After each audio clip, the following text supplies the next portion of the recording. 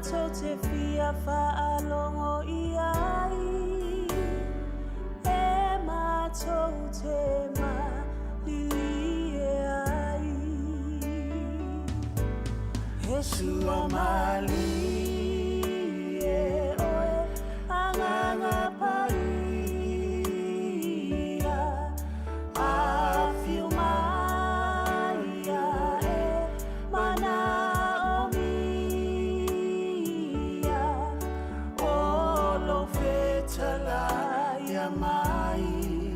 Mātou te whia whaalongo I ai, e mātou te malili e ai.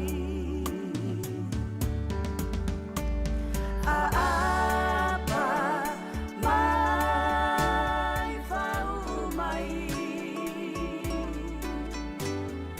tango mai e sui ai.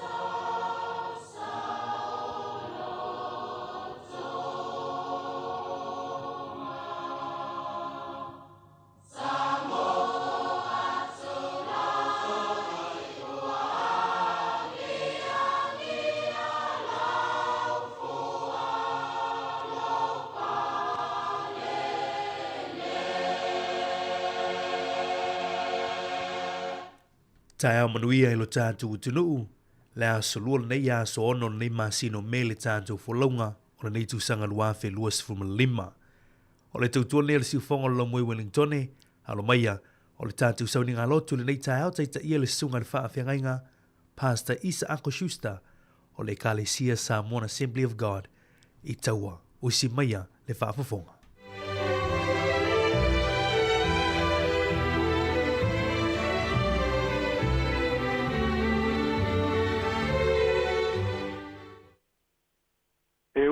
na usavali le vanu le ato le oti.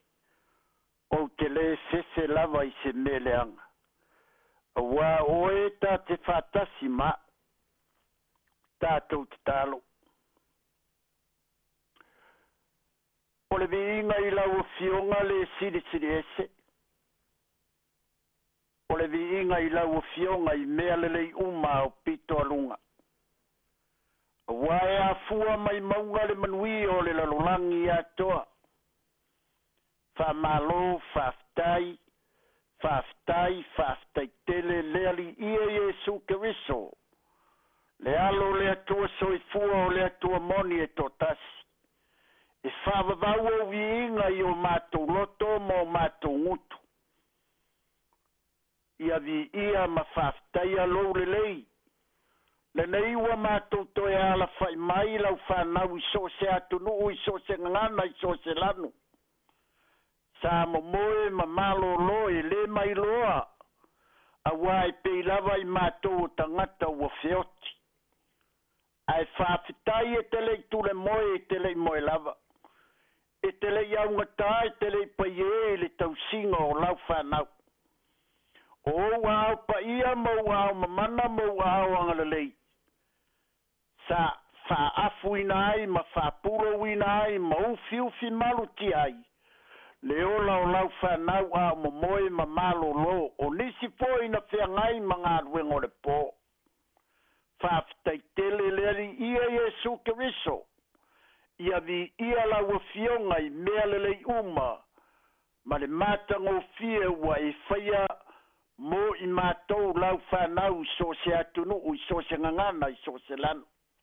Whamanuia mai le nguto lau au auna. Wa tāpena ina se whamalosi mo lau whanau. Au sauni atu I tiute mawhaiva I masania I le nei tai au. Ona o lo suafa Yesu Keriso. Whamanuia le ofisa whasalalau. Le si ufongo le lau mua. Le pule le leitio. Ona o awa noanga o lo mātou maua pia. E taulongolongo ai pia lo finangalo. Ono Yesu. Amen. Lua le tupu o lona mta ue wha o lona foi ue valu e o le sifuru maritasi. Lua le tupu o lona mta ue wha o lona foi ue valu e o le sifuru maritasi. Talo fai tuku ati whenua sau katoa tu valu. A te muna te atua lua te tupu. Matau muna e wha foi ue valu e o ko te sifuru maritasi. Maua mai ai se whakamalosi mo koe mo aku matino katoa whakalongolongo e malama I te ngana Sāmoa. Pai upe valu e oko te sifuru maritasi. E pēnei. O le tasi aso nau I atuai Elisaia. I sunema. Sa iai le tasi sao tamaita ina ia puru nau mai I a te ia se iai. O na uia I lea o ia e afiso o ai o ia. E ai ia na malanga I lea ala. O na whai atu ai lea o ia I lana tane. Whauta mai. Wa o iloa o le tangata pa ia o le atua le nei. O le sauso ia te ta ua. Ia tā whaia se awhi I titi lunga e whai le pā pui o le whale. Ia tātu uai se moenga mo ia. Ma se lau, ma se nofoa, ma se tunga la nepa. A saufo o ia te tā ua. I le alu ane ai. O ia. O le tasi aso ua o atu ai o ia I lea mea. O na ulu ane lea I le afi. Ua ta oto ai. Lua le tupu o lona mta upe whawhai upe valu e o le sifuru maritasi na e whafonga o whaitawina. O lo tatu iai le autu o le nei vai aso o le tinale lei. O lo rumana I le aso sa wha moina. E whamanatu ai. Tina uma o le lalolangi. Mai mua I te aso sao te vai aso te nei. E whakamasaua ai I te lalolangi katoa, te tāua, te ngali o tina, o mātua I kāinga tatasi, I atu whenua, I malo, I ekalesia katoa. O lo tātou, bava I atu pēa, I le alofa maleanga lelei o le atua, I lo o tau soifua tina, I le lalolangi atoa whapea foi, a inga uma. E vi ia le atua, malo, le ngalue. Au isi nei tū, tātou te iloa ai, ia tina lelei. E uke feitu ngali o mātua lelei. Tātou te iloa I lana talanoa, tātou te iloa I ana tala, tātou te iloa I lana fautua. Lea sa tātou feitawina, ko tine feitau ne tātou a te tala tēnei te mātua, mai te whenua o sunema. A te tangata po te tāwini a te atua e whanu sāle mai mua o te kāinga tēnei. E masani le tangata o le atua o nau iso atu I luma o le ainga le nei. A wawai pēa le sao tamaita I sunema. I le malanga atu a le tangata le nei. I le masani ai. Na te lei loa. A te mātua tēnei I sunema. E matene ia a te tangata tēnei e whanu sāle. Mai mua o tōna whale. E se masani kei. E se iloa ne ia. Me mai whea te tino tēnei. Ai whanu foke ki whea. Na te lei loa. Aore masani ma winga o le tinale nei. Fai mai o le whātaua nau pēa, e puru nau pēa, ina I ase mai I lona ainga, se fai se malolonga, ma fai se me aito e whaawau ai le malanga.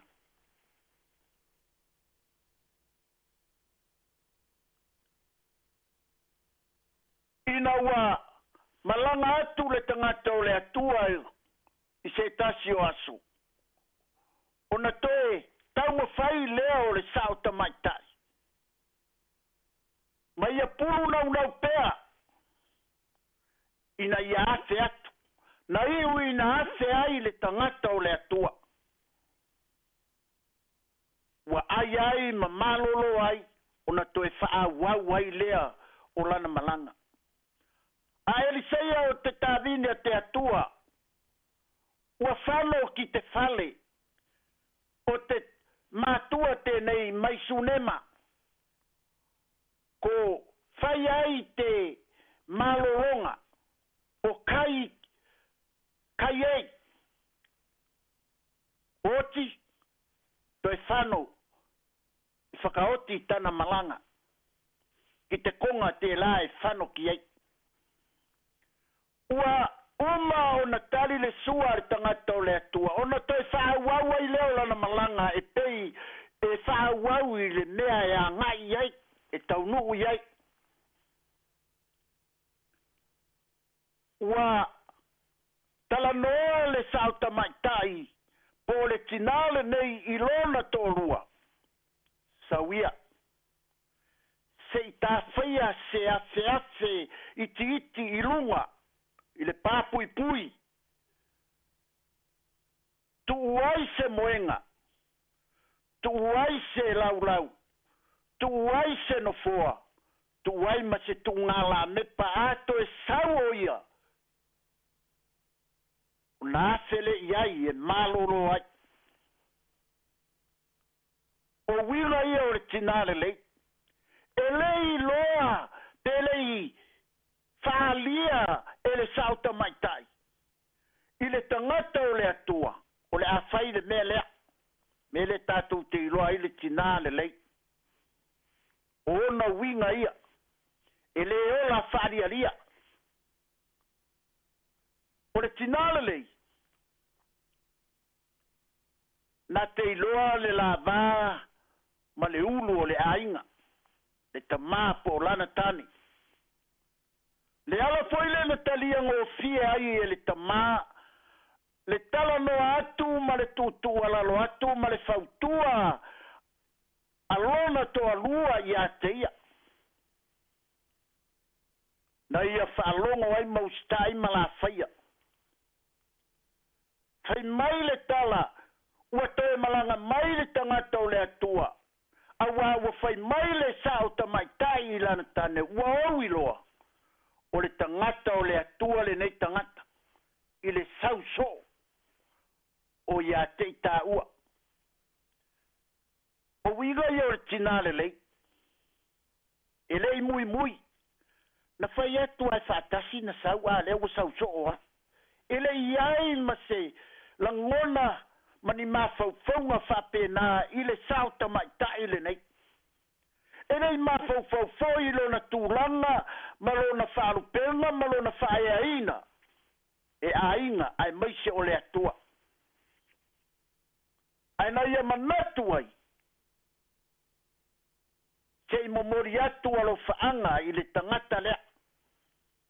Wana i loa foi mai le atua, o le tangata o le atua.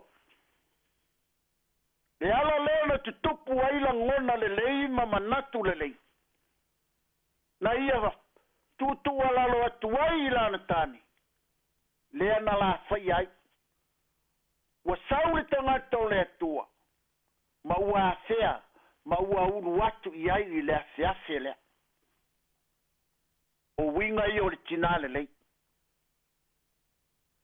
E lei mafau fau i le tele o ana tupe faalu. E lei mafau fau i le tinga ina o le afai. Ai o lona nau ta inga.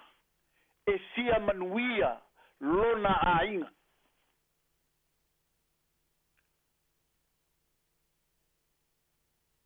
E vikia kai tā vai te atua. I manatu malangona kolane maua i te mātua. Te tina. Te la ne whaipati matavili i te tamana. E whaite. Se whale. Kilunga. Te konga te la e nofu kiei. Tuku ai se moenga. Tuku ai se no foa. Tuku ai se tunga moli. Te la ka vau oia. O whano. E malolo kiei. E manako te mātua. Ia maua. Whakamanuianga mai te tino o te atua. Ki te tangata o te atua. Te tāwini a te atua. Whakamanuia te atua. I mātua katoa. So se lanu, so se atu whenua. So se kāinga. So se ke kāle sia. Whakamanuia te atua. Tu mau kai mau takitaki tona mana whai wāwenga. Ki runga ki a koutou. Te ola mālolo ngina. Whakamanuia atu te atua. Whakamanuia. Tina uma o le lalolangi. A otou alo whaiva atu i le aso whamanatu. Tai atu i le atua lo tou soifua. Maualo tou soifua malolo ina. Ai le ngata fo ilea. O ta mā. O ta mamateine. O tina uma o le lalolangi. O malo. O ainga. Mai kale sia. I le alofa ma le anga le lei o le atua. Ia whamanuia tele le atua. I whamoenga maulo to waso soifua. O le atatu talo. Whaftai tele le atua lo mātou tamai. I le ngaru e mana lo wanganga pa ia na tupua I le loto le nei au na tina le ali ie. Wale manatu ilo na iona wharupenga mo na mamalu. Mo na tūlanga whalupe I le tino le nei. Awa ia manatu wa I le alofa o la ufio. I le whailonga tangata. Na lilo ai I manatu o le tama. O le tangata o le atua le nei. Ai whaftai le atua. Awana le se noa oe anganga pa ia. Na e whamanatu ma e whailoa io. I le loto o la wauauna. Awase manuia o lona ainga. Mātou talo whapena fo I au whamanuianga. I tina uma o le lalolangi atoa. I so se kale sia, I so se malo, I so se ainga lo mātou utua. Inga ngana ese lo mātou tamai. Whamone mole, tai atu lo lātou wola, mo lo lātou soifua. Iei nisi o ainga. Ele ngalo fo ila au na apostolo, ma le nofu alo, le kale sia, le ngata, I New Zealand nei au le lalolangi atoa. O e lava e mawhana I le loto o lau au auna. Le ngata I lau au auna o ainga uma wa to e sea tina mai tonu o ainga. Ai mai se foi o tama po alo mawhanau. O lau o fionga e mawai le whamawhananga. Mātou talo I lau fio I se au mga aruenga o le ne yaso. Tiu te leli ie, whamone mole, whamanuia mai, au mai le malosi. Ai mai se o lau whamalo longa leli ie. E whaau ai tiu te o le ne yaso lo mātou utua. Ai u le ne yaso, o le vi inga, e whamanui na I pea lau o fionga le ali ianga le leik. Whamnuia le ofisa whasalalau ma le leitio. E a wala tuai le nei porkalami. Whamangalo se upua le longo malia I lau whaafonga lo mātou atua. E fiao ngā pea le whatau waa e tautua lo finangalo. Ono Yesu ke riso lo mātou ali ima lo mātou whaola. Amen.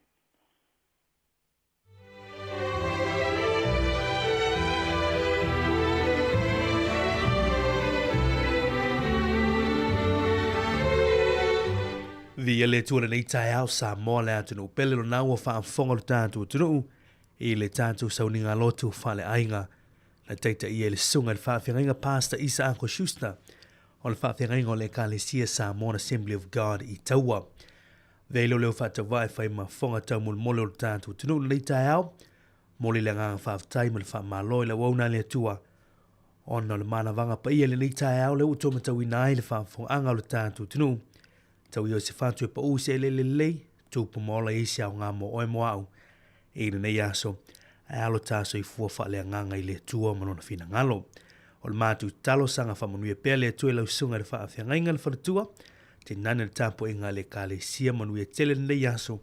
Ia whaaftai foi, mātu ngō fie le ufola le tua meise, ia ngā ngana e lua na wha ngaine le nei tāo mala aso nafi, na ngana Sāmoa, le tātu ngana, ia le ngata fulia le fitai whaafonga mai foi anai o tātou usu tū valu ia I le tātou poloklame manuia nei aso whaafetai. Ole, pespesenga nei whaafetai le atua mō tina langaina ia e le Kasiano family ia wale nei fuitai au a mesir fe au whauina le atua leo o tōmatauina I foi nei tina I le tau vai aso tāua nei au ngā ia atua I le au sao tina. Toi talio mai poloklame le ato tai au whaafetai le atua mō tina.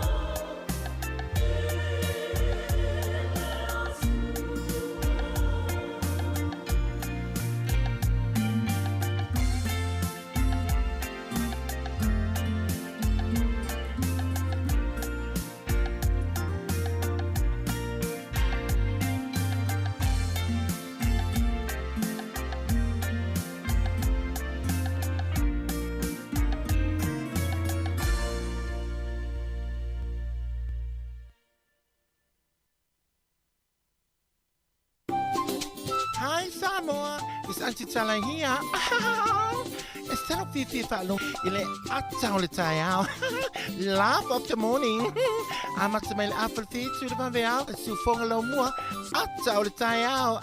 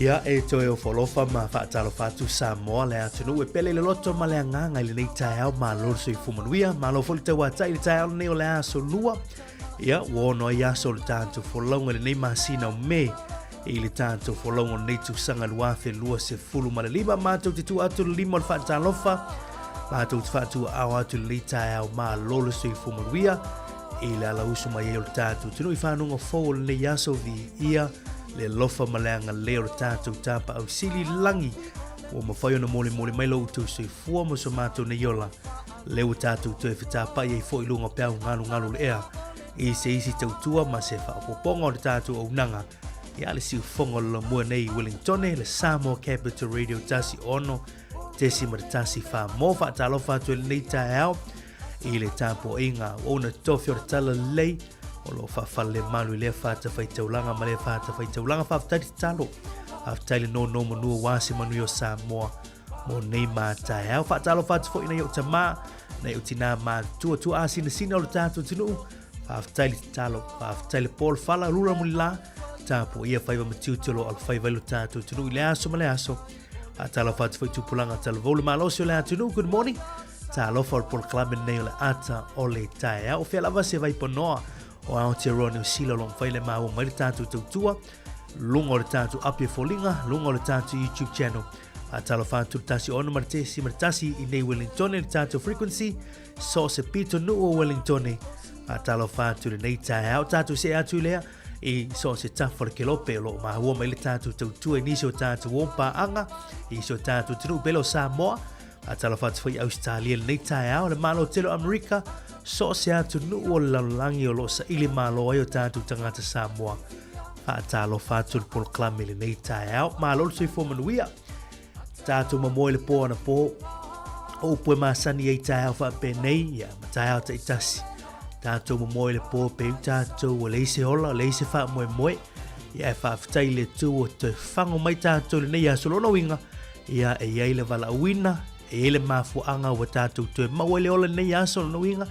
Ele uma fuafuanga wala awina o tangata ia o lo wala awina ilo utu sui fuma so mātou wola ia por kalame lava ia le tua le nei aso ia tātou te iai fi au mga luenga ia o wala awina na ua wala awina ilo sui fua le whangarina fo ila tau wala usu mai fo le tae au i wha nunga ia o le whano noa o i mata malingi o na wala upa ia le tua mai se atu proclame le atar tau ia te utou le nei tau ia o le unga lava leo tātou ia le waso ia le taimi ia e wala au mai le tua ia ia le tangata e mo mai le li ia o lo whaia pele ngā luenga le tua manuel le yaso le tātou tino le tātou proclame le nei o le atar tau tātou mafuta i whanau le uta pena atu moa o ongon le yaso ma lol whanto toa ma lolon sai tātou le wala usi fi au mga luenga ma lolon sai manuel le yaso i tātou le whatua ma nama mai le pōna pō ma lol whanto toa ia tautua nā le saonga le mū toi fo ia tu ainga mo se mano longo ne yaso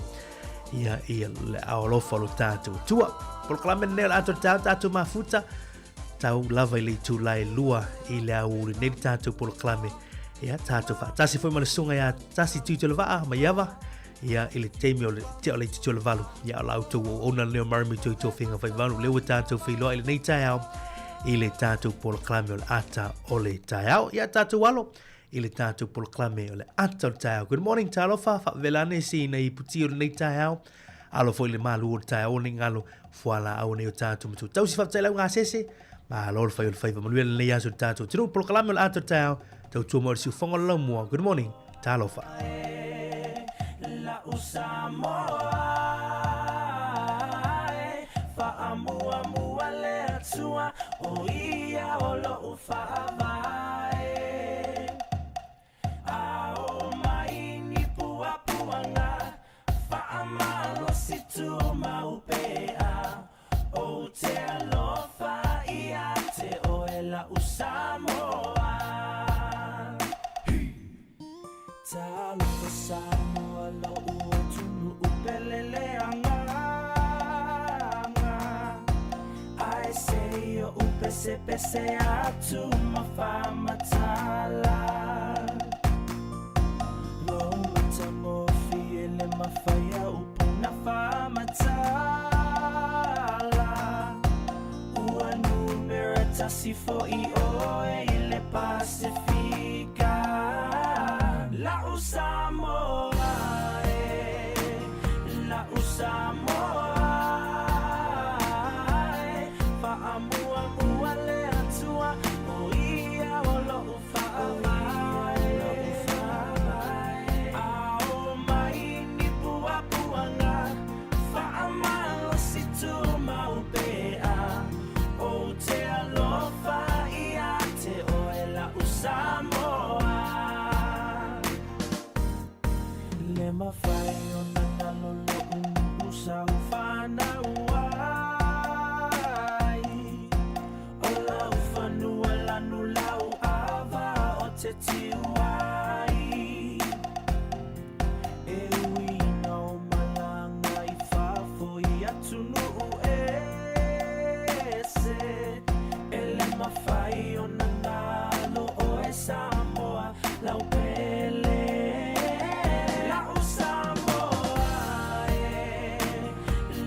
Sāmoa fa amua mua le atua o ia o lo ufavai a o mai ni pua puanga fa amalo si tu maupea o te alofa ia te o e la Sāmoa La Sāmoa Sāmoa fa amua mua le atua o ia o lo ufavai a o mai ni pua puanga fa amalo si tu maupea o te alofa ia te o e la Sāmoa La Sāmoa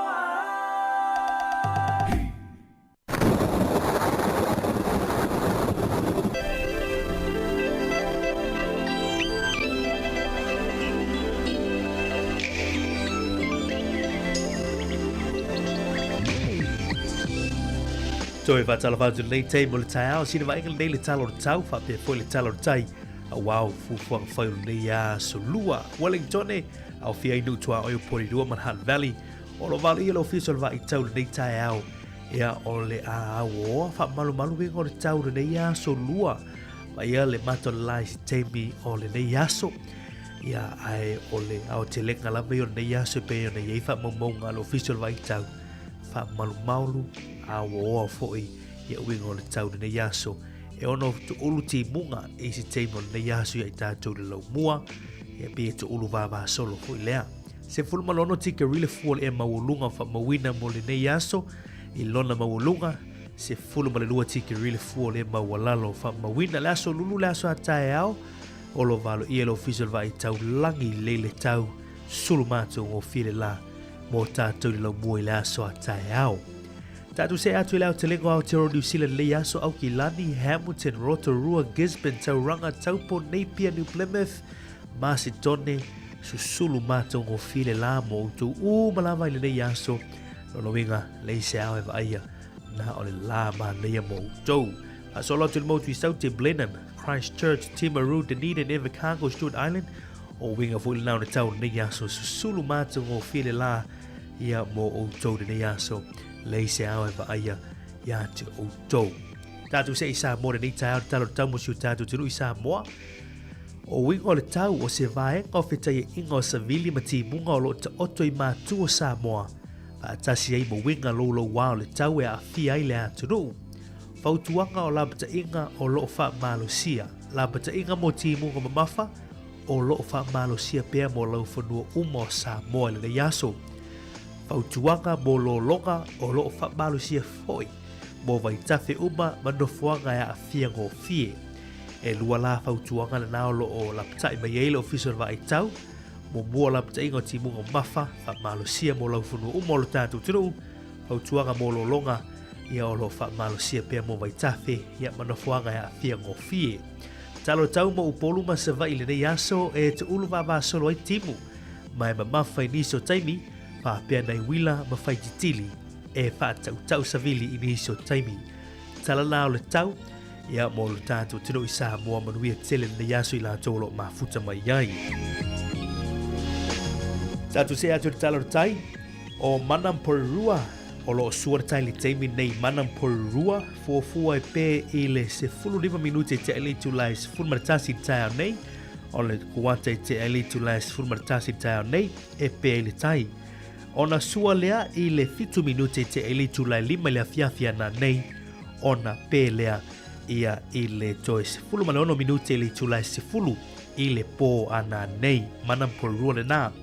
Tātou se atu Wellington o lo pele tai le taimi nei le lau mua fuafua e sua i le se fulu wha minute te le tulai se fulu malua i le a woli nei ona pēlea i le afoli tulai ono i le afiafia na nei. Tautua nāra saonga le mu awane ngalo ofa aola pe awhaianga i atu lungo vaa i lungo le sami a maisi o ngā vai.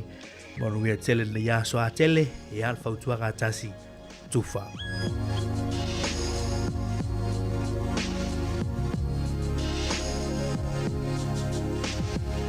Ea o tātou mai le swing o le tupe o le neita e au, whaafitai la tau o lo whai ara whaiva masani o la foina o seleni o te lo tātou uma. Lei maseisi o tātou ia o alo mai i lea tūlanga ia o le tautua nei o tātou ainga i Sāmoa. O mea whai fui anei a tātou e kāle siero tātou tinu, mai se mea whai anō mawhio anga. Tāsiri tala New Zealand nei aso mawele tā la 5 sene Sāmoa. Tāsiri tala New Zealand mawele tā la 5 Sāmoa, tu sa mawhamamunga le whare tupele ANZ i le tai au nei. Malo sur tala New Zealand i le malo telo America nei aso 5 sene. Malo sur tala New Zealand i au se tālia, iwa tasi sene. Iwa tasi sene maua le tala New Zealand. Mana tua ia inisio o unanga pio neile. Click X ala DigiSound, My Cash and Vodafone. Ia po ole tūlanga masani la waasi inisio fale oloa. E lafu ai a tūlanga o tupe i Sāmoa. Mana ia fui a lato. Rate manu ia lafu ina o tu seleni. Ile ne yaso whaftai.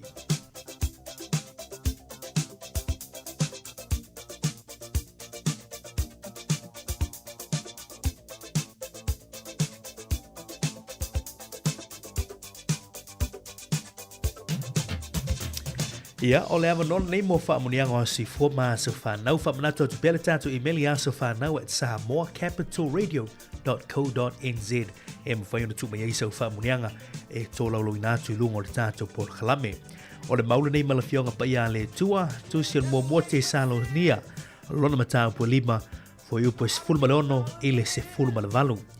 Ia o tau sanga oli pe lava, ia te talo i le au noa, ia o tau whaafetai i mea umalava, a wana whina ngalo leo le tua ia te outou, ia ke riso Yesu.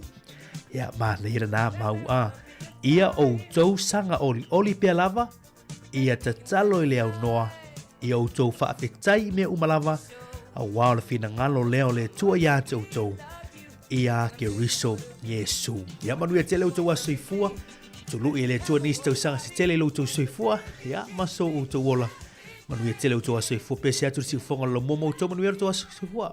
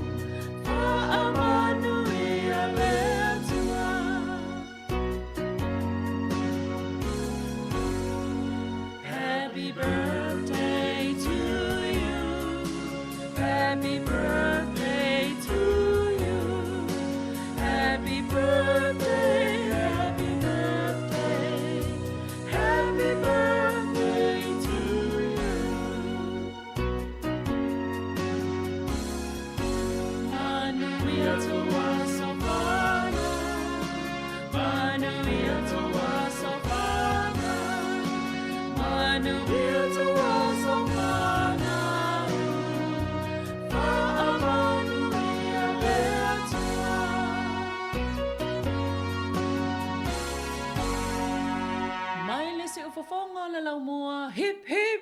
Hooray!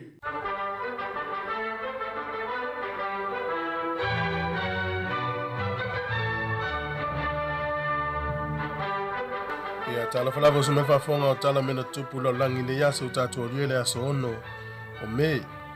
O le aso nei tau sanga tasi valu lua na pāsi el tula fono Amerika ta o le Chinese Exclusion Act o le tula fono lea ia e le talia ina intangata saina i tono le malo o Amerika. Na sainia la le Palestine le o Chester Arthur i le tau sanga tasi valu lua le aso ono me. Na toi te utu la fono te siiva o lua, ia mamata ena whaipe mita o tangata saina o atu ton. E masi lava ila tau ia o leipa, po tangata i o atu e ngā lua e fo ie, whai ngā ruenga mamafa. O le asol tau sanga te si valvalu iwa, na tatala ai le tawa te le lava lea po le fale umi lava le tono Paris i falani, e tau le Eiffel Tower. Na tala le asol tau sanga te si valvalu iwa, o le aso nei tau sanga tasi iwa tasi o na se e ne aisi osi le lima. Ia e whai matupu o le malo Peritania ina o maliulon tama o Edward le fitu. O le sol tau sanga e tasi iwa wha na tatala ai e Queen Elizabeth le lua. Ia mal Palestine o falani na taimi o Francois Mitterrand. Ia le tano lea na so o ai atunu ia lua o falani mal malo tele Peritania. Ia le umbi o tano nai whamtalai nai o tulava 5 kilomita le umi. O le asol tau sanga e lua afe maritasi, o le asi singa pope Ioane Paulo le lua i tono Suria. Ia o ia le urua i pope ua aluma urufale atu tutonu o le malu tāpua i le au Musalemi. Ia ma tāpua i atu ai maia. So le urua i pope lava le urufale tutonu o se malu tāpua i le au Musalemi. E tau sanga luafe maritasi ntupu ai. O le asana nei tau sanga luafe sfurutolu, ia lena mau ai ia whawhine fo ia to o tolu lena saufo i le news. Na tau fia whaapango tā le tangata lau Ariel Castro e tu tono Cleveland i Ohio i Amerika. E na e mai moam tātou matamata umai le news, ia ina usola i tuale ista mai tai, longo loma leo, ia o mai leo, tu sa ova ma sfuru tau sanga o tau fia le nei alii, ia neiti napa o nita mai tai to o tolu. Ia o tātou tala ia tu e maul whapoponga te masani whaftai lava. Sekia Sāmoa Capital Radio.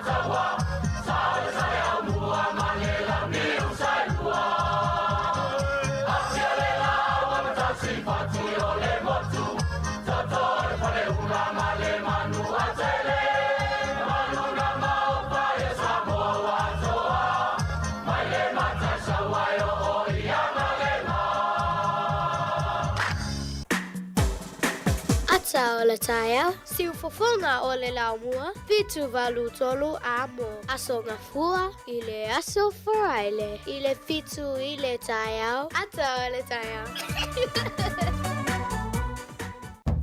Tātu iei pēle polo kalama la ata le taia o le taia, tasi ona tesi mara tasi Sāmoa, ia ona tasi na ia o tātou promos ia po ads o polo kalama la ata le taia, mana tua i fo le fitu valu tolu a mole na tātou iei i le tele o tau sanga wai.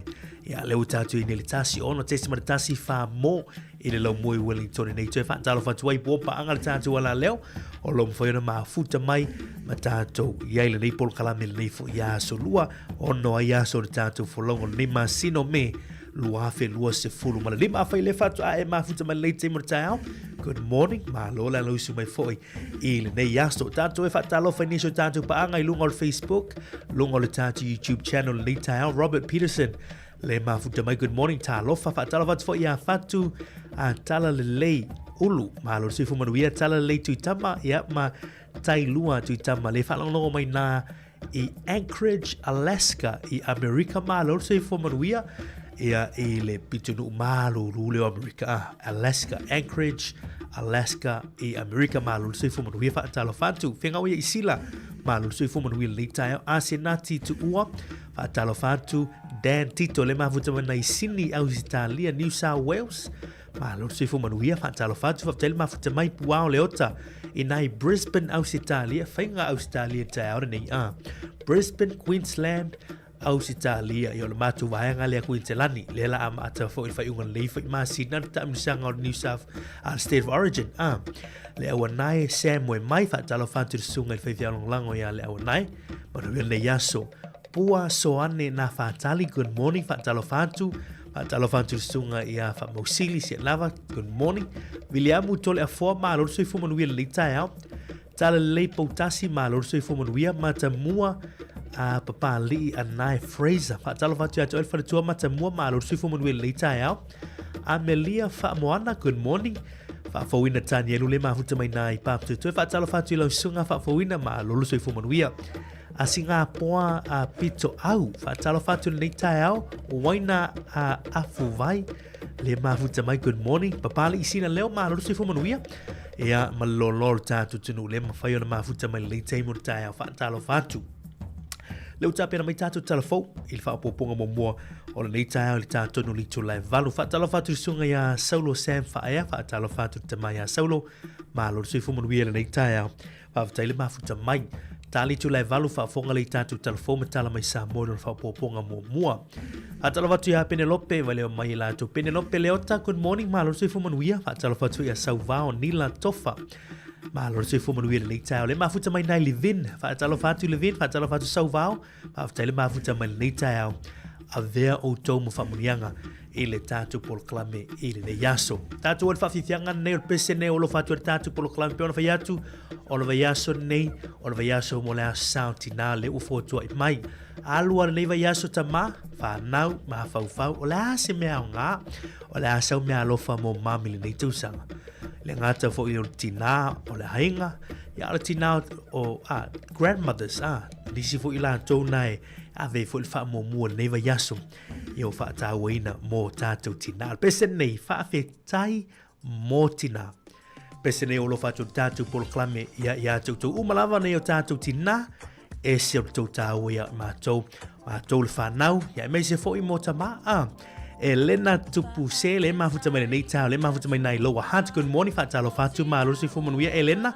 a talo fatu fo ya fale a Lili a popoli le mafuta mai nai au kilani a talo fatu fale a Lili ma lo si fo manuia tala salu good morning ma lo si fo manuia ya o manuia le yaso ya tatu fa fifianga nei fa fe tai ile tua mo tatu tina a lo fatu por clame le temo tatu tu mo si fo la mua por kalamel ata o le tau. Good morning. Leo tu 2 minuti li tu la Eva.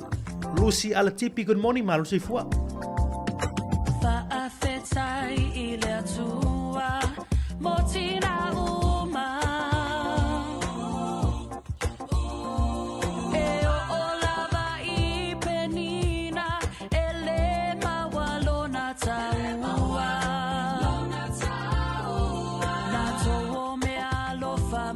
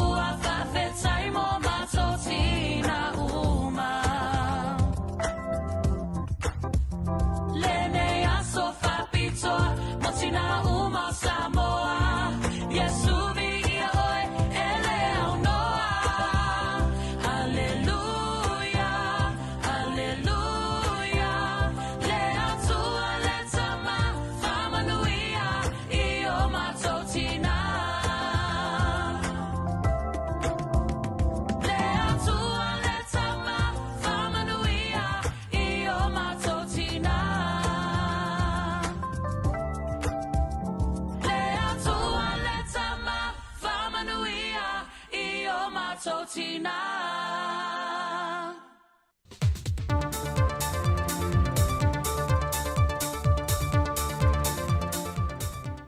I le awa tele o te toi whaatalo whatuai no tātou atunu uni nei fo I wha o poponga o tātou talafau mai Sāmoa mola nei aso. E toi oi tu malo vai maunga I upolu lea o lo o tutoi nei le wha ngā solonga o le vaenga lo na lua o le toi restalaina o tangata palo te lungo le lola e tāpena ai mo le whainga palo tal tu sanga lua a whelua sa fulmale ono o na se a toi lo le ele mo tutele sa la whaile wha solonga. Pei tai o mai le whaai unga le vai aso, e lei au sia lava le afo le foi numera o tangata wanga wa ai te tau o na pālota, wa o ane e toi restala. O le vanga a tonu wha mawina e le ofisa o le kumisina o whainga pālota, e se lau se fulfitu a whelua se lau lua se fulma le lima. Pei tai le temil nei, e na o le lima se fulma le wha a walu se lau se fulu, e lato wia ua mai a restala, fa pasene ile fase formalono tesi male fitu ai ono se formale lua a fe fase rau se formale lima ila tawia o lo o fa fiu pe ile ofisa e toi restala ile lola palota fou na toi fa manato le komiseno lo viso finga palota tu ia fe lolo John Stanley o le fofuanga ia ma tu la folo le te mine la sto se fo se te ma ta puni le lola to sanga le e ta puni lo le lola ia o ke topa fa tino rola ia ngal la ofisa mai uma le lisi o la to ele lista ia na solo fa sallo lo ofisa fi mai to lu afi tu sai ma tu la fondo o le tu la fondo a ele lista o fa salanga o lu afi tala o le afa pela fola fa ma sia tu la fondo wa ele te fa tu la fondo le fa nga malo o ma vai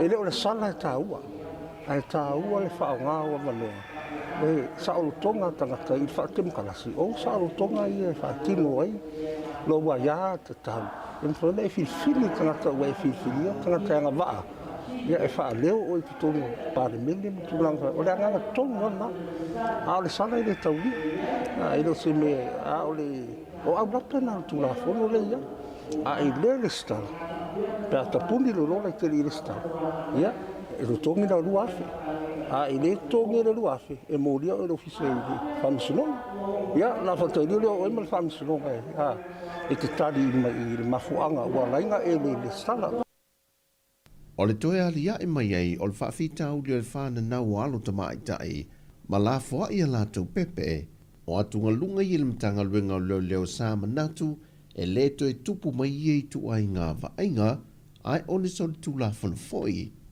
o se tasi o mata au po lea o le ato e tu la e se tama e ta e lua se fulta sanga le matua le soi fo e luma le whaama sinonga I le maasina le nei e ilo ai mōri anga e whale I tua leo whaasanga I a te ia e lua mōri anga le whasio tangata pa I valea ma le isi lua mōri anga o le whaao o leo le maliu ini pepe u whato a whana na mai e le folsanga a le loia o lo tu la I mo le tua leo wa toe tu ese isi mōri anga I sa whaasanga le tamaitai ona ole reporti mai le whale mai, na maani liu lava le pepe maasanga lea o le ali ma le tamai tai, a o iai le manavalo lati na.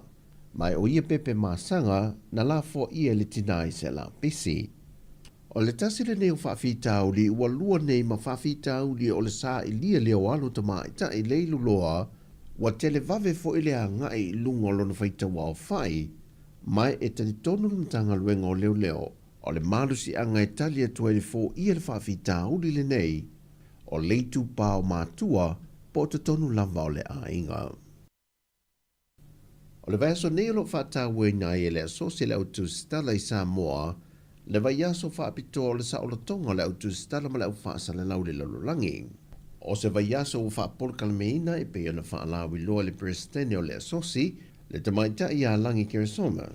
E le ngata le atua loa I na tuai ID mo le autu stala ua le restala ina, e whaalawi loa I fo inisi o vaenga mata iala, e a nga I eini whai tionga mai le atu pe a le whaamalia ina e se ngā rue ngā se tu stala.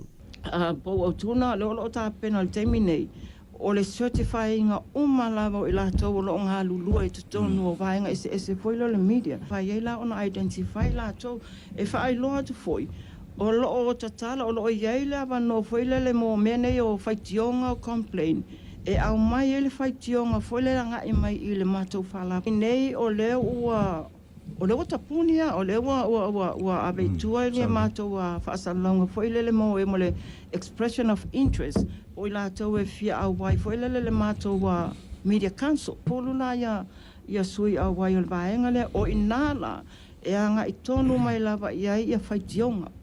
O fai tionga foi, mātou te le so ona whaia I le vaenga foi le na le really au telefoni e ela fai tionga fia watu saurunga Facebook no it has to be a proper channel foi le makwa ona au maile il fala potpotonga ona fili ele fala potpotonga ia se ia ila to to le council la tola na fai le suswenga io vaenga o malana o le tati al termine se I mai ia le fa ma popoina foi le ila to la wa watu ia la to wa tu sta sanga la mo le ava nei.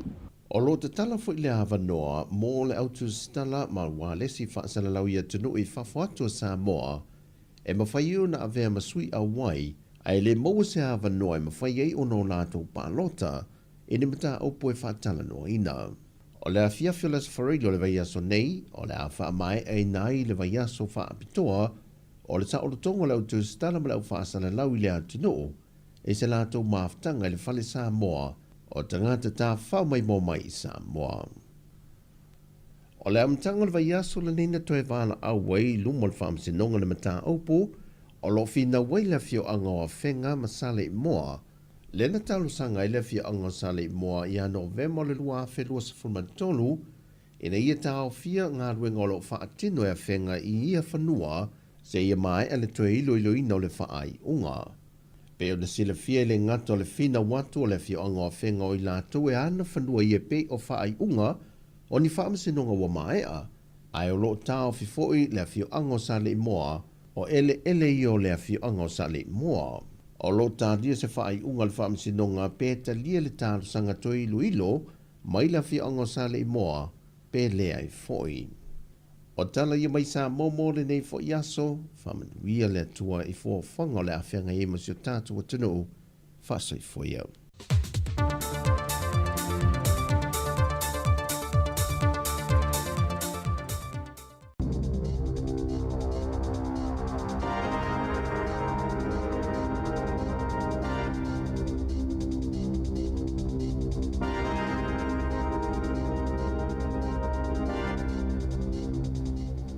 Lava I le nei hoi wha o ponga o telefou o le si ufonga o le lau mua. O le tala mua, e le o mawhai o nei loa e mtanga aluenga o le MSD, lea e pūlea ma whaafoi na benefiti ma whasoasani mō tangata, pe o au ngā lātou whaasalanga, e una I ai tangata e le o whai ngā aluenga, e sue ni a lātou ngā aluenga.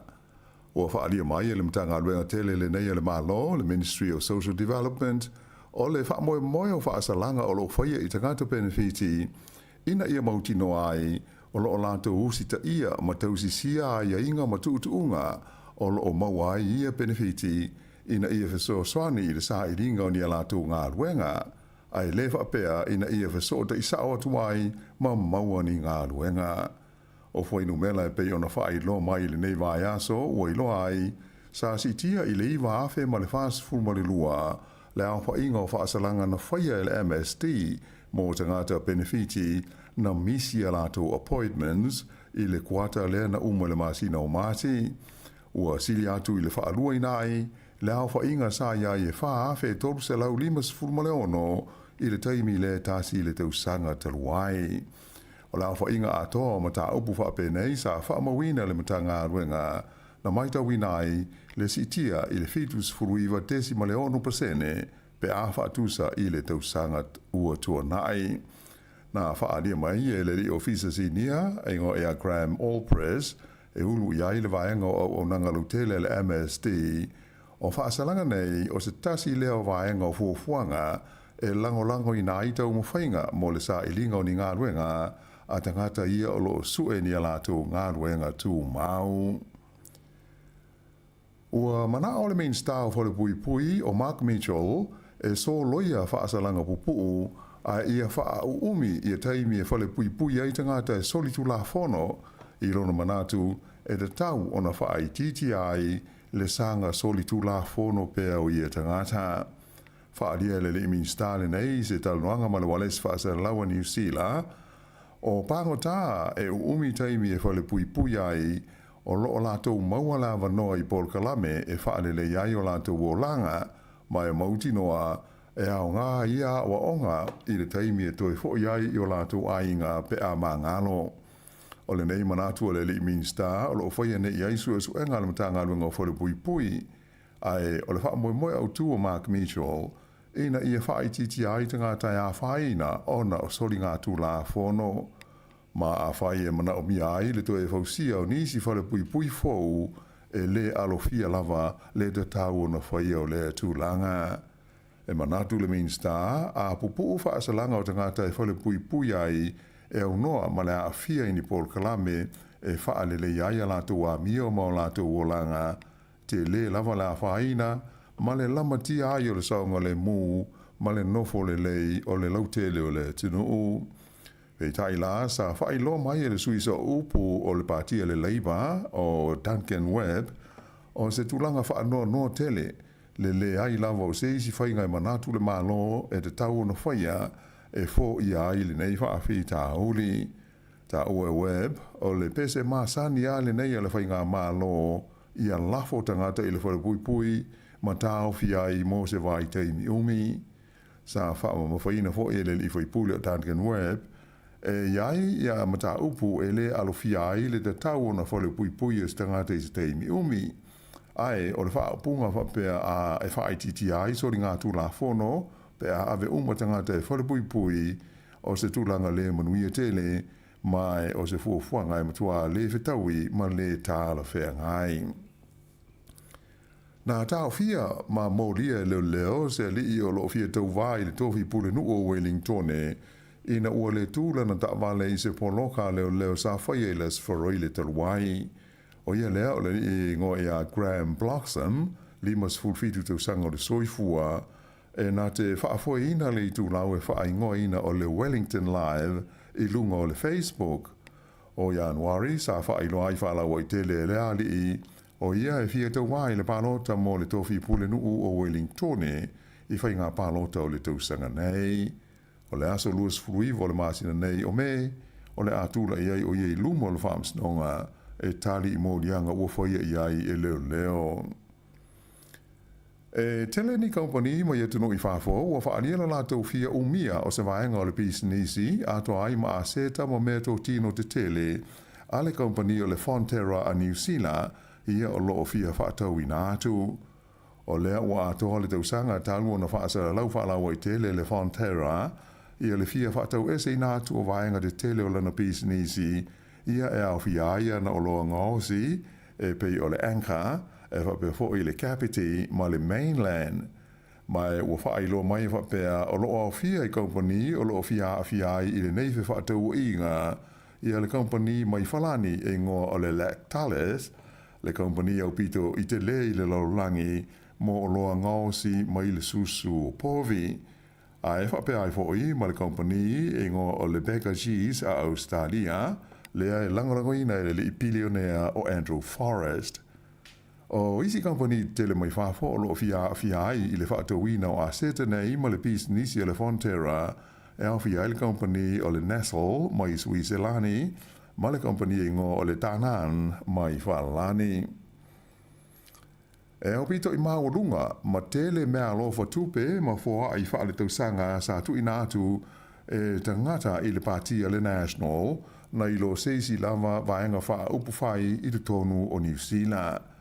O le asunga fua nafi lea sa whala wai tele mai ai le lisi alo ia o fōa i mai tangata a tō ma whaala po tonga sa tu inatu i parti ma vaenga wha upu whai te itasi i te tonu o le atunu. O le tulafono ua iei nei, e te tauai i so se parti e talia ina ni mea alofa tupe mai nisi, o na whaamau ma li potia i a so se fua i ma se mea alofa tupe e o atu i le 5 awhe tā la. O se swinga tele mai le tapula sa iai mua e se furu ma le 5 awhe tā la. E o lo foi i mea alofa wha lilo, ua mana omia o na wha loa i le taimi nei. O le aso tolu sefulu a Perila e te tawai i so se pati o na whaamau ma whaailoa ia foa i uma la tau tatalia e au fi ai ma le ingoa ma le tuatu si le tangata sa whaia lea foa ai pe a whaia lima afe tā la ma sili atu. O whainu mela la ua whaala wa i tele mai e le komisi o whai ngā pālota ua iloa ai o le pātia le National sa au pito tele ia foa ai ma mea alofa tupe na o la tau talia o le a whainga atoa e 4 miliona malu se lau walui waafe 5 se lau tolu sfuru walu tā la. E so atu ia i le pātia le Labour na lātou maua ia foai e tasi le miliona ono se lau luas fulfitu afe, fitu se lau sfuma le tolu tā la, pito atu ia i le Greens e miliona 5 se lau walu sfuru walu afe, ono se lau walu se furu tā la, ai tūlanga wha atu ia i le pātia le Act, tasi le miliona fa se lau ono tolu tā la, fa se lau ono tolu afe, fa se lau fa 5 tā la.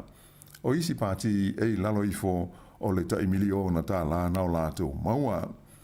O mea lauwha e le mana na au tangata e whailoa, po o ai lātou na au mai ai ua whaamuta le tapula a i le afe 5 se lau tā la, ai a maua se pāti se mea lauwha whapea e sili atu na i lo le tapula a ua whaatulanga ina o na ave leo le tupe ova i le komisi o whainga pālota. Ia o le iunga le nāra nei vaenga o telefou.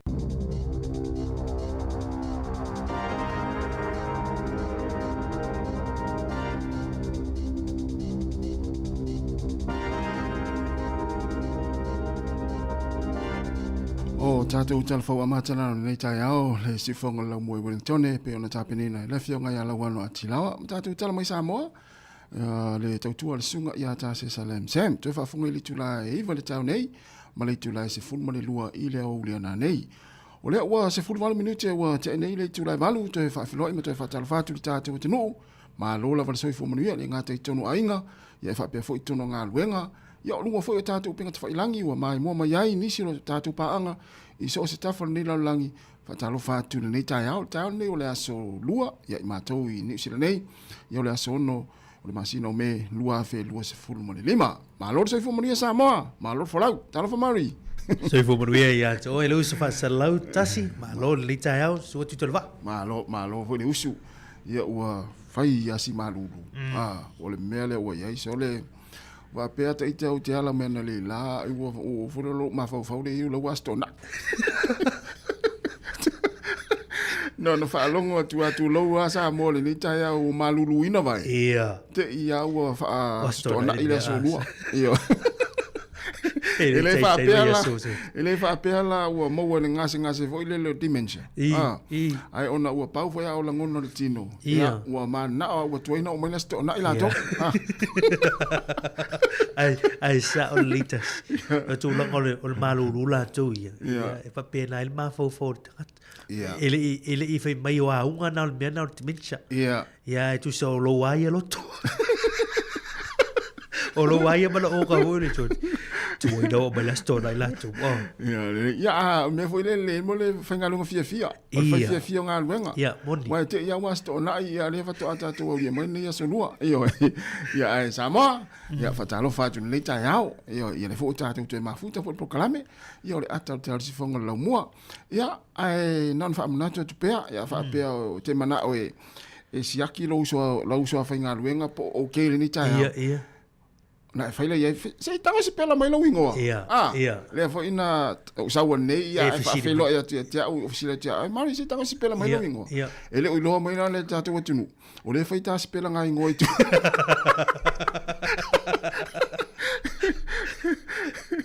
Ele gata vo ile fispela ngo swafa. Ia. Ya o le fai fo ile so nga vo o va ai. O le va ai.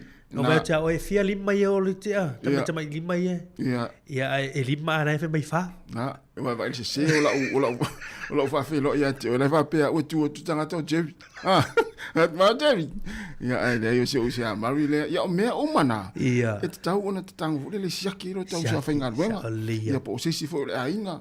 Me se pe ata vai tu sui winga le tai au. Ia. Nta fai lola i fai ani vai fo le tate siaki ai po le no ma fa tu ro tai au. Ia le la oilo. O va tu morse lau pasene le ma le o ta ma fa ni tai au. Ia e sa o le. Le la va ne na o te se ia Jerry. Ia o le au fo le ele o se fa pe o se o ngalong ni me ia ona o pau a fo ale le o tau fo ona yaile le fe au le mo ni me ta ia tasi o tau na le vai fo mai o mata ta ua tele ta silva ngale pe ta to e tu langai ia ta ua yo fai falisiaki le falisiaki o lau fa longo o lau sila ia mana tu ia wai a fale tonu wanga nei e te o loa holi ia e faina a fiai o tu longa longa lau saunga le mu pe a fai e te loa tu le wa o mana fa me o fa ngalu benga na fa nga tu na ia tu langa na ta si fo ia fesili le facility na ne va yaso tama o mana tu le me tu profession ia yaso umma ia o mana tu le me tu profession ia ia pa wana facility na fa ia sa o tina fa ia vai tu ai le wano mai fa o mana tu le sane to vai tu ai le ia e wa te o mana tu le sane fa pe fo na wolu o le ta vale mo mori ta mai tinga le o le ta wa le o te alvan fa ia te o mana tu ia le sane ia po la fo ta wa o tu nei ta mai ti tu le no fore tu te mana tu le sane ia le algo ta vale ta va so il pisa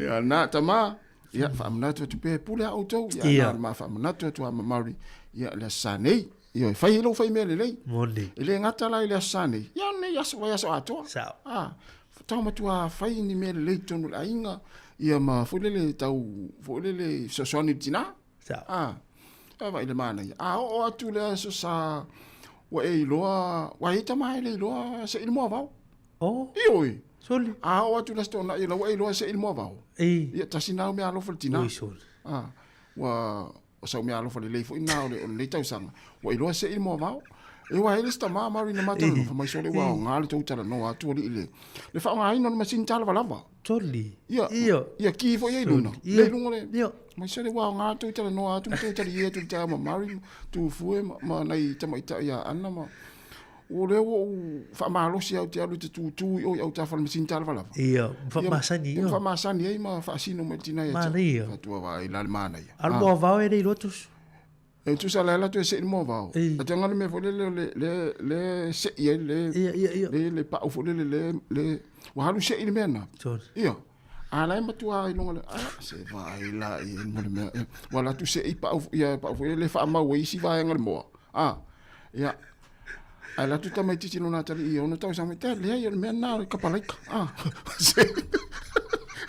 se ka para que mo va ia ele se ia le ia me ana iti va pena o tu la sa ile sto na i tatu tama o la wota i lo fai ia ta sina me alo fatere Maria so ni foi multinale ia ile me alo pe ale se me alo fa Maria ta wa ona pa ta wa na tina ne va yaso Maria ia manuia o ngana fa na ma le te va le o te ali tu lai valua ga ia foi tama le tene le awani ngalo fai sa fisi tasina e fisi o te lo o e fai fisi ia so ia la ngole te lo ina tama ti foi le la na mata ia e le fiu fisi sa ole fisi ia wa le stanga te pe ia a fisi le foi ia wa so la sa ole ia ma wa so la ta te tau le lo se me seranga na Sāmoa ia wa le ngirisi ia sa ia mi o ta o ita te fisi ia ai pe no nganga Sāmoa ia te le na fai mai le tala fu le la te le ai lunga lau papa ia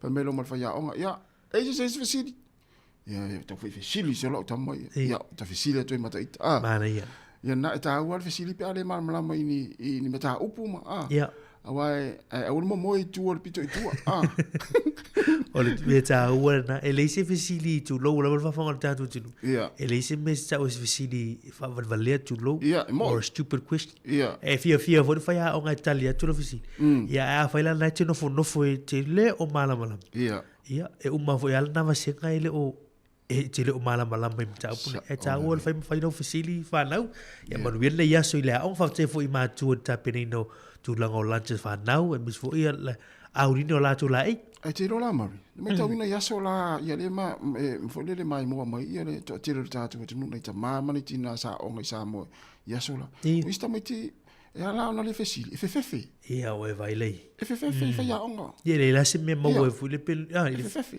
ia to tele ia fefefe ia sora i sa e fele lio fa vale le fua e tamo ia se asa fesili e tingana o malele ia le onga le aso ia e fo ia le ainga matuare ia se me o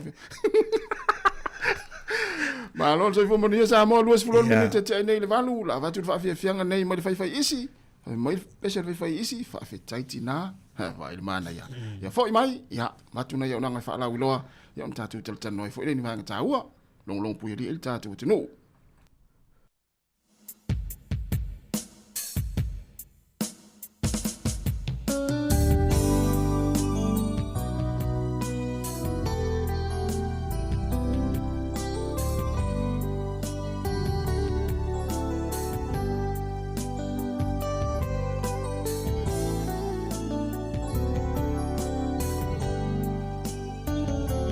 Langina ko presema le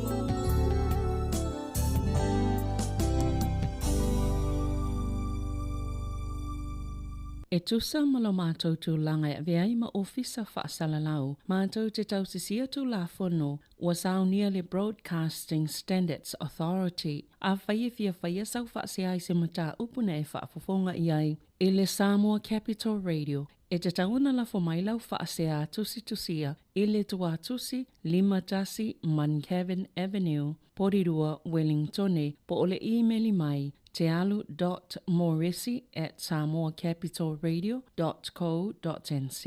E te tauna whaia i te tono le lua se fulu aso whai ngā luenga, talo na whaia le whaasala a whai e le o whaamalieina o e ise whai o ngā ua tuina atu. E mawhai ona tuina sao lau whaasea i le te mana whanonga kai baho po le Broadcasting Standards Authority. E mawanisi whaamatalanga i le whaanga solonga e whaialoa i ai lau whaasea i le upenga ta whailangi bsa.govt.nz whaafetai. E inisi o whaasilanga mō si le fia le tātou atunua, mese tātou nei Wellingtone, o le aso ono, o le masino me, mai le iwa le tai au nei, e o atu le tolu le fiafia na nei, i le hall le PIBC no Kise House in Newtown, ia o silafia umalawe tātou i nei Wellingtone ia le maota lea ia o le kalesia lea o le awhai ai tui pui tui o le fulu tui pui o le koviti tui o le tale vivini ia maisi au nanga ia o le aunga ma le wha moe ia o le au nanga lea ina ia pui oe mau pui o tātou ainga ia e maise ia o le tātou community. Ia mo nisi whamtalanga whaasotai le sunga ia lafu e kena sio le numera o luatasi o fitulima whavalu tasi lima o luatasi o fitulima whavalu tasi lima. Ia e tāua tere le vaenga lea Mari, tāua tere le vaenga lea wau lea o tātou i tonu fo le teimi le tau maru lua pesi fo le fulu.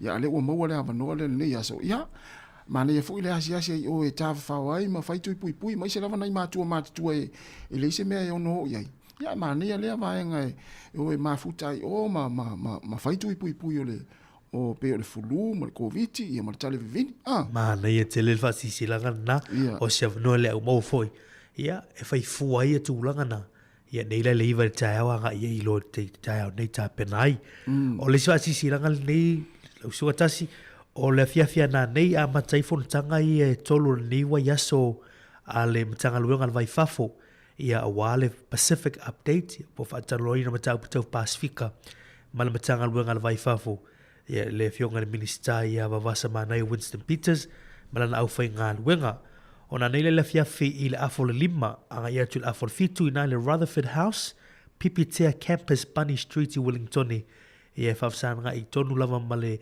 na fuanga le na fuafi tai Wellingtone o le awhai whanutanga mo muana mo lātou i Wellingtone. Le aso a tae au, le aso lulu lea, ia i le ono i le fiafi le valu le po, ia i tātou nei Porirua, ia le avanoa lea mo tātou Porirua, anga i nai le Helen Smith Room, Pātaka Art Museum Porirua, ia po le wharetusi le Porirua, i le potu nei tu en whaina, whai le whanutanga lea mo tātou i Porirua le aso a tae au, ia marfonatanga le la stofi ia mo lātou umalawa i le Hutt Valley ia o nai le ono i le fiafi le valu i le Polaris Sports Trust House Iwa Tolu Hutt Park Road i Moera in Hutt Valley ia o se avanoa tāua pe ona taloa tu le aswa nafi a ngai ai ia wha leo fo i o manatu i tu longa o visa e meise fo ia fi malanga inga i vao o Pasifika ia jātou nei New Zealand meise a tātou i Sāmoa ma tātou ofisa o le immigration i Sāmoa. Na tāua tere vaenga Sāmoa, ia pe on talo atu e nafi ma leu Sāmari. Tāua tātou o i whanatanga nei. Ia, whaamamlama mai fo i ma whai ei fesili. Me se lava le whaafenga tā o visa ia malanga mane ia tātou tangata e o mai whaalawe o maliu, ia o vaenga mfo e o mai se tā whao to e o i whai ngā luenga. Ia, o teimi nei le pe a whai le visa. Ma tu a whainga tā. O lesi tu i fo le tate whanua no ai tu loula fo le nei tāia. Ia. Ale maone visa. Ia, ele e mai mau ato hal tupe. O le oi. Pe tau foi ona fesili na to inga tulang. O le no tonu ala le nei. Ia World Pacific Update. So si matau puata Pacific. Ia. Mana ia lele mo muatu nei a Wellingtone. So tātou Porirua tai au. Ia o tau le Hutt Valley la so tofi. Ia no ni wha leo ia. Ia tu fina ngalo. Le si mea. Ia. E tauna toi mo sina vai ko tupe ale mo a Ia. tupe toi mo sina vai. Moi. Lua. Vai se fu kai meio agency e Ia, le fai ai ia. e fai ia palai wai e ni sina fa so mai por kala mole. Ata fe vai lia isi tasio sururu. Pe o atu el valu se lau mo tupe na fa alu wai e fiafe wo walu. Ia ila la. I meio agents. E tau fona ye se mate i tu ale. Tanga luenga le vai fafu e por immigration for New Zealand vai ngani. Ia mai la tu lai finga luenga i Sāmoa e le fa peta tu te o se tala malafo i nei e tatu tanga tolo ngā lue. E tona mate i tu pe ona ye ia moli mau ma tala i olo o fea vea. Ia e le au nanga mai la tolo ngā lue ofisa ni e ta ua te le mate i tu e tanga luenga. Ai me si ia o le matanga luenga le vai fafu le ngā whamare tele o tūlanga o visa ma i le vao immigration. Na vai ma fesili na e foi le fai le taimi e fai ia le fatan long. Mala ia. Ta foi ma malama le ofisa ia. E tūlanga o fole le mautono ina i tātou tangata. Me se lava visa ia ma le tutongi la lea. Sa ola. Ia wa a le maua neilo ta visa le sa tope foi tata sauai. Ia. Ai toe le toe maua ma le tupe. Le sa tutongi. Ia ele mta mai tupe en tutongi le fai ma le visa. Sa ola liwi. Ia. Mana ia na fisili sa ai. Sa taula no maua le afa pe le maua le visa. Afa pe oni ia inga foi le i tonu ai nga luenga le mafu ai ona le maua ia le toe maua le tupe pe a le maua le visa. Ia, tau foi on fa malama mai na vai. Sa ola liwi. Ia vai e matua. Ia. Me se tasi. Ia, o tau foi o tau so mai malo o fia.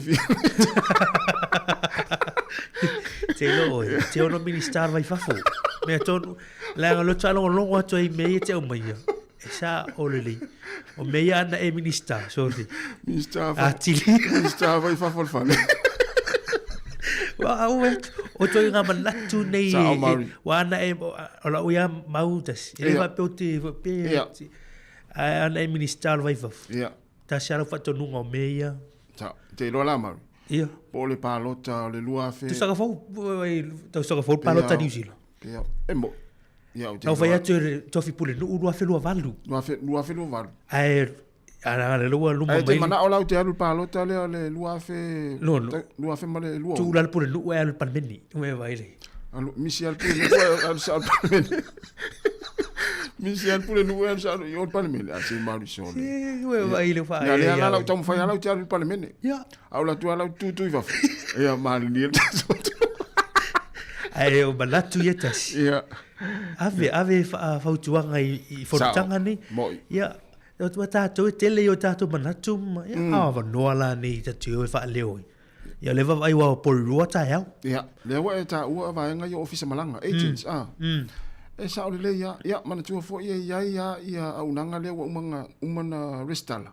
Fa tu la fo. Ia lewa. Ia nga I fai ia I tar sanga I pepa au le o I tama fo ia le fai tua. Ia sa. Ia wa tele o au nanga fa pena le tele la ni lo ai ia tupe ana ia inga matata.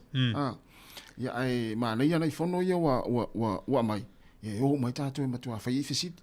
Sa oli. Ia, ole na. Le o toi lua se full tasi minute ua ona tale o le tu la Eva. Eva ngane no whalongo atu le New Zealand wano mari. Ia. O le palota o pangota fo I le ai whalipui pui. Ia, sa. Ia mana ia fo. Ia, te fina ngalo e la so manatu. Tangata palota. Te mana palota nei tangata ia so tu la fono. Tu say ai pia tau sanga o tau sanga na te vai whalongo tu ei nai o mai tau na. O le tau mo fai tu ilo le mtapule. Ia. Awai o le wo mo te mo fai le malo le tu fo te minei ave ese mai le ia te tau le tangata panta. Lo no vinga mana o ia le fanga malo lo tu te minei. Ia. Ia wani palota pangota. Ia. A tu la fono le te minei le fai na palota pangota te minei. E tas tu so tasile a fanga fa vai le vanga fa lipa le na tu foi. Ia. Ia le va nga ia mai. Ia ese amala tu tangata. Mo. E le mau ale malolo tu te minei. E le te tauna palota in tangata pangota. Ia tailo ye. O tangata so tu la fono o tangata ia laito no ese laito di fatalanga. Ia a tu foi si tu ia e luai tu tu. O la tu foi o tangata no e wi lava o la tu a tulia la tu fasalanga I tu ese. E foi la tau mana onga la tau ia ma se vaenga foi le vai la tau o ile vaenga fa foi e tu mo la tau ma. Ia a foi te tala mai tua o te lo tama foi o la uia la matos. Ia. Ni la tau lo tu li fa sa lang foi e pe la u mauti no e te foi mai tonu la tunu. Foi le te foi mai tonu le la tele. Ia la tau ia le mauti no ai le loka I fasal le loka umiala ia ele la wala na ia fuai pa lota la to e mautino pe lua to sanga te mai faf ia la to I umi pe ole umi foi fuai ia to for people ia ai longa e to palot ia esa fo ia te wa ia na wa lo mana tu na wa ia ele ia fai nai fo I ma filinga lo tato tu tala tu fo tato le na pe via fa so mai vai nga na ma lisi vai nga ma nei fa so mai vai nga tata no atu ai me o visa malanga le tata no atu ai fono tanga nei ya ai fa so mai foi fa me so filinga lo ya tu langa pe ona tala no atu ai ma le mai fono tanga yo lo ta pena mai ya tala tato le na tolo lima do fatasi ai o lo lava mana tu na ai nai pango ta ma tu lo lava le nei ta ya o te mana pa lota tu sa fo ya pe onga so tu la fono fo I pe solo ato la solo ato ya te awa e tau ona palota ona o le tu nei ia man tu fo yo o tu pelo tongi la fonga le tau si fo ia le tau si fo ia le tanga tai tonu fo pui ia tau lan fa sala tu sao sole o mai palota wa fa pe na ole tinga ino nei o tanga tongi la fonga fo le tongi ma wa me mo ya le mo tu pe mai ngale tu sa po le no sala ia taula ona isi la tu fo sao ia I upu fai malo ma vaenga ole pe ona I fo ia no meu palota ia ana fa pe la o le pa I palota ia no fo ai tau sia tu tongi la fonga le ni ai ia nga fo me le ole mai palota ia fa fo sia la tu fina ngalo leila fa popo cho mo le minister for pipui ia we vai to finga ia vat e fa sia o te se minister vai fafo ia minister for pipui e vai ma le me uma me o te lenga ia uma tu ta sa o le e langa e sa ia wa fu to sanga le fel palot ia te le pa wa le minister te mana o ia te fia minister ti nam te ma cha ia au te roe te le palot te mo pe a palot wa lo ninga wa le palot te roe langa o te lo tatu pa anga ia fa long ma mana tu e isi minister te fata I lima portfolio e vatu ia ki mana ona ta sia minister no ti nam te cha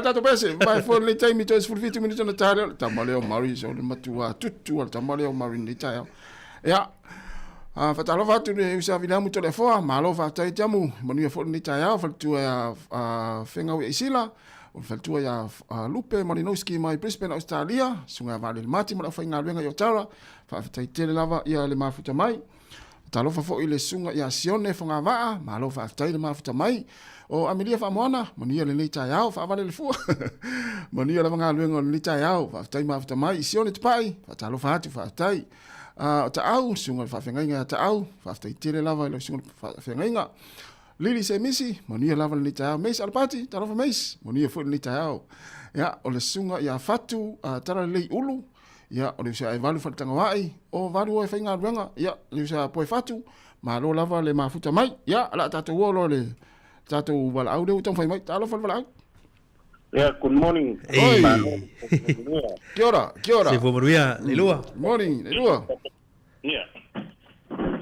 ole kiringa de wa e pikia kongu me pauanga mingiska ne nga miga me kelu ole Mr. Falabla tidak macam baik I ka ngana baika le ala wa fa dua inga wa sa mo mai wa fe kau kongu wa sa o le leioi Puta ia ku a e oso lingiska nga mangingo aro ku tui fa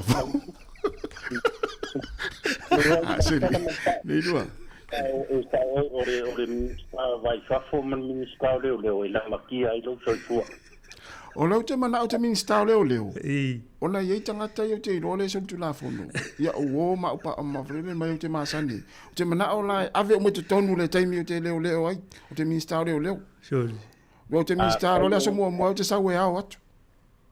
Fai o ko fuanga nga ke fau ye. Ya o mo vinga cha o nga o ya maru ko.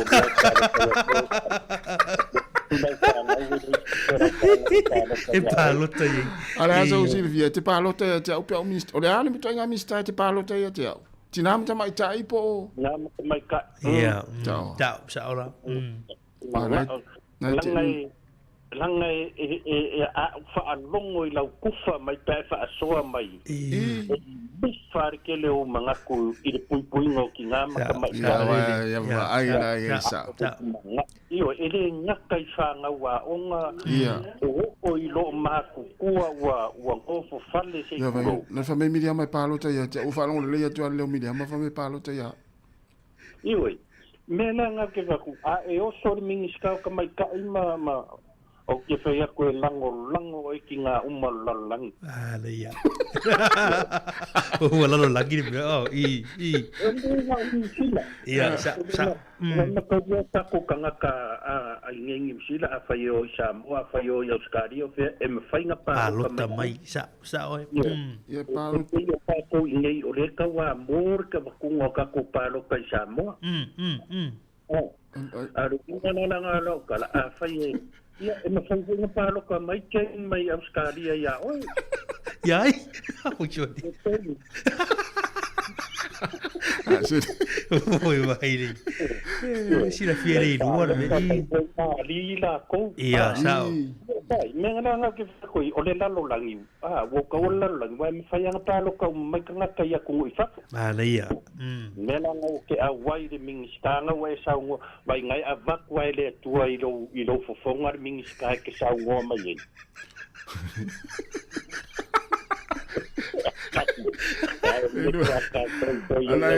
Le ia suri. Ia, Aftai lango. O le fongo ngai ki rua ka umaia o rangareko o lala uliki o fiu ka whai kawa. O fongo mo visa I e whai Sāmoa. Le ai o le tu sei ma faina fa o fono ia ma le Pacific Update ma le matanga luenga vai fafo. A o se ava noe ma faina mo le eu fina ngalo so se mea tau ia I mea tau vai fafo vao New Zealand ma tu not Pacific ai o fia ma Sāmoa. Ia. Ngai pe o kulanga nga le ka ke o kako visa I Sāmoa. Wai e ia si o mako wa inga lungai au kilangi ua. Fewe ka mo se visa. Ja, sa le. O la o asio ka songa le lungai au kilangi ua fa solo nga I le fe de kupe. Ja. Sa. Au mai me nga o ava. Au mai kupe ava. Ai e mo inga. Ele ai le ma fa nga o mai. Se vai lá te le fa. No ala o ke ma fu mai ai po o Sāmoa po o nei New Zealand. Ia. Mela nga e kakau inga ma ngai lo saunga a fai ele mo lo ka visa. A fai e balu se lau de ngara. Kau nga mau mai singa ko se lau pe fa se lau ai ku mala ko ris fa se lau. Ia. Ia a nei la me o le kupe mo fuar kupe le a fai e alu a ko va se lau ai le mo so ka visa ka pisau. Ia. Ia. E si ali le fa ko a fo ia kurva ia son kengi. Fa makamnga pal walua ka sanga a pala illa ko visa. So. Ai fa ko a mau fa unga ka sanga kengi. Ia. Le nang fa ko lo ia a wa umar fa mo nga la inga a pala ile visa. So se vai na te le fa le tu. Ia ko mai fa ko lo son ko lo. Ku ua loa o ngore ku wangare nga umangi Samu. Ia ka ko wolo I whaongar ka ko visa ka ko ka whaongar ka ko visa. E uia o walewa nga umare wha moe nga aparai. Ia me siri ka kai o leo mo mai. O fesili umala ia la o fionga le ilua. To inga fesili fa pea me tau visa. Ma nei ia mo le fai o le mi le fai fono I fa ma mai fo e vanga le fo le fa foina ia le ia fono tanga nei ia tulanga mai tau fo ona sila fia la tau le mele lo o atu nga loina ia tatu tanga tele apply no visa I Sāmoa wa le vanga le Sāmoa le apply I visa le fa le tonu mai ia foi la ringa ia e manga ia kele manga ia maka upo langa I le ngai kula har kai au Aftai. A whakena e whakaikainga a whape o lai isi o iso i Sāmoa o le fia ngau e fia maua mai lo koe aso. Ai, umangi are wha moe le kali e le ese visa e kali ia. Ia. Ua le ese o ngā. Pei o kulanga ngā, ai mai sa koe ngā me whape e kauanga wa ai anga iei le ofisa. I le aso le wae e whai mai e wakuru pepa mariu ia alu kupe a veire pepa mariu Sāmoa. Le toi aso ai le ta ua ale lua. Wale atami diama. Iya. Iya, vai inga. Example. Iya. Eu vou ler o tau papel wi mo fia va ver aluia e le te le ona e tau sang. Malesi bea. O kau a fai o lai fio mai Sāmoa i lo waso. Pa fonga o i whainga upu. Iya. Na fia. Ma lo waso fia. Iya. A ke ilau ia se vanga ngā e ke fia la pe ale kadia le visa o kangkara sau Sāmoa wara ke ilo. E sau ka o fifa moi ne. Halo lilo.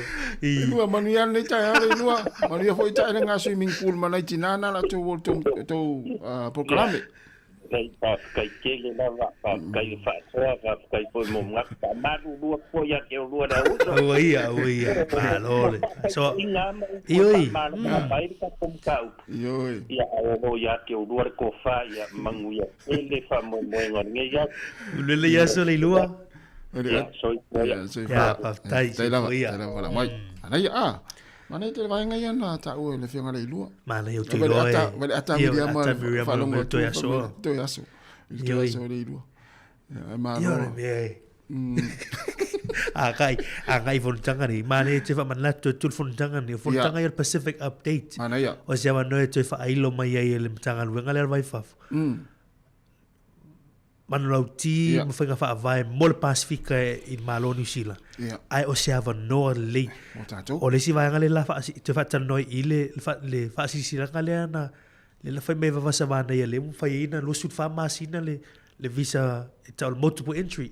Alu sau e au noma toi apalai o sisi visa. Pe a whaila na au tusa la vaianga na la wala la na mwhaine whisine e ima. Ele tu ina fo i ene matanga ruenga lava no e tali mai whisine. Ona e fia mala malamba til. Le fo i wha mau e la tau e whaisi ka ruenga. Na, sa o le lei. Ma lo whaftai, ya. O le ua toi 5 minuto na tale au le tu la e iwa. Whapongo telefo pe a tale iwa. Talo fatu le sunga le ha o ya meis al pati talo meis. Talo meis. Ma lo tamo meis no le mana o meis to te minsta o leo. Ia wa. Ta sira tanga te palo te mo. E te wa o le mana o te palo te te. Ia. Nei a wene o ina la to ma ave o no fanga le ta u. Ya. Talo fatu le sunga al pati le la ulu ma lo fatai ya le na Viliamu. Ya sunga po fatu e fatu ya fola na Rieka ya mai LA America. Ya ma le fatu ya ese moe. Ya na tatu wona le pesen nei. Ya na soro le matatu telefon. Ya o le tula eva. Ina o toyo minute ona tale o le tula eva. Si fonga la mo Wellington proclame atal taya o tal falava.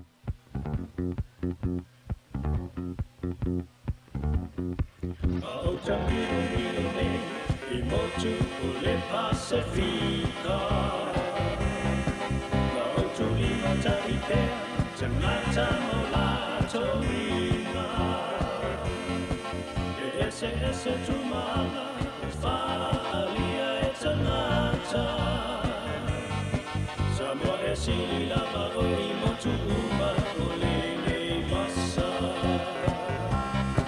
Mana mawhaina to fo I tu o inga o lela lo langi. Tui te pātu a sama I lau tu ma lau masani. Le whaalo alo pea ma lofa I so o se tasi. Sa afia o I motu malava o le lalo langi.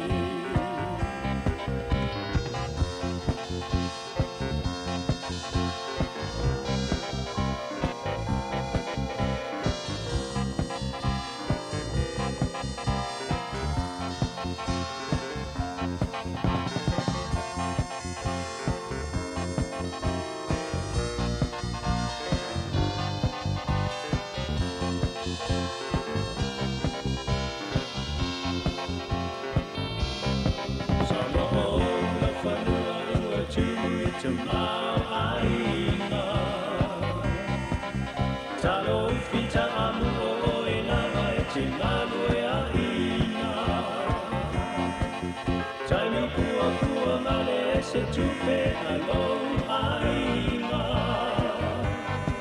E tangi folava o Sāmoa I fua o nai o hima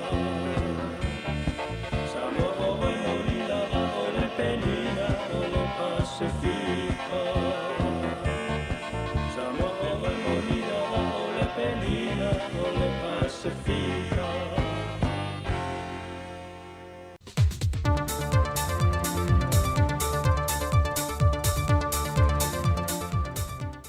I le awa tele o te toi whaatalo whatuai no tātou o tunu uni nei fo I wha o poponga o tātou telefou mai Sāmoa mōle nei aso. E toi oi tu mā lo vai maunga I upolu lea o lo o tutoi nei le wha ngā solonga o le vaenga lo na lua o le toi restalaina o tangata pālo te lungo le lola e tāpena ai mo le whainga pālo le tu sanga lua a whelua sa fulmale ono o na sea toi lole le motu tele sa la whai le wha solonga. Peitai o mai le whaai unga le vai aso, e lei au sia lava le afo le whai numera o tangata wanga wa e te tau o na pālota, wa o ane e toi restala. O le vanga a tonu wha mawina e le ofisa o le komisina o whainga pālota, e se lau se fulfitua whelua se lau lua se fulma le lima. Peitai le temil nei, e na o le lima se fulma le wha valu se lau se fulu, e lanto wia ua mai a restala, fa pasene I le fase fulmaleono tesi ma le fitu, a e ono se fulmalelua a fe fase rau se fulmale lima, I lanto wia o loo fa fiu fiu pia I le ofisa, e toi restala I le lola palota fou. Na toi fa manato le komisene lo viso fa ngā palota, tu ia fe lolo John Stanley. O le fofuanga ia ma tu la fono le taimine, la stosu fua se tema ta puni le lola tausanga nei. E ta puni lo le lola. Ia o ke topa. Whātino rola ia ngā ruenga la ofisa mai uma le lisi o la tau e le ilista. Ia nā raspura whasalonga le ofisa a fio mai tonu lua afi tu sai mai tu la fono. O le tu la fono a e le lista. O le whasalanga o e lua afi tāla. O le a whapena fula le whamaro sia le tu la fono. Awai le teitai whai le tu la fono le whai ngā malo o mawai. E le o le sala e tā ua. A e tā ua le whao ngā o manoa. E saʻolotoga tagata I faatemukalasi o saʻolotoga ia e faatino ai lo ua iā tatalu e mafalaina e filifili tagata ua e filifilia tagata e agava'a ia e faaleo o I totonu palemele ma tulaga o le agaga tonu ana a o le sala I le tauli a I le o se me a o le o aulapa na le tulafono leia a I lea le stala pe a tapuni le lola I tele I le stala ia e lo togi na lua afe a I le togi le lua afe e molia o le ofisa I whamisunonga ia na whataili o e ma le whamisunonga e te tari I le mafuanga ua lainga e le stala. O le toe alia e mai ai o le whaafita uli o le whana nau alo ta maitai, ma la fua ia lātou pepe, o atunga lunga i le mtanga luenga o leo sa manatu, e le to e tupu mai i tu ai ngā vaenga, ai o ni sol tu la foi. O se tasi o mata au po lea o le ato e tu la i ese ta maitai luas fulta sanga le matua le soi fua i luma le whaama sinonga, i le maasina le nei, e ilo ai mōrianga e whale i tua leo whaasanga i a te ia, e lua mōrianga le whasio tangata pa i valea, ma le isi lua mōrianga o le whaao o leo le maliu ini pepe u whato a whanana mai. E le folsanga a le loia o lo tu lai mo le tua leo, wa toe tu ese isi mōrianga i sa whaasanga le tamaitai. Ona o le reporti mai le whale mai, na maani liu lava le pepe maasanga lea o le ali ma le tamaitai, a o iai le manavalo lati na. Mai o ia pepe maasanga na la fo ia le tinai se la pisi. O le tasi le neu whaafita uli ua lua nei ma whaafita uli o le saa i lia leo alo ta maita i leilu loa wa tele vave fo ile a ngai lungo lona whaita wao whai mai e tani tonu lumtanga luenga o leo o le malusi a ngai talia tuele fo ia le whaafita uli le nei o leitu pao mātua po te tonu lamba o le a inga. O le vaeso nei lo whata ue nai e le asosi le autu stala i Sāmoa, le vaiaso whaapito o le sa o le tonga le autu stala ma le au whaasa le lau le lalulangi. O se vaiaso u whaapolka le meina e pe ana whaalawi loa le prestene o le asosi, le tamaita i a langi keresoma. E le ngata o le atua loa i eina tuai ID mo le autu stala ua le resta laina, e whaalawi loa e fo inisi o vaenga mata i ala, e a nga i eini whaitionga mai le atu pe ale whaamali eina e se ngā ruenga se tu stala. Po au tuna, leo lo ta pena le temi nei, o le certifyinga umalawa o i lātou o lo ngā lulua i tutonu o vaenga e se foilo le media. Whai ei la ona identify lātou, e whaai loa tu foi. O lo o tatala, o lo o iei la wano foile le mo mene o whaitionga o complain. E au mai e le whaitionga foile la ngā i mai i le mātou whala. Nei o leo ua o le tapunia o le wa abetua ni mato wa fasalonga foi le mo e mo le expression of interest o la to e fia au wai foi le mato wa media council polula ya sui au wai o vaenga le o inala e anga i tonu mai lava ia faitionga o faitionga foi mato tele so ona faia ia le vaenga foi le no le really out telefoni e ela fai tionga fia vatu saurunga al Facebook no it has to be a proper channel foi le makwa ona mai le il fala potpotonga ona filia il fala potpotonga ia se ia ila to le council la tola na fai le suswenga io vaenga o malana o le tati al terminate se i mai ia le fa ma popoina foi le ila to la wa vatu ia la to wa tu sta sanga la mo le va nei. O lo te tala fo i le awanoa, mō le autu stala ma wā lesi whaasala lau ia tunu i whawhatu a Sāmoa, e mawhai iu na avea masui a wai, a le mō se awanoa e mawhai ei ono lātou pālota, e ni mata aupo e whaatala noa ina. O le awhiawhia las whareilo le vaiaso nei, o le awha mai e nai le vaiaso whaapitoa, o le ta o le tonga le autu stala ma le au whaasala lau i le atunu, e se lātou maaftanga i le whale Sāmoa, o tangata tā whau mai mō mai i Sāmoa. O le amtanga le vaiaso le nina toe wāla au wei lumo le whaamsinonga le mata aupu, o lo whina wei le fio anga o whenga ma sale i moa, le na taulo sanga i le fio anga sale i moa i ano vema le lua whelua sa fulmatolu, ina ia tā o fia ngā ruenga o lo whaatino e a whenga i ia whanua, se ia mai ele toe ilo ina o le whaai unga. Pe o na sila fia le ngata o le fina watu o le fio anga o whenga o i lātou e ana whanua i e pe o whaai unga o ni whaamasinonga wa maea, ai o lo tāo fifoi le fio anga o sale i moa o ele i o le fio anga o sale i moa. O lo tādia se whaai unga le whaamasinonga pe ta lia le tālo sanga toi ilo mai le fio anga o sale i moa pe le ai foi. O tala ia mai sa momo le nei fo iaso, whamanuia le atua i fo whanga le awhenga e masio tātua tunu, whasoi fo iau.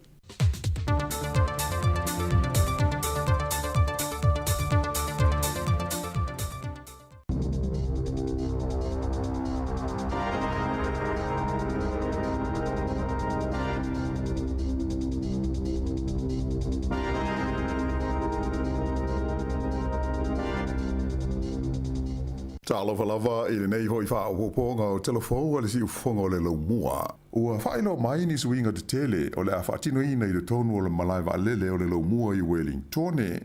O ia suinga ia awhiai ia me wata po o whatusau a heto la po ai lua. Ia o lo tau mai I le tau anunga o le whale au tu o le malai wa lele I Wellingtone. O le mamafa o le a heto e tasi e sili atu I le tasi le tone e tusa li ale mamafa o le aeto e tasi a le la o le ave ifo I lalo whapea na iai se swinga o le ava iai le malai ba lele I Wellingtone pe tai le I whailo ina mai po o le ale mea o le a sui ai I ata o aeto nei o le a ave sea mai na whailo mai le whaatonu o le malai ba lele Wellingtone o le li o Matt Clark o se furu lua teu sanga ta lua na iai te uteunga nei te tonu o le whale o le malai walele mai mautino lava to tele o le amisia pe a le to e vai nei iai o whaatusa nei o aeto sa fausia mai le kompania le Weta Workshop mai na mua I whaapi na ai le malai walele Wellingtone I le teu sanga I lua afe se funu mani tolu I le taimi na whaasara lawina ai I ata ti whanga fo I nei e tolu o le Hobbit a le li o Peter Jackson o le Paulus Freire, lea o le atalai ese mai ai le tonu o le whale o le malai wa lele ia whaatusa I e lua o aeto e awhi ai le aeto o loo tia ai le li I mai le ata tifanga o le Lord of the Rings o Gandalf. Ua si tia ngā ruenga leo le Solomona mo le pui ngā le saunga le mua le atunu a o sauni ai le palemene mo le talanoina o le lafo o le le whaatuatuaina o le palemia o Jeremia Manele malalana whainga malo o le so le asalua e ilo ina ai le palemene o Solomona ia le lafo nei na whauru le whaipule le tu malo honiara tu tonu o le li o Gordon Tasi Lilo o stasi sa tu lai fo I tohi palemia o le tunu o yaso o mawai taimi nei o lo tulanga wha le tonu le whainga malo manele ona ua wha mawai mai ai whai pule to o se furu e au fi ai mani min stasi nia se to lima o lana ka peneta. E wha te sitasi le malo si o se mafui e sa rului na ile ai o le ven I le fiafi o le asongafua a navi. Sa wha mawina le mafui e le kuata te ai le lima I le fiafi mai na o ngā te tonu I le se furu kilomita I matu sifo le ven I le tūmalo horo whenua I le loloto e tolu se furu ono kilomita I le manawa o le ele. Sa mawhai o na whaalangoina le lulu o le nei mahue I taupo ma New Plymouth I le tu I matu whapea I Manelson I le tu I saute. O le so lulu taruai sa whaamawina I fo I seisi mahue e whaatesi ma le valu le malosi na o ngā te tonu I saute o le motu e Stewart Island I le loloto e 5 kilomita I le eliti tai. I tā alonga, wa manu malo na ula ka pifitu o tamai tai o New Zealand, le Black Ferns, I le siampini au o le ka pia le laulangi pi o na foiai I le ai o Los Angeles I Amerika I le whai unga o le vai aso. O Ausitalia sa su e fusi ai mo New Zealand, ma o ai le tā alonga I tolus futasi le Black Ferns I le fitu a Ausitalia. Tā le malo longa o se furulua New Zealand I le ai.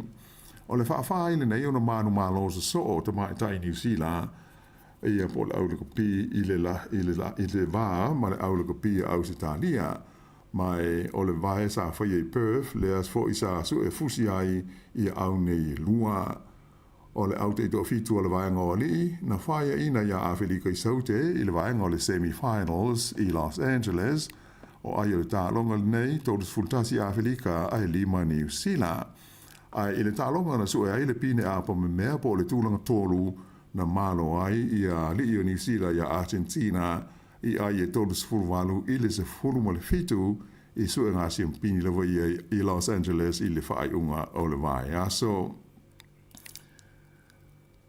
O lo tau fia I le whare mai I le ai o Tokyo ia pani le li New Zealand o Hayden Wild lua sulfitu sanga I na ua lavea ia lana wila vili vai a o tau wai I le tālonga le triathlon I le whai unga le vai aso.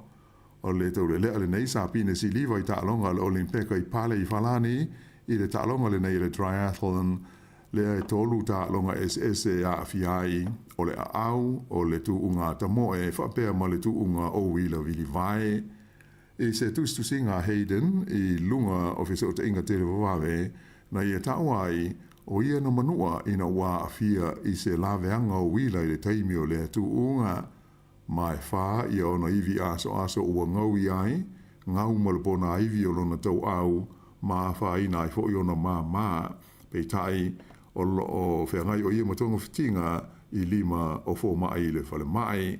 Ta o mai wa pe atonu o le a umi te taimi i pea le lile nei o Hayden Wild o New Zealand i te tonu o Japani mo le tau wha mai aina o na tonga whitinga. O le vai o le tamilisanga o le T100, le Triathlon World Tour, le sa whaia tarwai nei i Singapore na manu malo ai le lile nei o Hayden Wild o New Zealand. Ia o le iunga le nāra nei vaenga o telefou.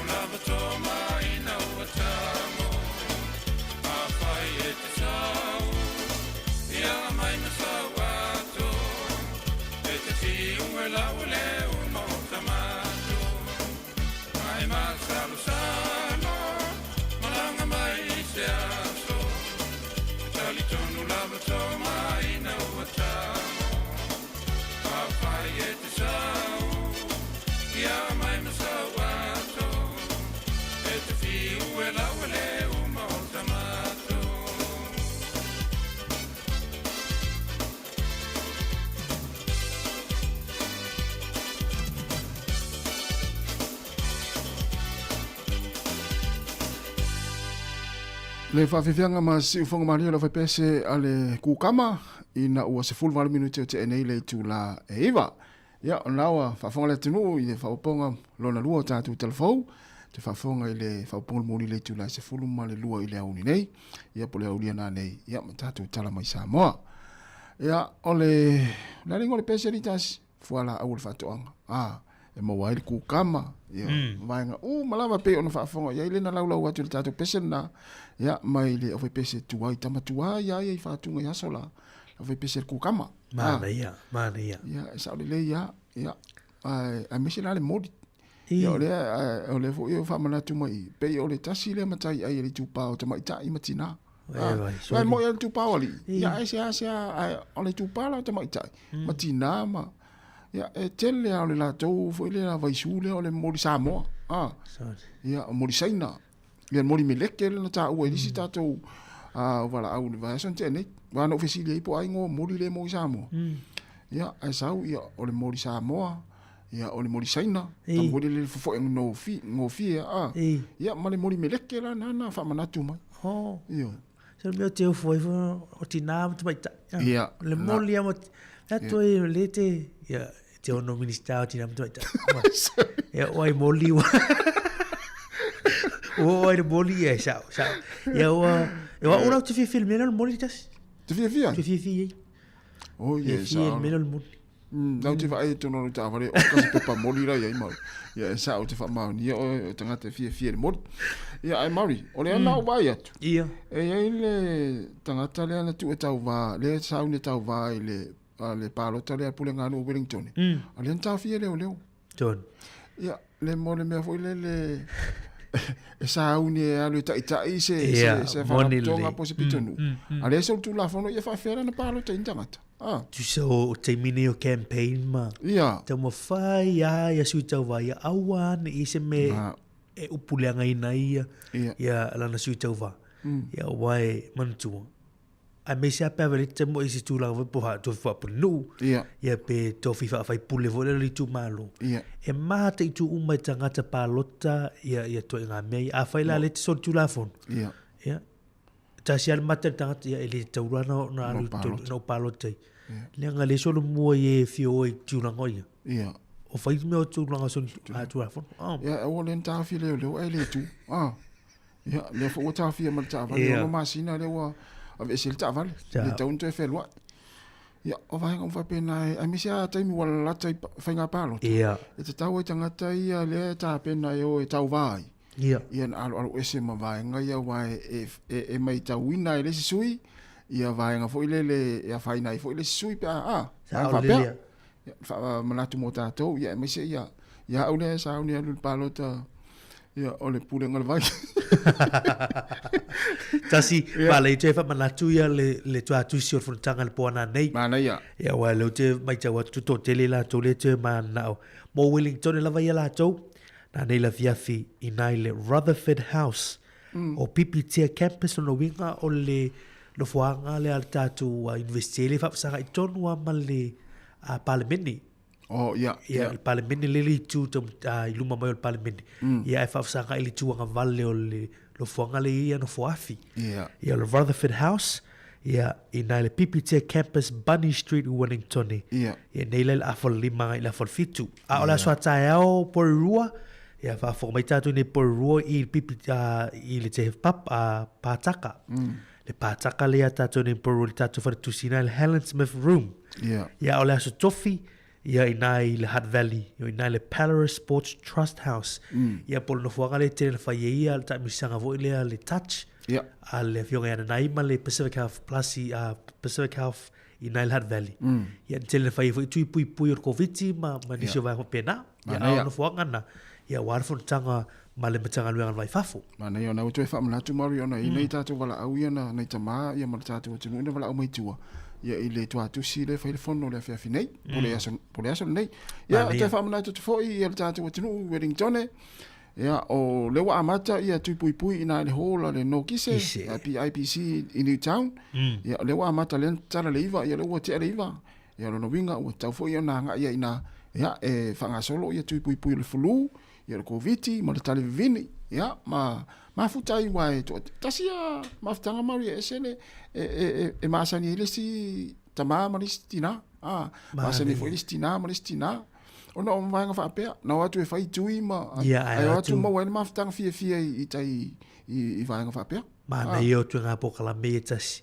I fu tātai mi e te oi fu tā oi i lumana i le i fu tai mi te oi o tā mātutua o tātai fitu se fulu varu se fulu ia te lo mo mola tu fu ia lo ma fu te mai i fu i pe ata tu o fata sima o le ba fu taka fu le tata matua ma fu te fatasi fai nei ia o pele swipi o mai si tu langa fu i ma wai fu fia ma wai fia ia ai fai fu ia ele tau ol far bai fai tu ia vai le ba nel ve ia tu ia so fo malo lo nei o ile hola no ki se holi PIPC por Newtown ia ma fati no le tu pipu ia si le kofe ia mo jine koko e mane ole umina so e mafato mai na ni le tu la tu anga i nai tala noa ma ia ma mo fo fia ni aso ma te fia ata i tai nei lo matua ma to ina na ia sa ole le ia oi nei lo ia pe te wa watu te uru ma sani ai ma seisi tangata fo le te i ma sani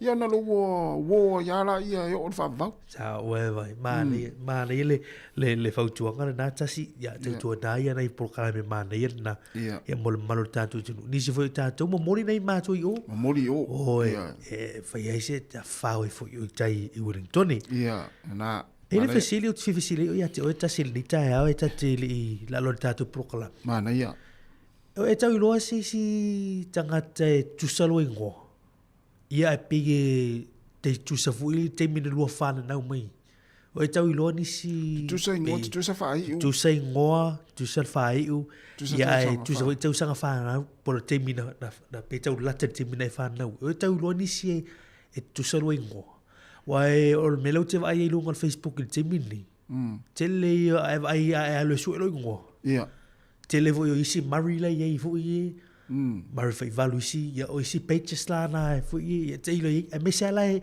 masa nei i ngo palangi fu ye ia ele tanga talena fa talo fo mel version te ni se uma fa talia tu le fisiri mar ia le fa talo fo mel ngo ta to Facebook pe o mari o le fa mai o moana mari va pe ui le pe ma pe tau sanga fa no fa tasi ma mari le tu tu sala ngo mari al mo talia lo fisiri mar o le tele o tangata mato a inga mau te no fatas.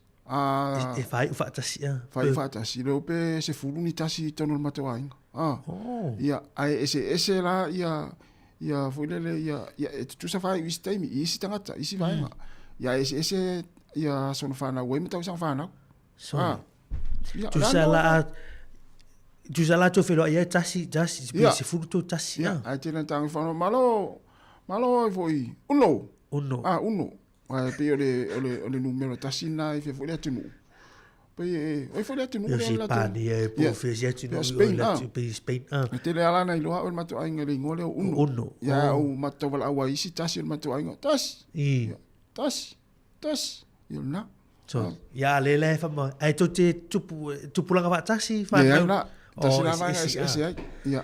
Ole tala le mai nei le tasi i le One News. Ia le mai le fair code tai au nei. Ia. O se tala e se fo ia le taton tangata vo le mfaina tupu le mea. O se case le wa i lungo le fair code New Zealand One News i te mini. Ia. E lua ni ta mai swafa fa tasi tu sa leila i ngoa. Ia. O le ngoa momua, o le ngole lunga tu middle name ma le fai. O le ngole Shane, le lato esu atu le ngo Shane William Pritchard.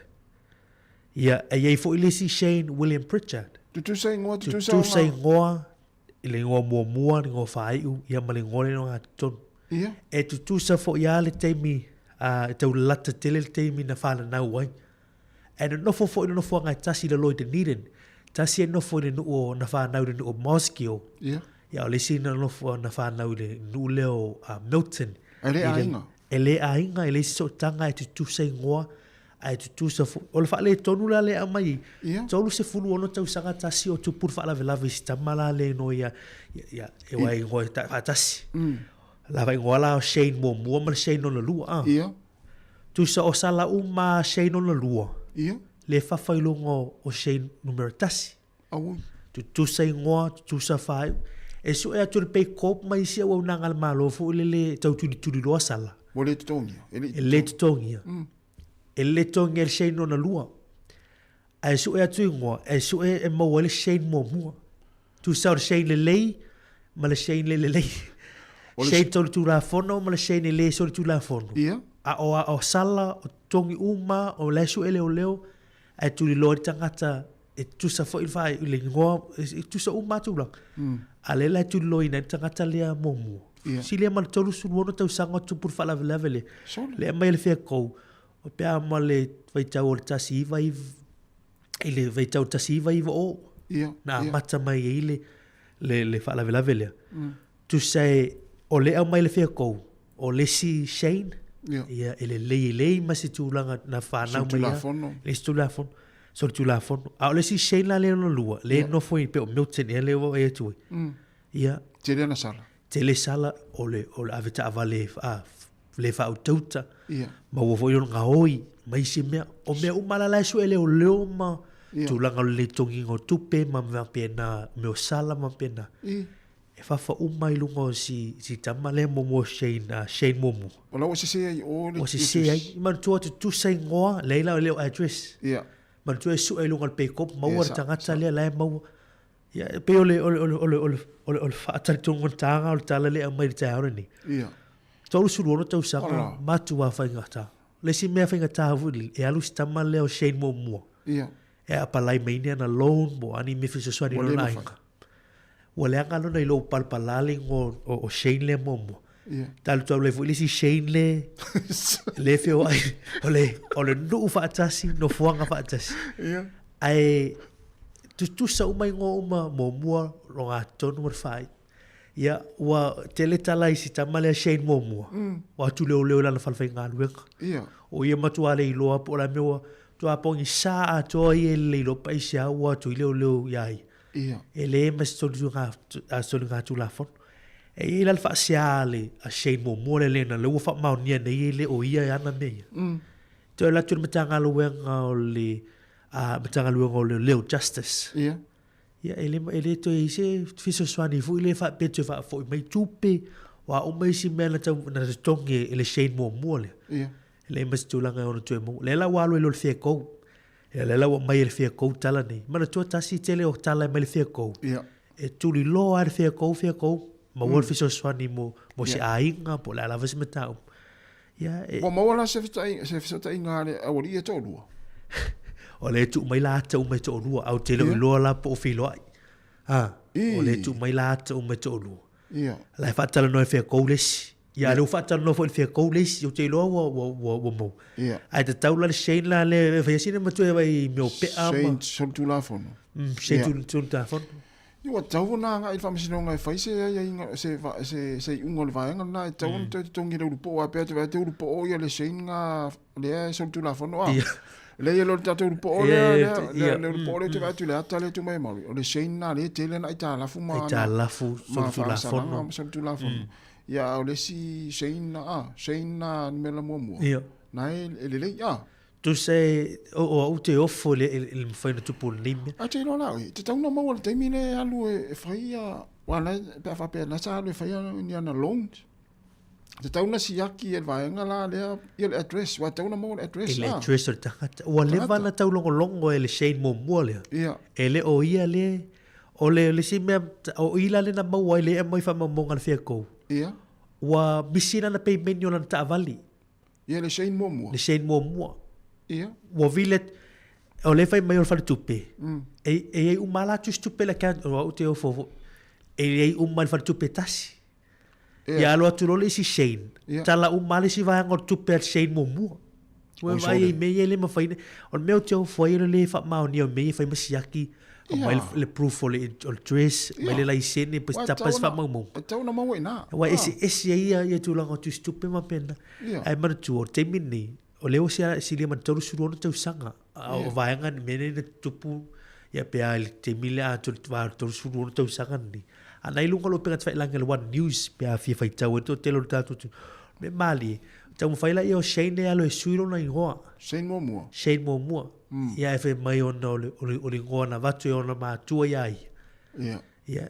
E leise meo whale tonu. Ia peo a vea ma meo o mai. O vese i fo i masion to lua. O mea o mai a o e malanga i fafu. E ta o fila to i manai wa alele ma visiringia o ai ona sala ia ma. Ia ma tu e olo mail pei kopia ma tu atu to loa va hanga ni. Ia pei ia ta ilo ei. A fai o me yo ingo ia me sa ingo pala ni te lo e sa mo ia ta tu ia Sāmoa ai na oela ia te lo ele sina me. E maua e Sāmoa i se o ia le na o su ingo i Sāmoa. Ia. Ai o mai ingo la to so light. Oh, ia sa ola. Tu ser fai, tu ser ingo mo ma ingo nga tonu ma ingo fai. Sa ola i o le si Ia, sa oela ia tu ser on tau sanga sa o tau nei te mine. Po fit se full. Ja. Alan sai pe fa na o na uso la lima se full tau sanga. Au tu sa onno Onno. Ia ole onno Italia. E lo sepani. Au sa la onno E na onno. Onno. Me na o lu sire ngo. Sorry. O lo wa ya onno te ali atas. Talo sia tasi. Talo sia ia mo se fiso swani stamale. Ma ai la le fata mala le bank mari. Ia. Talo noi. It's tau na mala le bank le fale tonu. Ia, matanga luenga foi leo. Ia. Wana atu leo fale whainga luenga Shane Momoa lea. Ia. Whai e Shane leo ia le ma avatu ai wha maoninga. E le ia i mei e son ngatu la fono i e whai mai. Man tua e o te nire lava e tasi. Ia. Le se no foi Milton o le se no foi Moskio. Ta wala na su e le si Shane i. Whai mai la e talo mai tasi iwa o. Ia.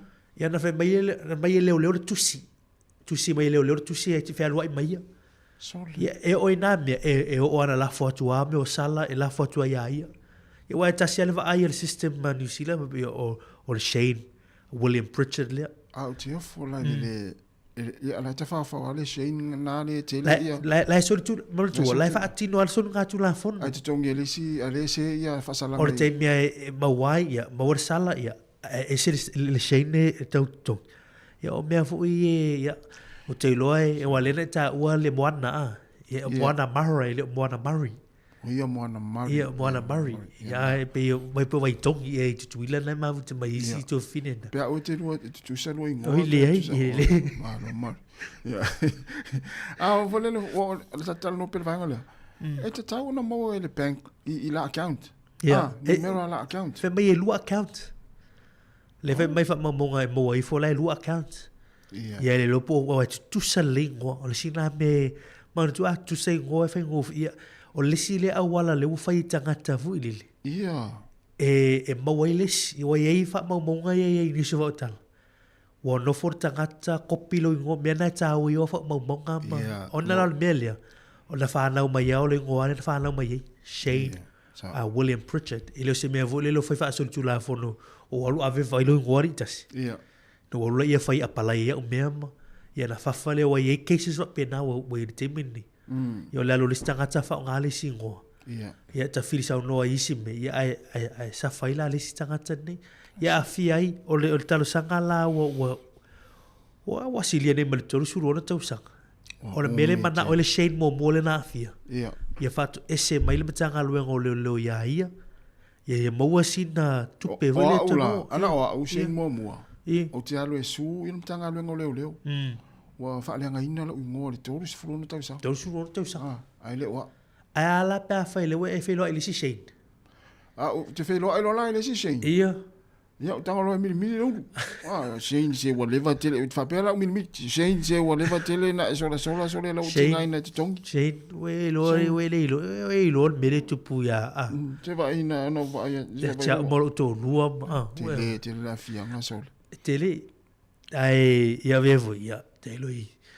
ola ma fa me yo ngo e te wana mai ngo Sāmoa ia wa o te lo po ngo ia Shane William Pritchard no se ngo i te wa no palangi te fa nga ngo palangi fi i pe se tau ia ana sui mai fo ia mena te lo ia ia mele lei oi fa mo su ia ia e mele le tātou ia Sāmoa e whaian e tu sai ngoa ia ai e se vai fole Ya ta fisi le. Oi falo ai. Mai. Se falo stamo era Hans. Tamo le ngungu wa. Wa ale tamo le ngungu. Tu so me ai fai ngo ia i loi. I loi. Va pe. Falo ai na fa mai falo. O falo tolei. Tolei. Ia. Tamo foi ngale le. Tamo foi ngale ia. Na. Ia pe o vai ngala i loi lisi. E fai ngo fina mai tau po ai. Tu sai ngo. Tu sai ngo ai ngungu ma foi. Ia wa te tau tu el mela le ngo ia ta mai o junior. Ia. Tasi junior. Tasi senior. Vai le. Pe o mena e ai foi tasi le lei. Ia. Ia tasi fa le lei. Tasi fa le lei tu mai. Yo. E foi tapu so le lei, tapu so le lei. Yo. E foi tali. E tele foi tangata le tasi le ngo senta tele tali. Tali. Sa oi. E tali foi le e fiu su e me fai a inga. Ia. After on no tu te me tu fai tu pe ma pusa pi su po ma e tangata fa pena. Ia e foi ia tanga foi o le vao e o poto lei. Ia. E to lei le lei. E to lei o le matua le lei. Ia. Ya na, ya fatalvatu ya fai umu tu funga. Ya ole stunga yo bloso ya ta so le mayama malo fa te tele lava le mafta mai le vato lei. Mania lava le taiao, le sunga tali vui tali. Ya tele atu manu nga lo fenga yai. Ole sunga fa vale le fua. Ya malo fa tai. Tatu tali ye ni vai nga foi le lo mo moni to le fe au. Ya mana tua fuala au ma appointment le yaso. Ya au na imisi o ai fo mai ma nga itai fa tu pui o le fulu ma le fa tanu ina itai PIPC ni town. Ka tu Wellington. Tu ya pina te vanga. Malo fa te tele lava ya le mafta mai. Ole ua to e 2 minute ona tale o le tu la e se fulu. Ya ole tato proclamação e soi malolo ina pe atar se fulu mari. Moni le. Ya le ua fa te mai fo Isabelina le yaso ya wa fo ina tato proclamita u na. Ese tato proclamela soi malolo ina. Tato tele proclamela tasia tato tele ya va nga ye long pile tato tunu. A fo tu la sulu tasia fa tan no fa bitoma la fionga ya tu fa sina. A John Nicol tato Fiji Airways. Ya pole sui pu ol pule le ale. Tu vai tu langi Pacific. Ya va tan no foi poani ya wai. Le lo pe le si tangata le la tongi pasi setina ya Luisamo. Ya, le na. Vai le. Vai la le fe tau le fa tasi mai le fiong ya tu fascina a force full. Ya ai o lo foi tatu le sautina. Mana ya. Ya, mari. E pe il tatu val au le tam foi mai talo val. Ya, fa kalo fa kudanga fa lor. Se mo via lo suga leo. Ya fa pero yo maro di so fo mo malangi ma. Ya, malo fo se fo la le. Maka ngo fianga wala ulo se ruwa mani fu kaya. Ai. E fo ye ai o le ko ka. Ya. Paolo. Ya le na sulle la ta ya, o le fo Paolo mai ni taimi. Ya fa malu mai. O ko pe mana ko. Makani ka fa. Ya moni. Ya sa. Ya. O ya kamera nei au kirani o ka ke vai e makangi la lo ya o ko. Ya me funga de faingo el mato au malo se haru kenselen la be ai. En Highlanders. Maro so vo. Maro. Sa fa so ya maride. Vai so e depot. I mele ku se folau. Nang kue ka un ka ai o de si ka si alfa onga. Ya moni le ya. O le fala vila be ku fa ko se i mai a ka fo e sa lu Sāmoa. Ka sanga lo le e fai do le ku se lau. E ka si are o nga Sāmoa ai umai ne ai o kaula ia ka un ka ya. Pe o le winga le o le me le nga ka ngo le visa le o le visa le o ka ko Sāmoa. Le se vele malanga mai o te hati tangata i whaala velave ma... Le visa siasi. O tuko entry le wa yei. Lo sul fa masina le la yei. Mai le sfulu masina. A ngala maua. Tu sa le fa sisi le va vasa mana ye le la maua la lo sul fa masina faina na lu Sāmoa te sau. E au no matu e palai pe a fai e approve la visa siasi le mai Sāmoa. El process masani lava a mai ale unga ele ai ya po mele o le temine. O le kau o le mele. Ele o mai lola pe ya le tau ai masani le ye. Ai si su. E pe o kau o passport. Oh le e pe ya. Wa ure ia le yo nga walu de so ya ke mi Sāmoa o ri fo mga o si passport. Sāmoa. O ri fo mama me me fo la ave a fa mai ia kamera ofisa o langa fa ko nga mo. E pure a fa mai e si dia ile fa yo so visa.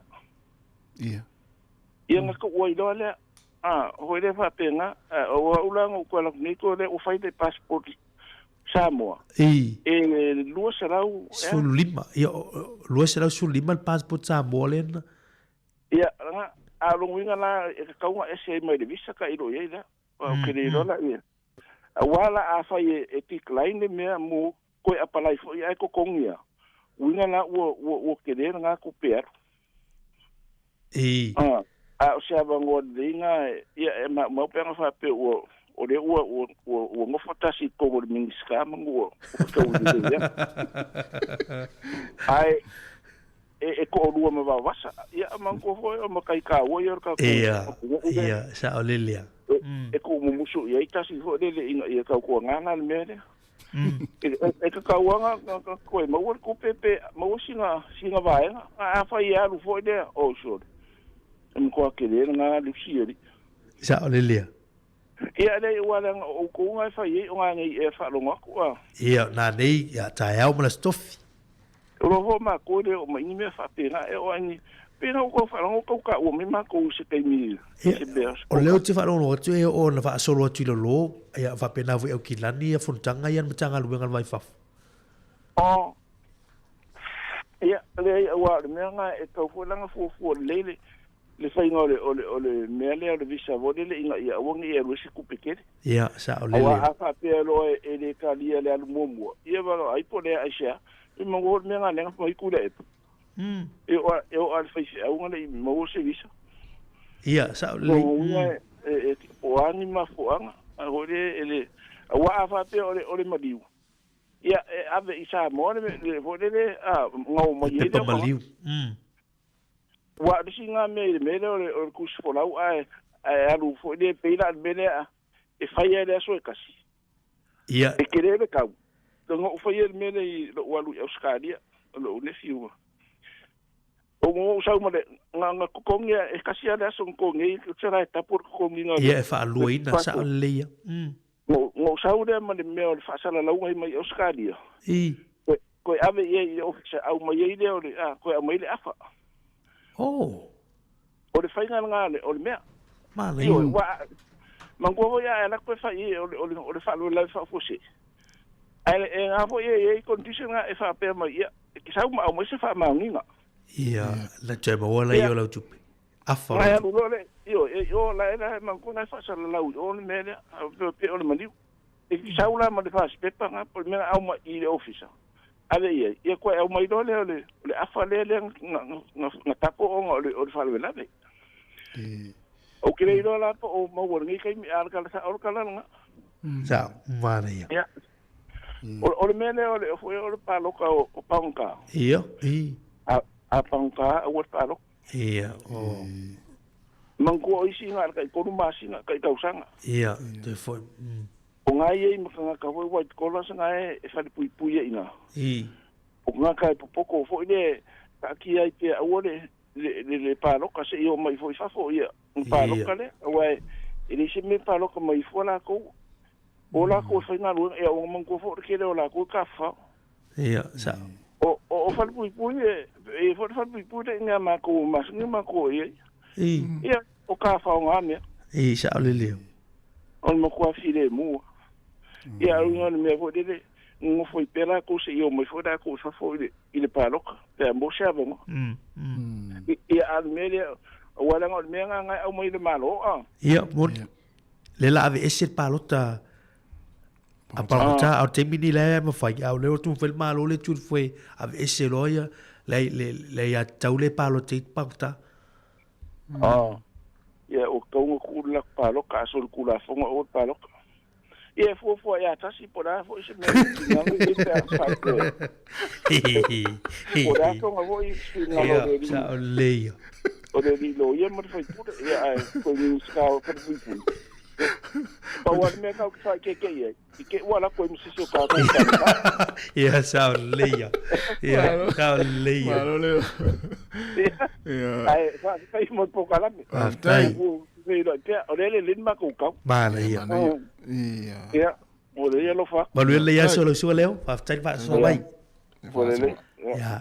Soy fuia. Mana ia. Vale, fa so su leo. Iya. Oe vai le mana yo bele va so mai leo au tire lo. Ya me se la pa fa la lavi. Iya. A foi le we alto sanga lau passport e mo mia va te go nei o tai fia mo mia. Iya. E fa aloina la mantora le fa sisi la turation te nei le lo se lau fa fi tu le tau tu for lau New Iya. Ya se lau mo tu pule tu fa lau fa nau iti. Amana mia va vela. E fa aloina la no winga. O fa se lau iva sur fa ta la. Fa ta la sa. Tongi fa aloina la le tau lo se lau fa fi tu na. Ya tu o dimba se lau ta la. Ya fa la le sa mo fa mau ninga pe sa no sunga le. Pa la mai. Ya ta tu ye mo mi vole ta fa fa. Iya. Ele si tu pito mo mai. Sa. Iya, ona. Iya. Ya pe ona nga ona le ya il fono le te pena le ya so mo le fia na nei ah. Fia na nei ta ya bla stof. Ya na ta ua ta tu fa longo ma fa ifo ifisili. Ya wai. Te le ana yo ta tu ai ngai mana o mai ta fa mai ma si mai mo mai fa brave ai ngai nei. Ya e whainga tāo na maua le visa ma ang whapena. Ma le iloa tui ma le tupena tala sanga le visa. O le tusi whalau Sāmoa la tau ia tasi. Ia. Wala tu mori mau i nai au ki lani le tātou konsula. Ia. Lua se lau lua sifulu whatui whasawa tui le lua se lau sifulu lima. Ia. Ai sifulu tā lai la fo mai ei nei. Ai whai alai lu ngā tusi whalau Sāmoa mo tātou ia i passport Sāmoa. Ia. Ia lua se lau lua sifulu i al passport tangata mātua. Ia ele mawhaina whai nei i Wellington. Ia o rungai o ki la net e whai passport na poti whalau Sāmoa la tau. A whaina le isau visa wa peo nisa no fo mau. Ia. Ia waanga la e alu tonu passport Sāmoa. Wa ia le alu suinga le New Zealand le tue mo mi ele sticker fo le pipi ele visa i lungan passport. Whaina apalai lungan online ia. La ua wha mau le lungan New Zealand ETA lingo le system na. Ia. Na loa tue le malai wale le pe malanga la ua ieu wha mau. Na scan na. Ele tue mo miat pepa vo le. Ia pe se sticker vo le. Sticker.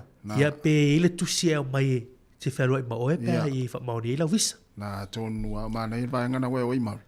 Wai nei tangata fo ilele. Me se ana i mātua fo ilele lo malama telefo i vaenga i. E vai atu loe te uvai atu vai pia. O le la, le va le te vai atu le passport le ise Sistika vo ile. Te wa tu te tau fia mātua. Ai mana ia na wa e fa mama mainel vaenga na le o la o pipi o le ofisa malanga. Ma le e aolana apalai le tamana online. E le se tongi.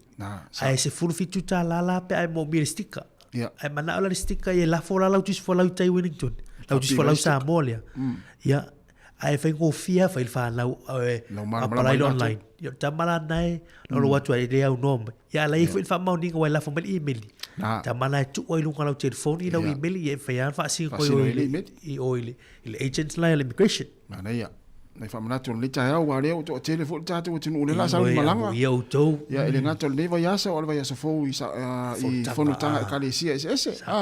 Ia la to telefon la fio i Sāmoa le ni masina ia wa fo ia usunga fono e ka le sia tasi.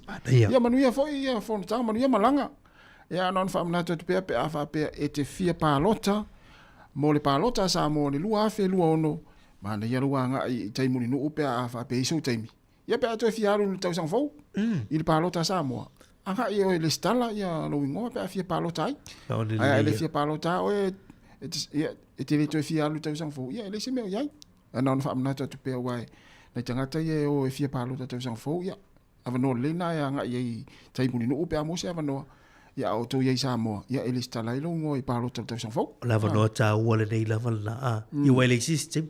Manu wale ti Sāmoa ia. Ka isa oil office munu. Mo. Amana ia. Ia, ole wa toi 20 minuti na tale o le tu las fulu se watu fa fianga nei vai foi. Ia, tali mai. Ia fa ma elo tato proklame ato le tai au.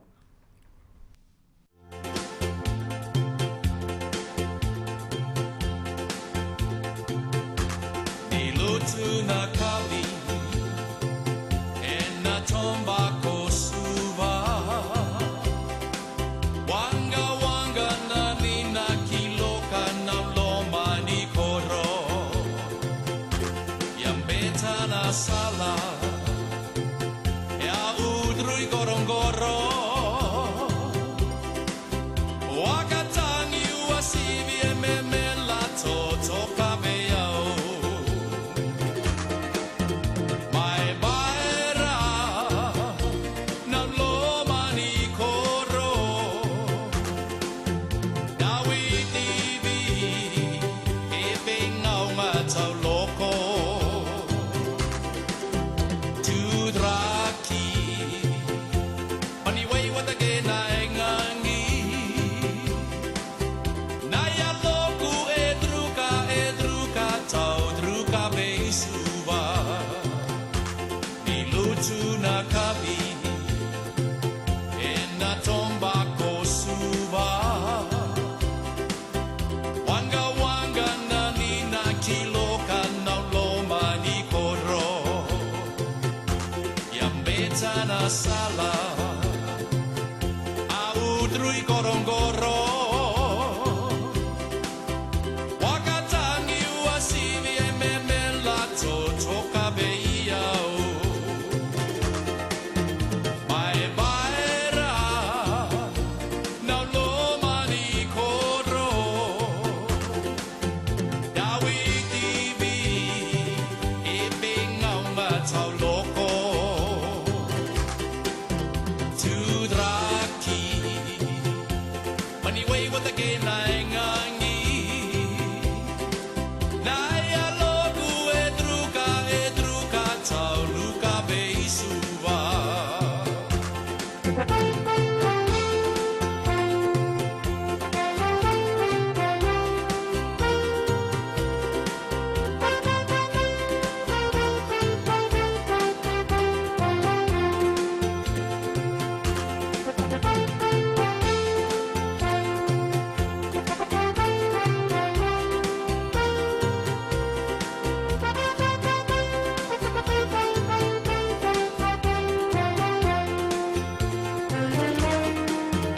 Mai baera na loma ni koro Dawi tivi e pekngau ngatau loko Tudraki Anyway, what again I ngangi Naya loku edruka tau druka beisuva Naya loku edruka tau luka beisuva Naya loku edruka sumamama mona yede suva Naya loku edruka tau druka beisuva Whawhiwhianga ma le siwhang ma le sunga a tenis a yek. Whawhiwhianga ni te mire tai au ina uto e whaminute tali tu lai se fulu. Ya, Mari. Wa mai al tatu kalamira ata le tai au. Ioi, malo whawhitai. Ya. Ai non la toe watu asi whahenga lea on la ila te ui ana wala au mai ana le ila. Ia pole al tūlanga na iei, ia te tō fitu lea i al eile a son nafi. Ia sunga sempini. Ia sunga sempini le tūpā o te maitai. Na manu malo ai ia le au New Zealand. Malo. Ia e, a le sunga sempini le vāwali ia na manu malo ai le au mai Afrika i saute. Mana ia. Na, ia, ai mō le tātou au le manu Sāmoa te tō fitu. Ia, wale toi wale e tātou awa noa ia mō le tautanga fau. Le nongo winga toi foi ia toi su e mai. Ia se tātou awa noa pe mele sa ia i le nao i Afrika ma amata mai le Oceania. Tālonga na. Ia, toi su e fui tātou awa noa mō le whai unga fo i le tautanga fau. O le tūlanga na tasi te vai e te voi. Ma le tūwa e lua tausanga le tau whai mai au te foi mai ei. Ia. Ia o le fua foi la le vai e tui te lua foi tausanga te te mawhai mai a mawai lunga le whai pi te lunga i le qualify le Oceania. Ia whatu atu mai foi le te mai foi e competition na ei nei. Ia toi a ngai mai lunga. Te mawhai e so e lava ngoi lunga Division 2 le ei le i au pito is fulu lua i lunga.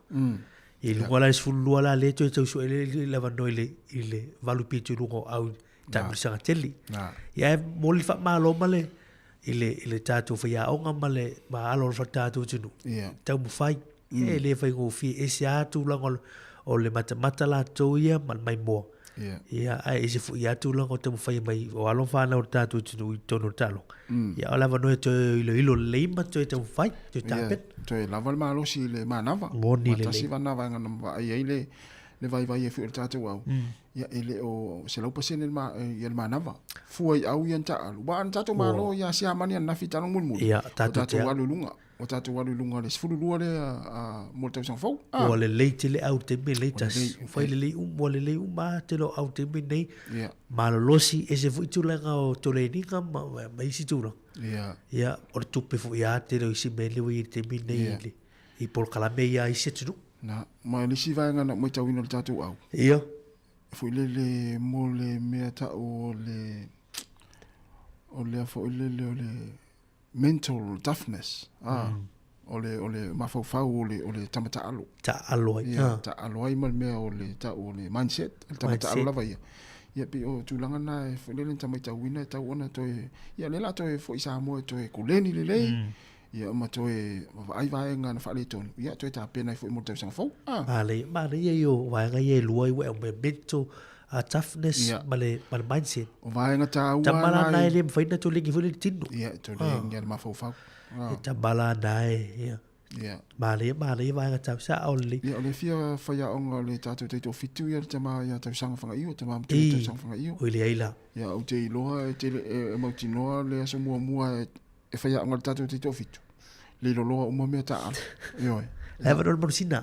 ia leva no mansina ia male aua la tau fai mai o i le nuu le tala tu o le sinu Papua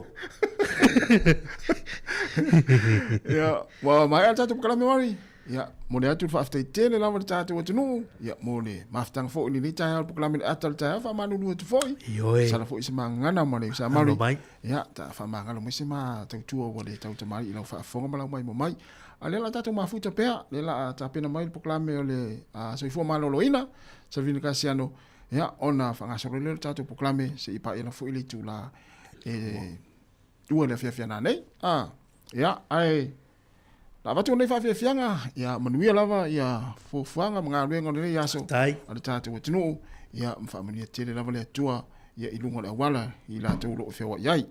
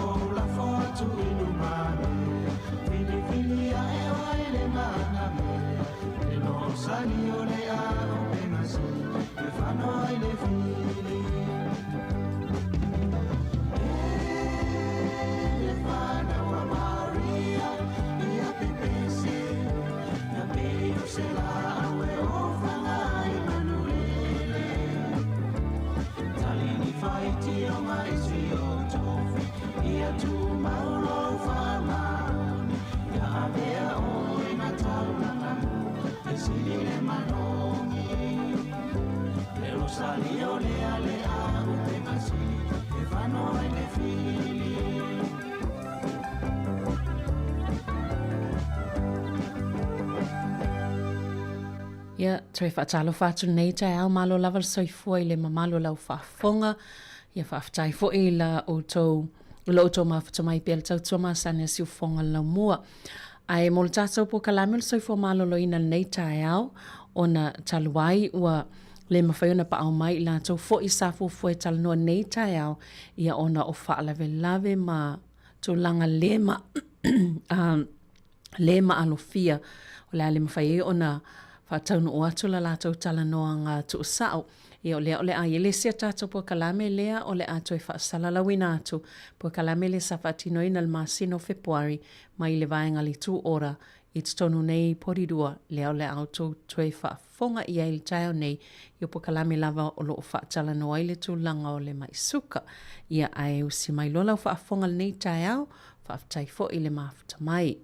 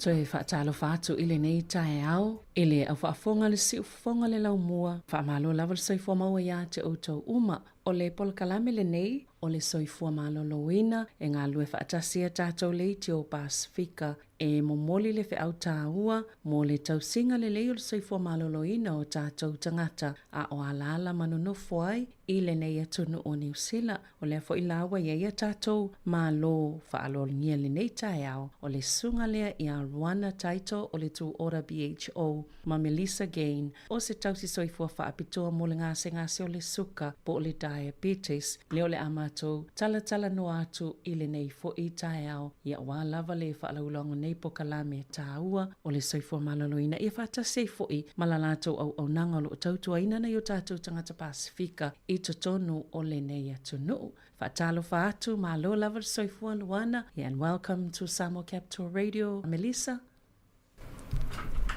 To Savelina, whaatalo whaatu fo I le pa ia mana malo lau whaafonga le Sāmoa Capital Radio le nei tai au.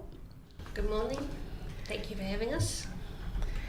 Auli amataina tātou po kalame, ele lei lava le silafia, ia po ai fo I la ua, ia e mai se fo I, po ala matawha yo lo ngā lue, masalo e silele mo mua te lau sunga luana. Okay, ia, tālo whawhaftai ma lewa noa, whawhaftai fo I le, a mai fo newa noa e tātou te mafutai, ia o lo ngā lue le taimile nei I le Tuora Compass Health, po le Primary Health Organisation I nei porua, ngā lue whaatasi ma le Diabetes New Zealand. Ia o le role neo te ngalui ai whaatu a create I le lua tau sanga te aluai. Ina ia maua le fisosoani o se tangata Pasifika e mawhai o na tautala I se ngangana Pasifika. Ina ia fisosoani I le whaamatalaina po le awa oina o le tausia le leina o le soifua. O I lātou e ngase I le maisuka type 2. Ia, te le ngaluenga sa whaingalunga I tō nai, ia, na uwhangalunga whaimero mua. Te le lava o au ngalue le past o le ngaluenga wha social work, ia ai peitai. Wa uwhiwhia deliver le bol kalamen nei. Ia, ona o le telo tātou, po tātou tangata Pasifika. ia matua fia lava le ngasangasi mai suka o melan o le tulanga la na ma o ina le ufinga luenga le taimili nei nei porua faftai. Malo faftai. Melissa, can you describe the role that you play or fulfill in this service, the Tuora PHO service?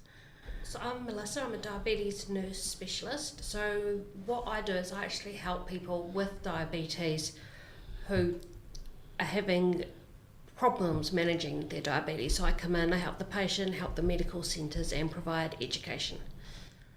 Ia mama Melissa na te le diabetes team, ia o ia la specialise ia i le ngasangasi mai suka, ia o la o whaingaluenga ilana ia whaatasi maa o nei le Tuora Health. O GP practices e nei lalo le Tuora, pe sila fia o le primary health organizations e lalo ia GP practices.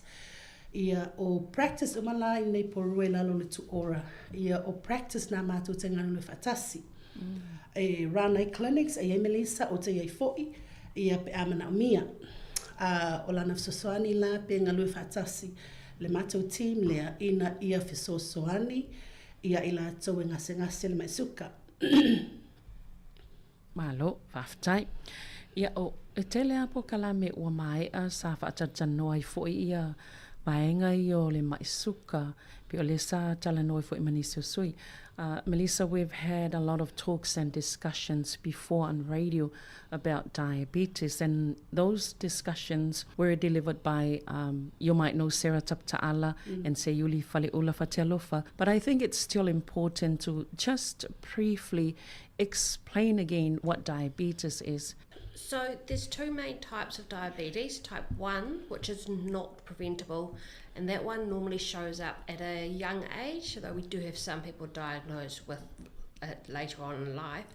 Type lua tu ainga ngasangasa mai suka o le tu ainga numero mua ia e tele na fia I tangata au laiti o le ngasangasa o le type la le pole tu ainga le e le mawhai ona yesi swinga fo le ngota ele mawhai na toi alu ese maltangata. Type 2? Type 2 is our more predominant type of diabetes, particularly with, we see more people in the Pacific culture with type 2 over type 1. Yeah, o le telo tangata Pasifika ia afia I le ngasangase vai na lua o le suka. Ia e ma tele lava pe to telo tatu tangata ia afia ai. Type 2 is when your body isn't producing enough insulin. O le vaenga lona lua le na tusa o le ele totonga tātou whangale to le tapili po le pancreas. Ua le mawhaila ele totonga lea ona lava fo ilona au mai o le insulini e au mai I lalo le malo so le suka I le toto. Or can't use it.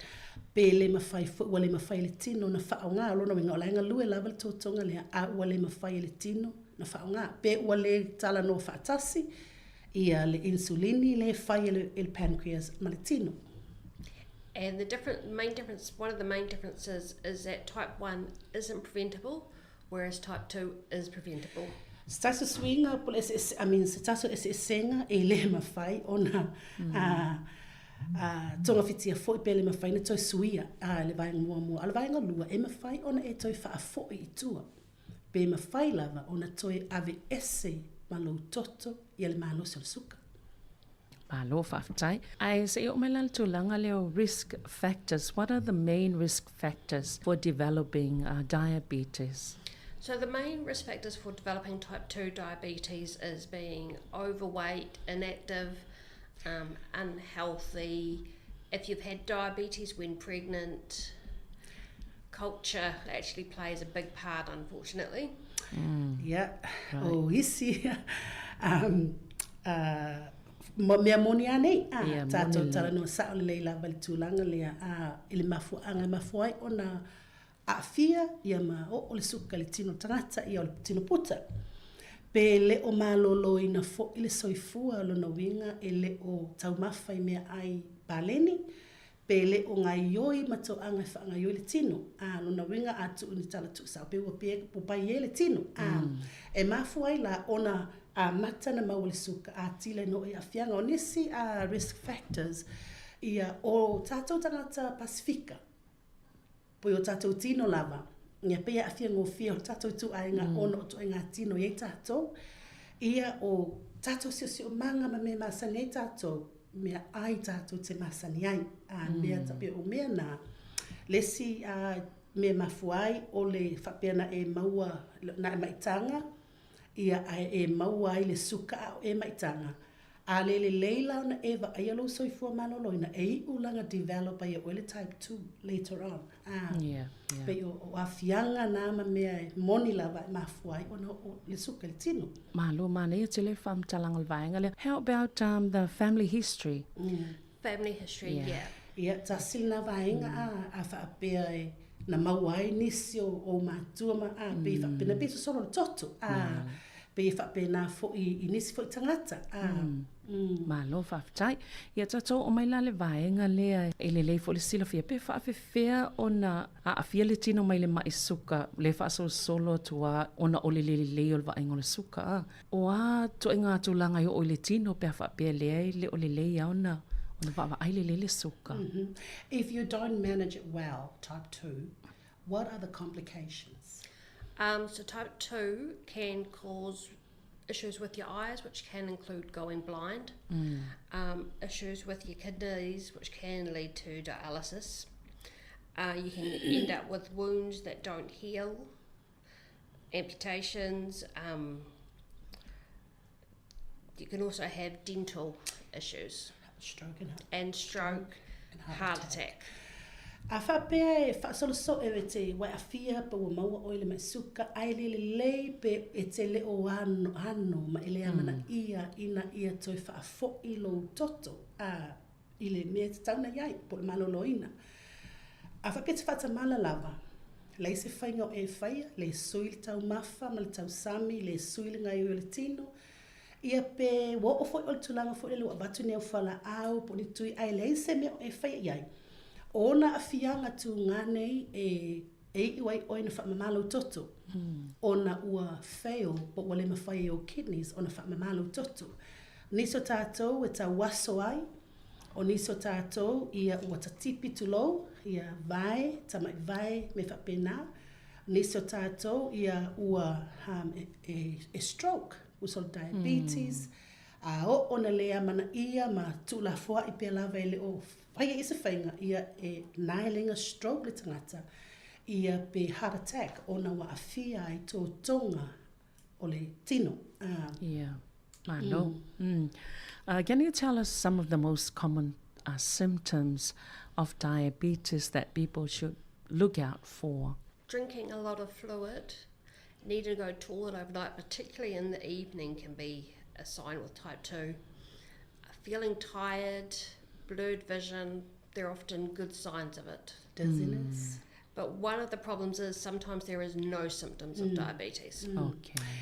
E ai taimi, e ai tangata e na tele I loa ua afia le suka o ngai leni o na whalongona fo inga le po ni aunga. Pe le langona ni aunga. E na tele langona, ai na tele o loa ua maua mai suka. O common symptoms po o afianga po o whalongona e tele na masani.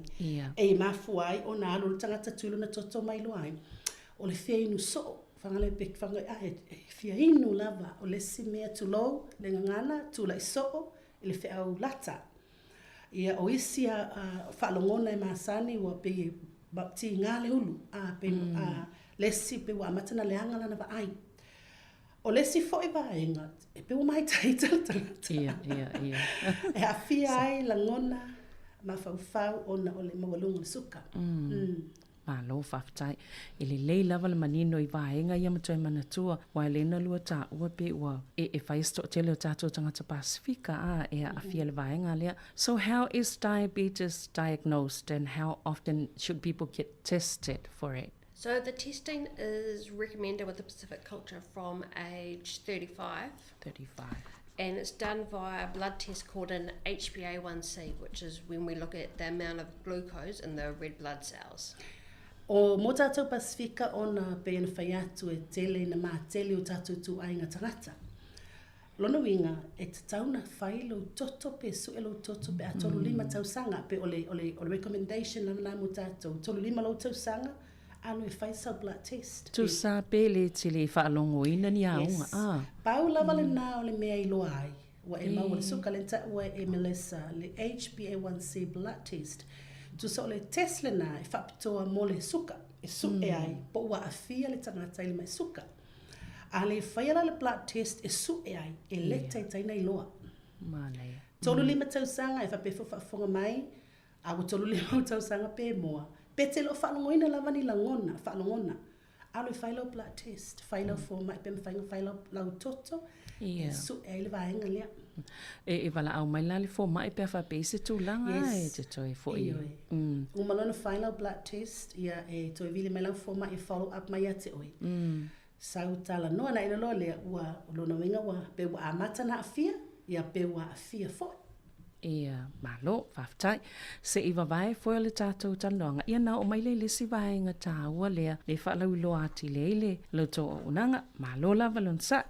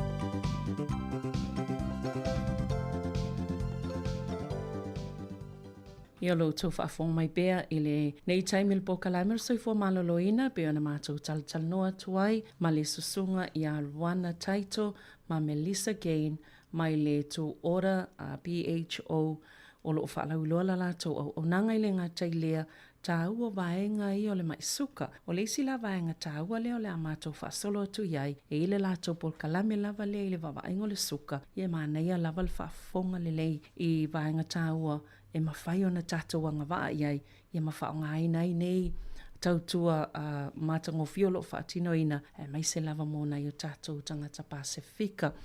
I understand that you are here to talk specifically about diabetes, self-management, education. Please tell us about that. So we run a diabetes self-management education program, which is a 6 weeks program aimed on educating people about diabetes and the aspects of it, such as food, exercise, what it is, complications, medication, and how to manage it. Ia, ole nei polka lame whapitoa ia na susueina ili, so I'll talk about the research and the how it came about. Na whaisa susuenga I tangata Pasifika. Au susuenga lea sa involve ia le sunga Sarah Taputaala. Ia na whai oia masui o le CCDHB o Otago University to ora le matanganului ai ia ma le Diabetes New Zealand. Sa whai ala susu enga le si tainu te li lo te le o maina Wellington. Ai na whai ala susu enga lea I tutonu oni e kalesia I nei Wellington. Sa whaatino na inei. Ina ia I loa pe whaafewhea o na maua pe whaafewhea o na ngā lulue whaatasi. Ia le soifua maloloina ma polka lame e whaapitole suka ma tangata Pasifika. Sa whaina susu enga lea mai loa I loa, ia o le me moni lava o tātou.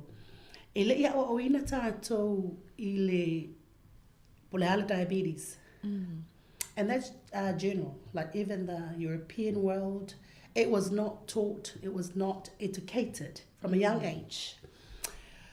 Ia e le whapena o oina tātou, what is diabetes? What do you do if you have diabetes? Po le a whawhen, lalo me whai, e le ia o oina I tātou, o susu enga lai na whai, na I loa, o le awala la lea, e whaingo fie, o na whesosoani I tangata Pasifika, e manage well, e awhapewa mo le vainga lua, it's okay. Awe te whaapea, pe te whaasala o ia te oi, ona o te, e selo whiwhira role ona o tangata Pasifika. Langa I te me maua I ngase nei, na pele whatever ai mawalala o ia te oi, pa down. Pe wai whitlang ona whaapea, wa les wha mo oi, e foi tūlanga foi na le te me pe wa ai mawalala o nisi ia te oi. Pe tusilima nisi ia te oi. Ai, o le tāua por kalamele nei, self-manage. Pe a vatu ia te oe tools, vatu ia te oe whaia o onga, e a vatu ia te oe le loa. E te iloa I lava oe, ia ona a vaahia whaalelei. O le pokalamela nei, so I'll talk more about the DSME. Ono vai aso, e dila vai pe whai, it's an education, po ole awa oina. Ole manai ole role le ngo interest ia ona le ngata te fa Samoa ona o tangata Sāmoa. Ina ua o ina la por kalamene te tono e kalesia. Na ova ai nei tu tātou tu a mātutua. E se lo lato fia. E mo I lava e oi fō mai, po le whale mai for a secondary service. Ai pio po kalame le, wa whaongaina le ngana whaingo fie. Pei whela leo te whaongaina le ngana Sāmoa whaingo fie everyday language. Ona a e anu fō mai, e ngangang mea fō mai ana upu wha medical words. Le malamalama tātou. E mawhai na le leilau Ingilisi, ai te le malamalama I medical terms, whaingitana I loa. Ai ina ua o ina la le course le nei po kalame le nei ile ngana whaingo fie wa sa uma. Na ova ai le nei tu a matutua, matangata matutua fia. Oh, le whatua malamalama le melea. We are visual people. Pe a tātou wa ai lo iai. I activities ma mea le whaongai po kalame make sense I tangata. O le target la, na leina whaisusu enga nei, how can we help our Pacifica community manage diabetes well? Because o tātou le high risk population. Mea moni e maua lunga le numero tātou, le afia le ngasa le suka. O le porkalamela le nei e ono vai aso I whaataati ai. O le aim fo I la po le target. O tātou e kalesia. Ona o tātou nuuna. O le whaamoemoe ala ia ngā lulue mātou. O a o facilitating a course. Ina ia ngā lulue atu I tai o kalesia. It's free to churches. E leise cost. E o atu la mātou te tono I kalesia. Ona whai alo le education lea. E leise clinical language e whaongangai. Melissa as a clinician, o a o e whaasamoa ina. Ia e la taimi a malolosi ke le upa whaafoma ia lau tene lea, na uwhaile iai, whaamatala mai le ngana whaafengofi, ina ia malamalama ta tangata. Ia, o le whaamoemoe, a vatu to tono tātou e kale e sia le por kalame, e iai malawa tangata. Ina ia, focus and prevent. Ai sea, pe o te le o maua le suka le taimile nei, risk factors. Wa o le Sāmoa, o le tino puta. Me whapena, ia, pe o le aunga le nana leina whaial po kalame lea, o mala le research, maua o le all the findings, create o le role lea. Ina ia sausa tangata Pasifika, e ngā lua community nei a mate porua. Ina ia educate pe awa o ina. I to tono I kalesia, e fo I la le matou tangata mo Maoli, langa o Pasifika, Maoli, matou wa ma walunga le numero tātou suka. Ina ia deliver le ngangana. I le ngangana Sāmoa, ina ia whaingofi o na malamalama. E ono la vai aso, lua I tu la I le vai. Ono vai aso, e lua I tu la le vai aso. E a whafonga mai foi, ia sunga whaafia ngainga me whapena, ta e kalesia, e sel mana ia e batu po kalame, e leise costi le kalesia, e free, ia a ole benefiti, e benefiti e tangata. Ina ia maua le awa onga, ina ia iloa ona prevent, pe au ia awana ia afia. A whaifa wa afia, ia maua le awa onga, e fua ma whaatonu a managei, ina ia ola le lei lava, ola malolo ina tusa pe ua afia le ngasa le suka. Malo, mana ia te le whaalongolongo atu I le swinga o le foi a polo kalame. O le whaamoe lai le polo kalame nei o tangata Pasifika a Māori I to tonu lava porirua pe iei se avanua mo whafo atu. So she's talking about how do we expand further, or is it just in Porirua? It's currently mainly in Porirua, but we have just done one over in Miramar, and we are keen to do more. Ia, ona o matonga le lue lava, ina ia whaao o atu e ele matou po kalamilin whai Miramar 6 weeks ago. Ia, ina ia wha lautele atu. Ia I Wellingtone, ia manisi tu malo o le tātou nuu nei Wellingtone. But I le taimile nei, pe le wha mawhai lawe Porua. Mana o le tele o tangata Pasifika, ma tangata Māori le nei. Malo, whawhitai. Mane pe o le umanino ato ale te leo vaenga ia lau sunga Rwanda o no le tam faila wa ina ia mana i fo ile manino lau vatunga le ngana Sāmoa im fai na maua mfaalonglongo mai na ia tātou tangata o na e tāua lava le maua o le fe au o tam fai moli atu ia mafa tāua ia vaenga o anisi vaenga tāua o ia i tutonu o le apol kalame o le fifa lau i loa atili manua maua le avanoa.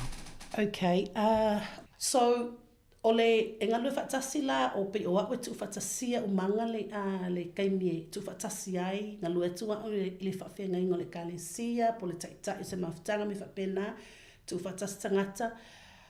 The benefits po le o isi vaenga taua. You know how pe elevate format when you go to your GP you only have 15 minutes with your GP. Benas fulima minuta you don't get the whole lot of information that you need. But ole po kalame nei clinicians are coming to the program. Peona sila for masila fia ele tango fit tongo for ma me fa pena. But they are coming for free to the program. So e ono la ia vai yaso ona diabetes is a big topic.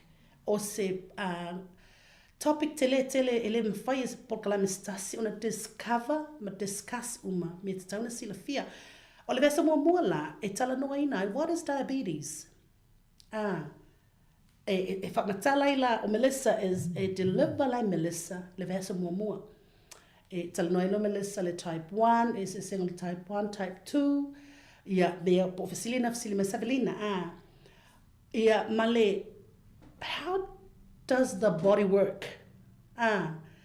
Whawhewhena galua ina le tino, man mafu angale ma wel suka o le verso lona lua e lua verso loma le verso tolu e wa mafu ona lua ia vai yasol o le dietitian ona o me ai no me inu e matu ai te le ale na tono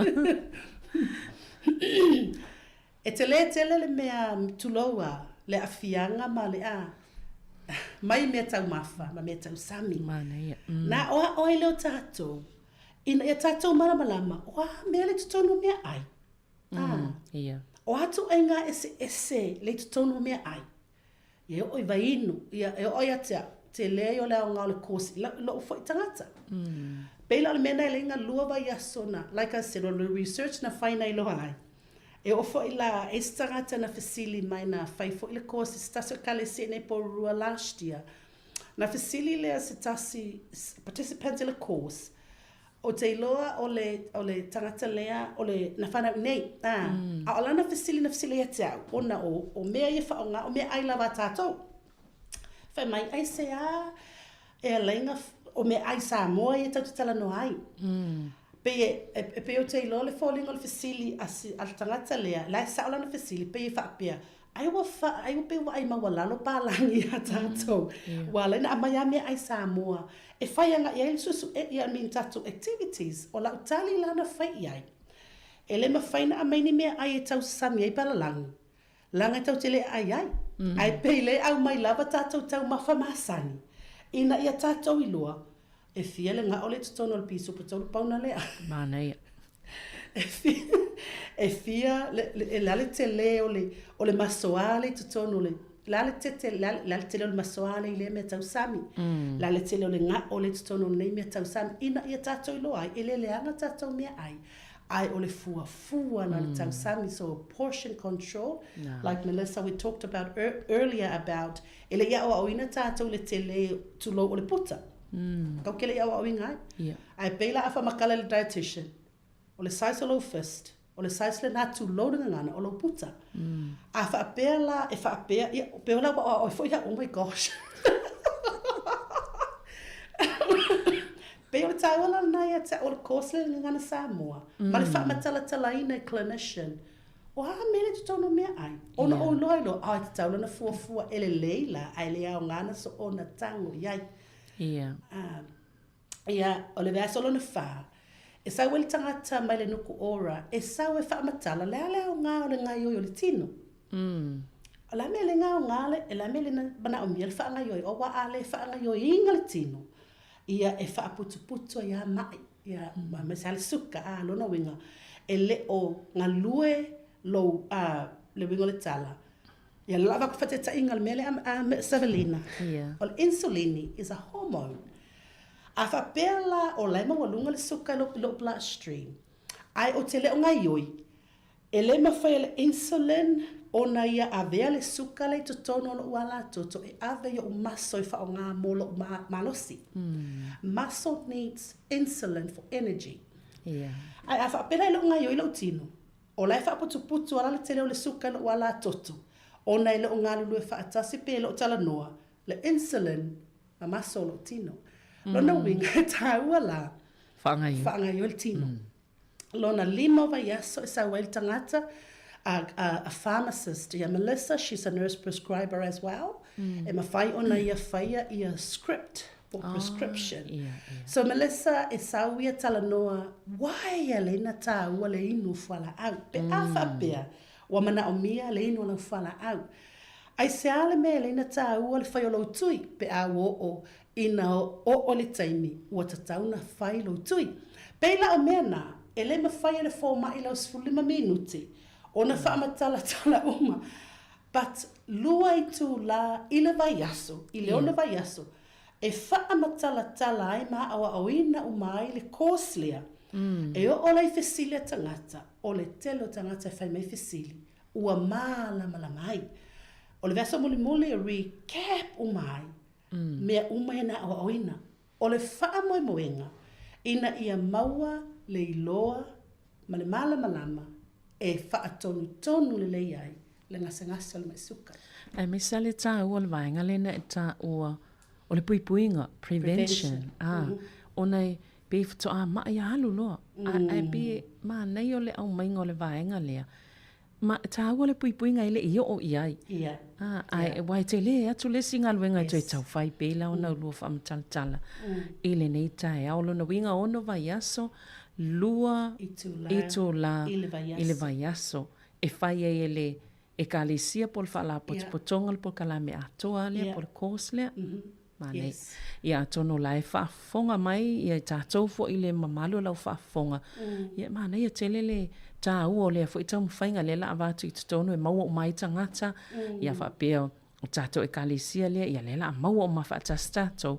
Ia oni po kalame o lo tau mwhaiv so sani ai molo tātou wola malo loina. Malo, mana ia tele vaenga ia ua whaailoa. Tā ua fo I lale whaailoa vaenga I o fo I o tonu mera wha ina ia tamu whai wa atono inistanga tai wha pele e kalesia I ia le fialu I whanongo pe talia ia vaenga ia mawale numera your contact details and fen wha so ta ia tuai oto whai wona tamu whai mātou e longo wha alau loa tili ia mai se lava oto a wha pe wa le mawa numera al vaenga le pe a wha peo e wha fonga mai ia whai ona e vili mea mātou ia na toi ta ua tu leo numera ia tau te vili ai ia maristala po wale whainga o vaenga ia o la topo kalame. Okay. So e maua mātou, kusa, so mai au, like I said, o ule ngā luhe mo tangata pasifika. O la numera o le o lua tasi, lua o, fitu lua ono. O lua tasi, lua o, fitu lua ono. 021-220-7226. Ano. Ia na e whafso tai mai, ia a whaafonga mai fo ia ni tai e kalesia, e mana e watu po kalami tutono le kalesia, ina i soani mo awai, me moni lava, o tātou lava, mana o mia, mana e tulanga linsona savalina, prevention. Ina ia, pui whi tātou whanau, langa esele inu whanguingu ta maiti, me whapena, so a whapela, educate at a young age, e prevent ai, ia le afia vave.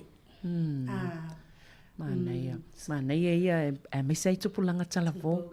Wai telefo ile inu sukam tūlanga whapena. Se vai foi mo sina pese pupua lea. Toi foi mai ia tau whainisi o vaenga tāua.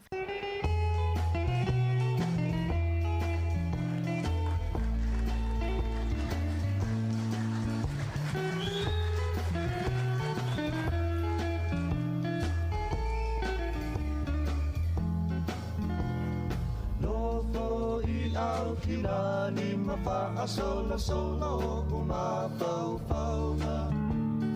Ia te oe Sāmoa wa a mea mafu a re tau alunga. Angalu alo alo lo alo fau a pua ina I fafo. Le ula lea o titi wai tu e wha o le lalo langi. A te pai fo I le ea o se vainga e winga e se fo I lea. Lausi usi le vao matua ua ufitia I le lau whanua. E salangi I le pae o matawhanga o loko si o ai. Mangalu e pati sisina le tio e taku oe o le penina. Sāmoa o le pele oe e le paanga loi loku lotoi. O maunga lanu moa nai paapea ngai male sami tio ate.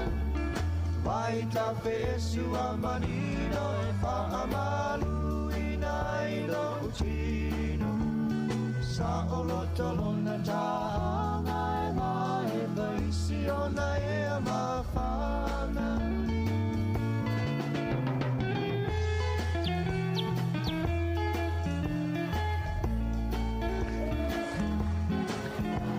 Malama mai le tai au, tau sangi manu I punga o le vau. Bella si ai ape o le la, tau sili tu langi e wha. Whaapi sanga o matangi, au le leua pela nulanu ai.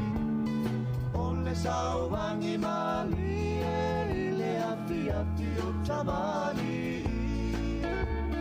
Malama ua taula I le masina ua whaalau pito tasi.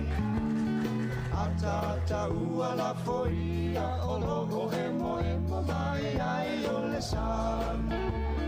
La ua la nusiliva ma lea fo ua mana vaina. O whaalinga e tele le mataisa o poto sili esi. Sāmoa o le pele oe, e le whaanga loi lo ulotoi. O maunga lanu moana e whaapena e nale samiti o ate. Vai tau fesu a manino e whaamalu inai lo utino. Sa o loto luna taanga e mai vaisi ona e amawhana.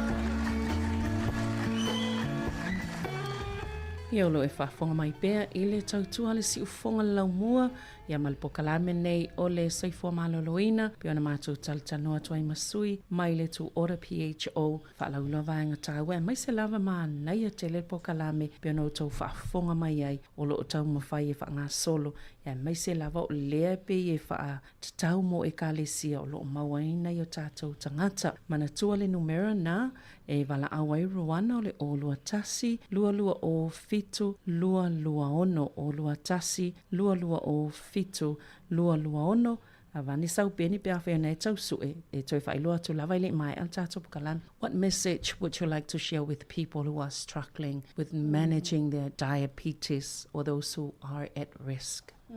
So diabetes is a journey, which is part of why the program is called Your Journey, or Your Life, Your Journey, because that's what it is. You can have absolute great control for a while, and then suddenly nothing that you've done, and it will just go off course, or a whole bunch of bad things happen, and you lose track of it. So that's why we call this a journey, because it's about everything can be going great, things can go off, and it's about getting back on track again.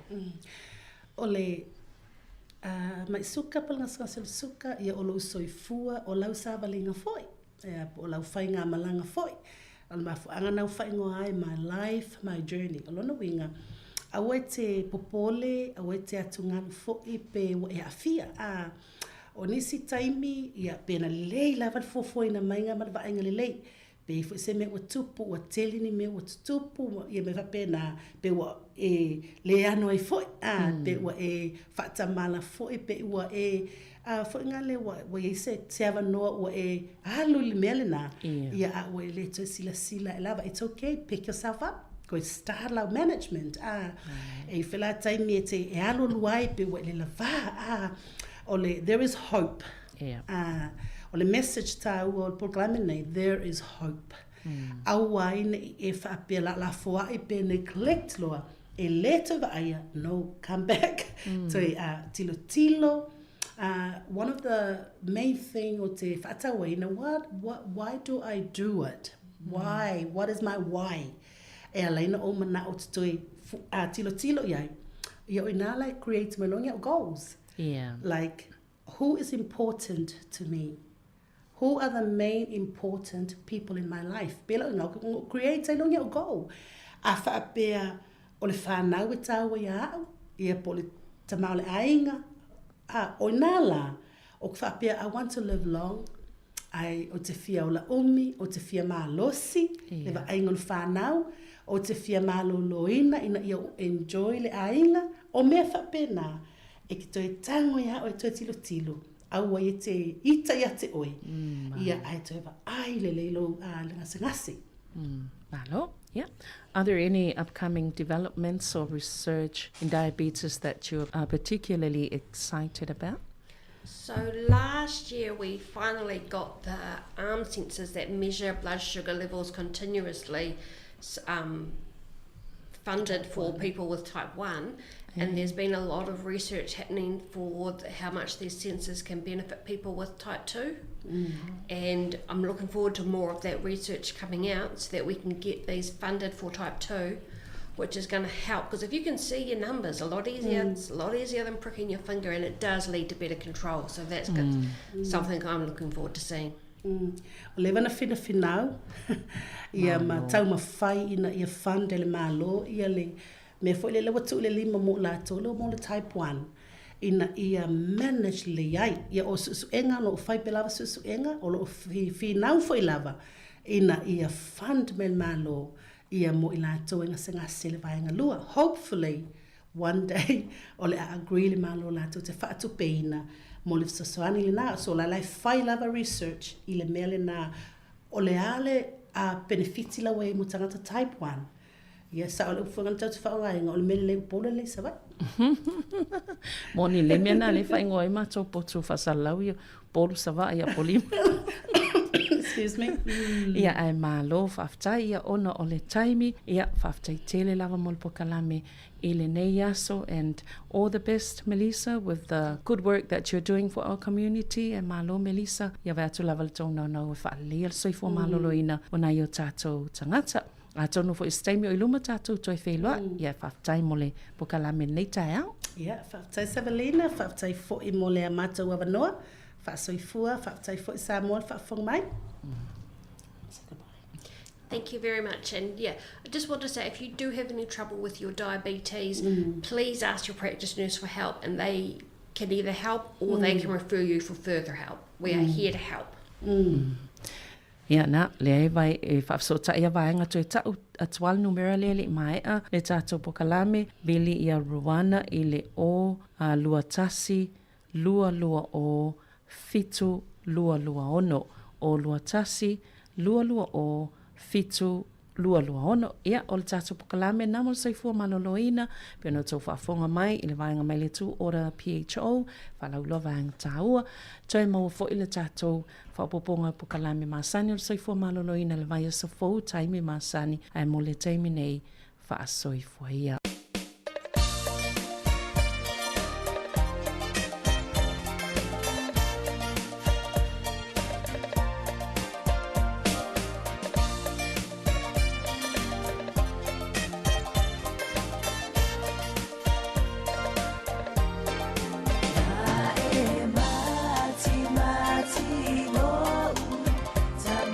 Titi,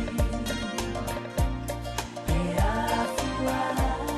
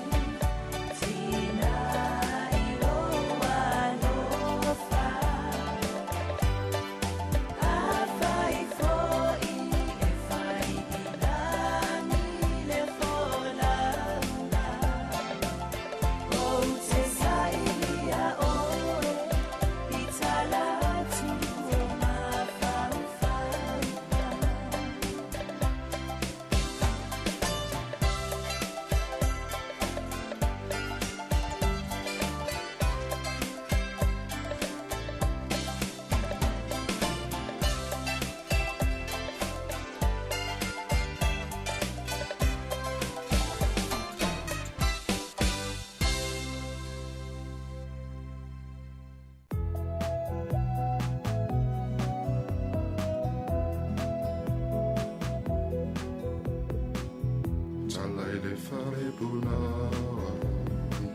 o ina tusia se peni e mai le langi se ke rupini wali ai a mori mori mai o lautana vai e uina i titi ole ai fai me ama fai sia unu nei no mai le mamau i loi fofonga le moana o monga le tama i ta i ualangi fa apese mai nei masta se a mi o le tama no la toto a fa ala tua tanga loa o toi fale o manu Sāmoa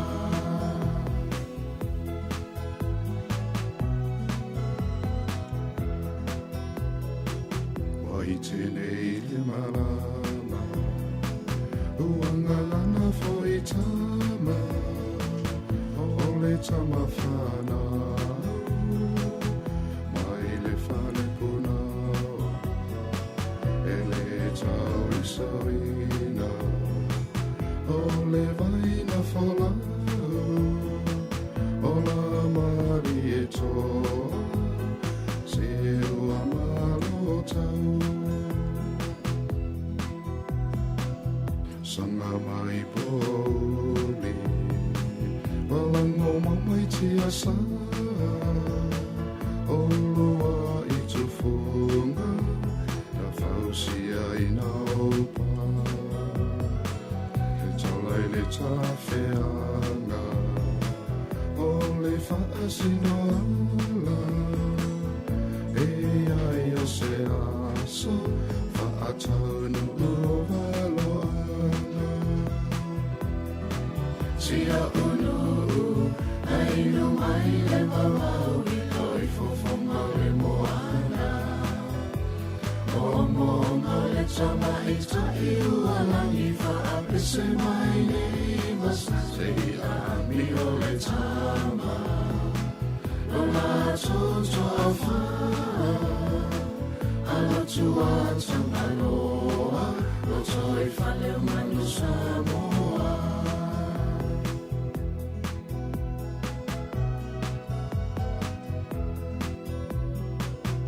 Maule to'o mai Aua le fitia I matangi mawha O le olanga Tausi le mawaenga Le na i te la Mai a wha mua mua Le ale tana le lei Le maota na e leo i na wa whai ma pine o no toa O tupua le sulu whai ngana toa O manu o le leiga e uina e iti iti E whai mea sili sili Malauta na mahi E malua i whale alili Sia unu nei no mai le mamau i loi fofonga le moana O monga le tama i ta e ualangi fa apese mai nei masa se a mi o le tama O la toto a fa Ala tua tanga loa O toi fale o manu Sāmoa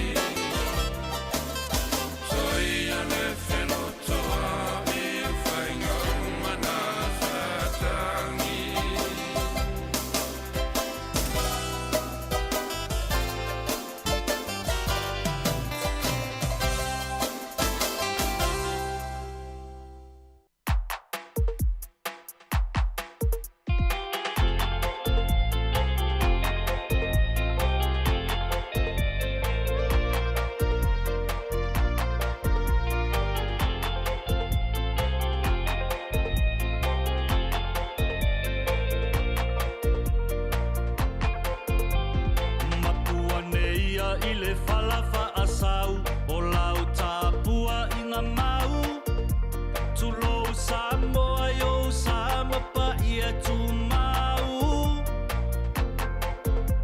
walanga atua api nei se mana tu mo o ngai mo moli atu i whātunga Sāmoa ua pele lo u whātu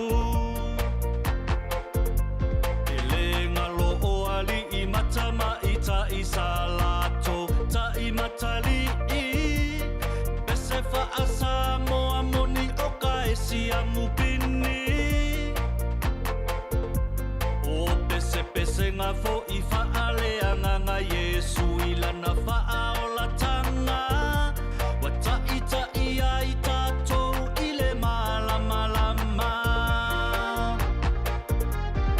ua tau lota ai malo le tau mawhai whai pea whai ia mawhai Sāmoa tapua i mai lata au nanga ia tau tua ai mo Sāmoa e whaatau ai la tanga ngana o lo tato filena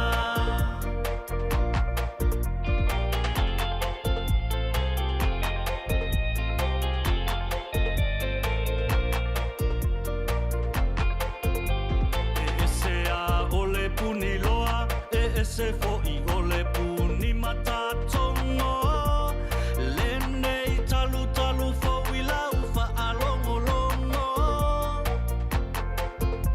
o musika e whaalai o mata ai taualunga ai isina ata ma saafi-afinga ia mautu o mafutanga e momoli ai fo inia oa o ngā ina ia tofu ma whaalumanga ia lava tau so ai tātou i le wholaunga o vi inga fo i o lau whanua o lo tātou whaasino manga Sāmoa oe o le penina o le nei vasa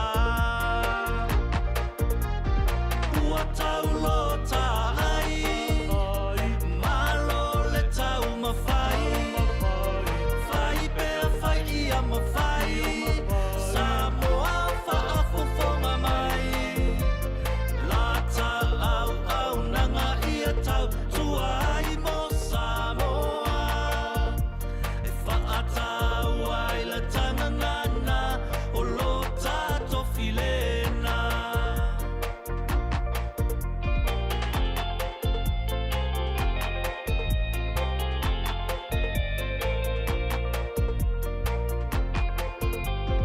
Ofisa whaasalalau ua whaamalo le manga whangafa lau tou au nanga ua whai maawala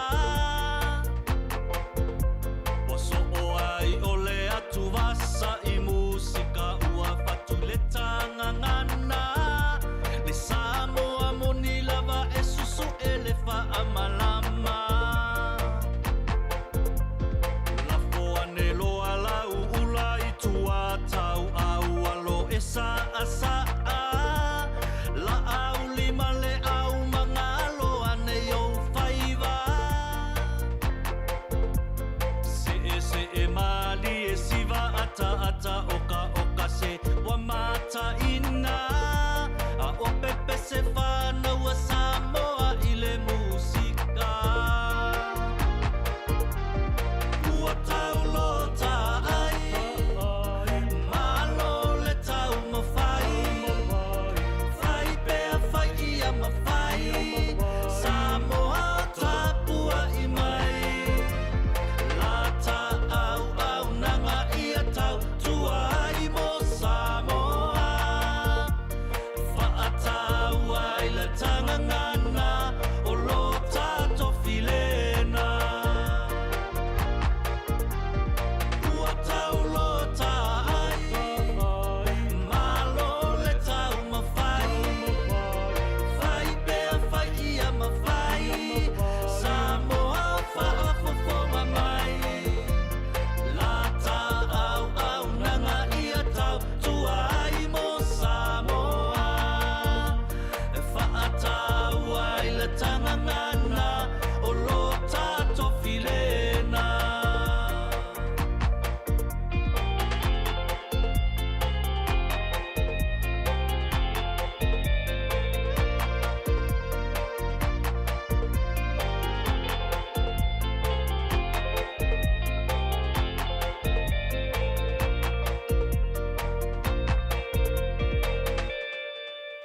Le whawhong mai pēa le tautua le siu whonga lau mua nei vāenga le tai au, o le aso le nei, o le aso ono o le masino me, o le tausanga lua whiloa lima, ia malo lava, a whai fu uwhia ngā iei mga luenga, o whi au masani le nei aso, malo le ngā lue malo fo i le ono sa ia tau uma. Ia o le tautua masani lava le nei le siu whonga lau mua po le Sāmoa Capital Radio, longa le tasi o ono tasi man tasi wha mo, le Access Radio i tono Wellington ma lo lava lona sai. Ia, awana i ngalo ia o le nei fo o le vai tau in whaimna talo sanga rebates ia po o maenga i tu whaatsia uli siti sa e whai mea lo whai. Pe fo lana iei a wha pesa i sau tu pe mai si ufonga lau mua whai lau li siti ave ia uli siti o manai wha opopo ia ma tu whaatasi. Le fo iwa wanga vae ave tue mau mai ei le pasene fo i le i te tonu i o le IRD polo fiso la fonga i tue whafo i mai lau tupe e mai se fo i la to o lafo i tonu pe vo e kale siam tu lang pena ia mo lau li siti ia le uam whai ngo fie lunga o le vaenga le i le computer ia ma le au nanga le vaenga le IRD polo fiso la fonga ia po le mai IR ia e te alu la vailunga wha atu moi ma ave e o li siti na o le vave ia e isi vaenga ia sa ave le whai unga le vai aso ia o mai nel tae au whai mai lau maua o toe mau mai lato tupe na e toe whafo i mai e sile atul na e vave na ilo isi whai au nanga i te alu e vaenga fo i te la tue tu mai le mol fo mai wa ave lau li siti o e mai lau tupe ia e fo lato fi po lato tau e tongi ngai o le talana le sa ave le whai unga le vai aso ia lau mau mai stangata ma ve tele pe a wha pe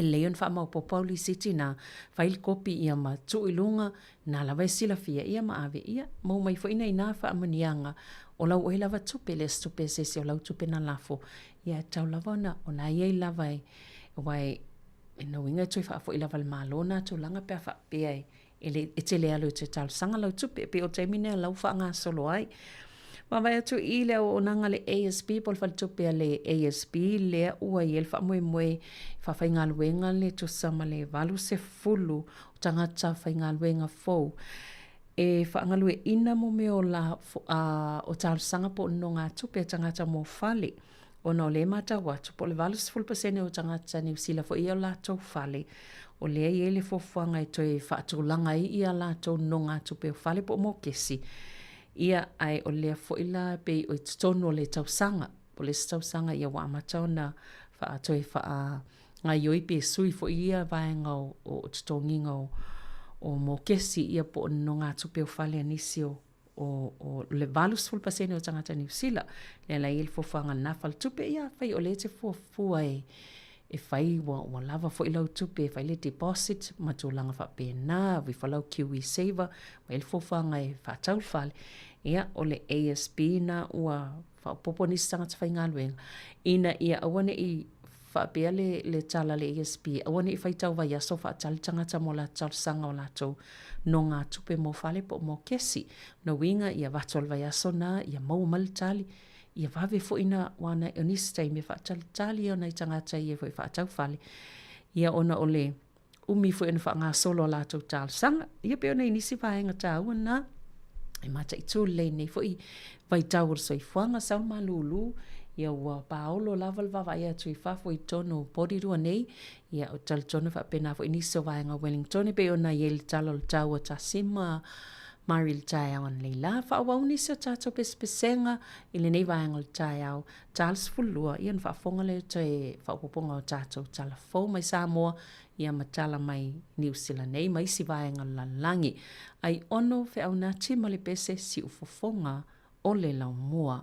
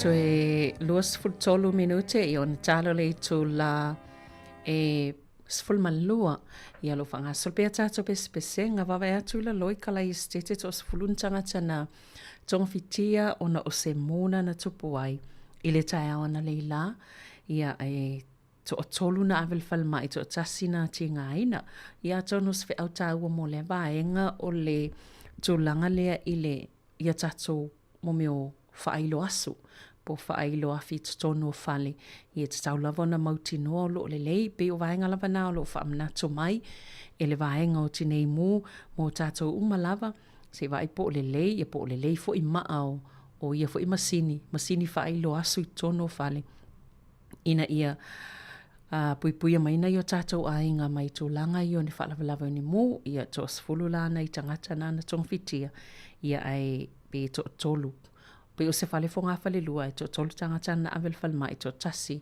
nasa ma pe e whaisionga o ngā fo i o tūlanga tingaina ia ma tūlanga a fia mai le fo i whalavalave ia tā ua i o me tupu e iei fo i vaenga i toi whaamanatua i tātou. E iei le mata upupo le tala leo lo vava i ato fo i pe o le safa salawina i lunga o le New Zealand Herald. A le fo i la toi whaasau i le vaenga lea a le Radio New Zealand o se tama i tae luas fulu ono tau sanga le matua ia e tele i o ni ngase po ni maina a fia ai.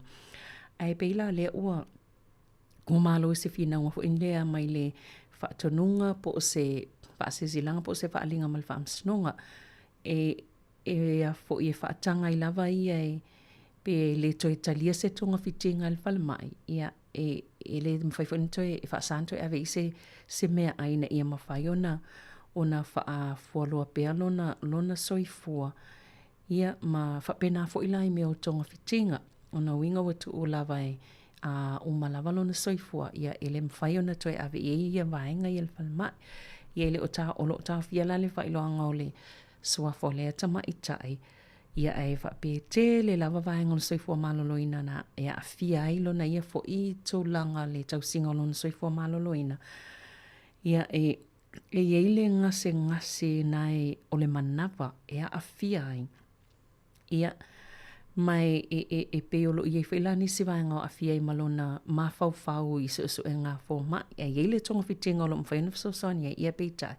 Ia le ua malo la walana finau i le mawhai ona toi avatu iei ni tau mawha pe le mawhai ona toi whangaina e le mawhai foi ona toi aveine tonga fitinga. Ia e pe o le tūlanga nā le e whaile whina ai e tolu se fulu ni tonga fitinga sa whianga i malea tama i tai i le taimi atona i e whale mai talo mai lava le amatanga le tau sanga talo wai ia sa fuafua le fo ila le telo le tau mawhai whangai ia mai e a fo i le fo ilana ia i mumi o tonga sa le mawhaiona wa le mawhaiona toi e leo mana o le teine toi whai whapena fo i ona mātua wai talavo. Ia pe o isi vaenga nā lo whai whawhinaunga.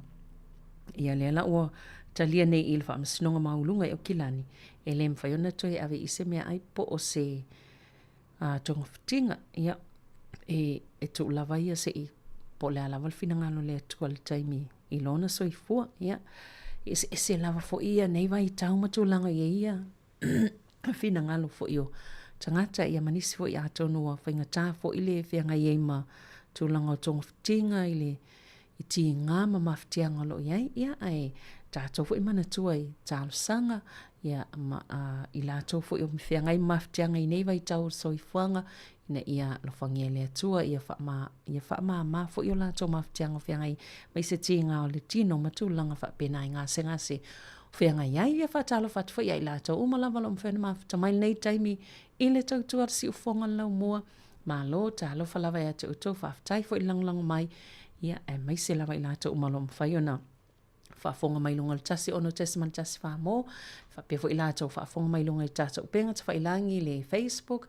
ia whapea fo i male YouTube ia ma lo lawa ia te utou le soi fua whaawau pea tātou pespesenga e tālo le sfulua ia na toi whaafonga le ia tātou talafou pe on tapena ina e le fionga ia la wano ati lawa ia whapea I mata sesa Lam Sam. Nisi ne o whawhiwhianga mai le se ufonga laumua po le Sāmoa Capital Radio I Porirua I Wellington nei. Hello? Mom?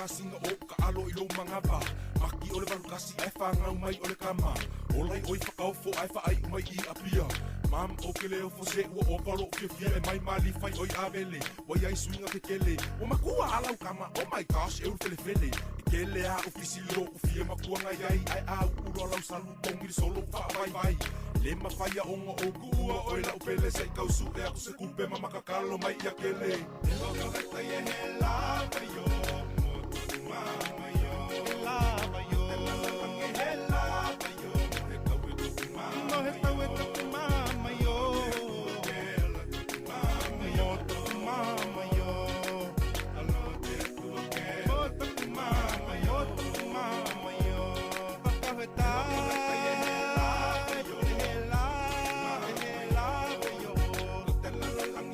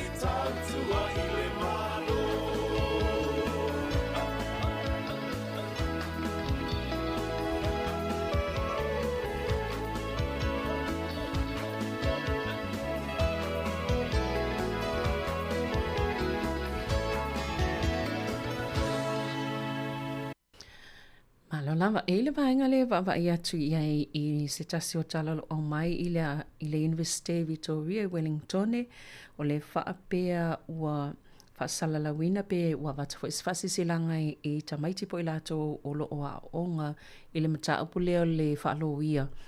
E le mwhaintoe whaatanga ina la to masini ia po laptops, masini kompiuta fo ia whea wea ai. Taimi lao suenga e tauwhia I te oa ieni si whaapea e kopi mai le poto whaafolinga fo ile o masini po le artificial intelligence. Le alawa I se whaasisilang whaapea peo nao mai fo ilungau. Nisi o tala e leite o New Zealand. E se mau stasi o tamaititi o lo o suela na whaalo I le university. E whapea pewa whaate ia fo inai whanau.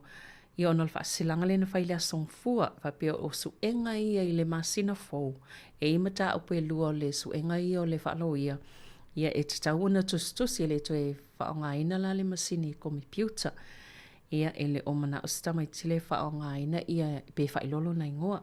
Ia pe o nei vaenga na ai pe o le vaenga tā ua lo o matau tu ia I mana tua fo I lo o whaatala noa tu lava nisi mai I le University of Victoria.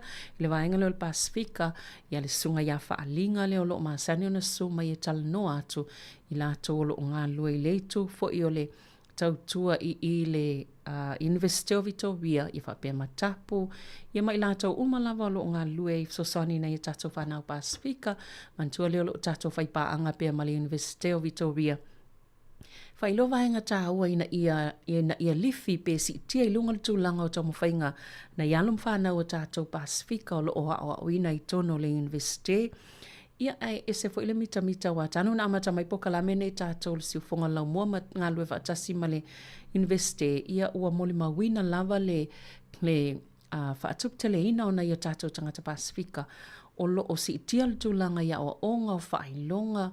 Ia e maoa e fo ile tūlanga o lo o iai le tau mawhai o nei o tātou tangata Pasifika. Ai mai swa ina I whanau Sāmoa o lo o o ina I le telo lātou tō mai. Ia male ata ma mai fo I whailonga o lo mwhai ona lātou o ina ma whai winai. Ia pe o le tūlanga nā leo fo ilo ngā luina I vaenga ia. Ia mantua fo I mātua tau longolongo na I tātou whanau ia ua iei tono le university. Ia a iei lava se mea e mo miele fisosoani ia lātou suenga ia ma lātou tau mawhainga. Leo lo iei le vaenga leo o le Pasifika o lo o ngā lue whaatasi ma le tātou leitio ia I le sunga ia whaalinga ia o tapo ma I lātou umalawa lo o ngā lue ai. Ia fesili iai o lo o maua mai le fisosoani ia ma whaasino mai le vaenga e ma whai ona e anga iai ina ia whaopopo ma fisosoani I laua o onga o lo o whai ei tono le University of Victoria ina ia tau nuu ma le manuia lo wha moe moe ia mai sel tapua inga nai mātua maa inga o lo o lango ia tau tau mwhainga ia amuia o tau o lea e maua le fisosoani o lo o mwhai fo iona tu o atu ma o tau ele ngata ilea i fo ina I tato e le sunga fo I se tasi o tina po tamai ta I o lo tono le tato komiti wha atonu a le si ufonga lau mua ia le sunga ia dokta li itasi ia le fo ilo o ngā lua lo o whaia o ngai ia o tamali I le tato atunu o lom whainu fisosoani I tato walam whanau Pasifika a wane I ngalo afe iai ma fesili pe amo mia le fisosoani e se le fisosoani o I lato I tato whanau o lo tamwhai ina ia manuia tamwhai ngā umalava o lo o tamwhai tono le University of Victoria. O lea to e ono minute talis fulua ia talos fulua whaafonga ia tato talfo a wina atu pēna I pespesenga nei ia mole nei fo I taimi o le tai au ai tautua nā le tau maftanga I tā pēna le taimi nei a wāti nā matama mātua ia manai whanau I lātou o lo o I le whale I le nei taimi o le aso.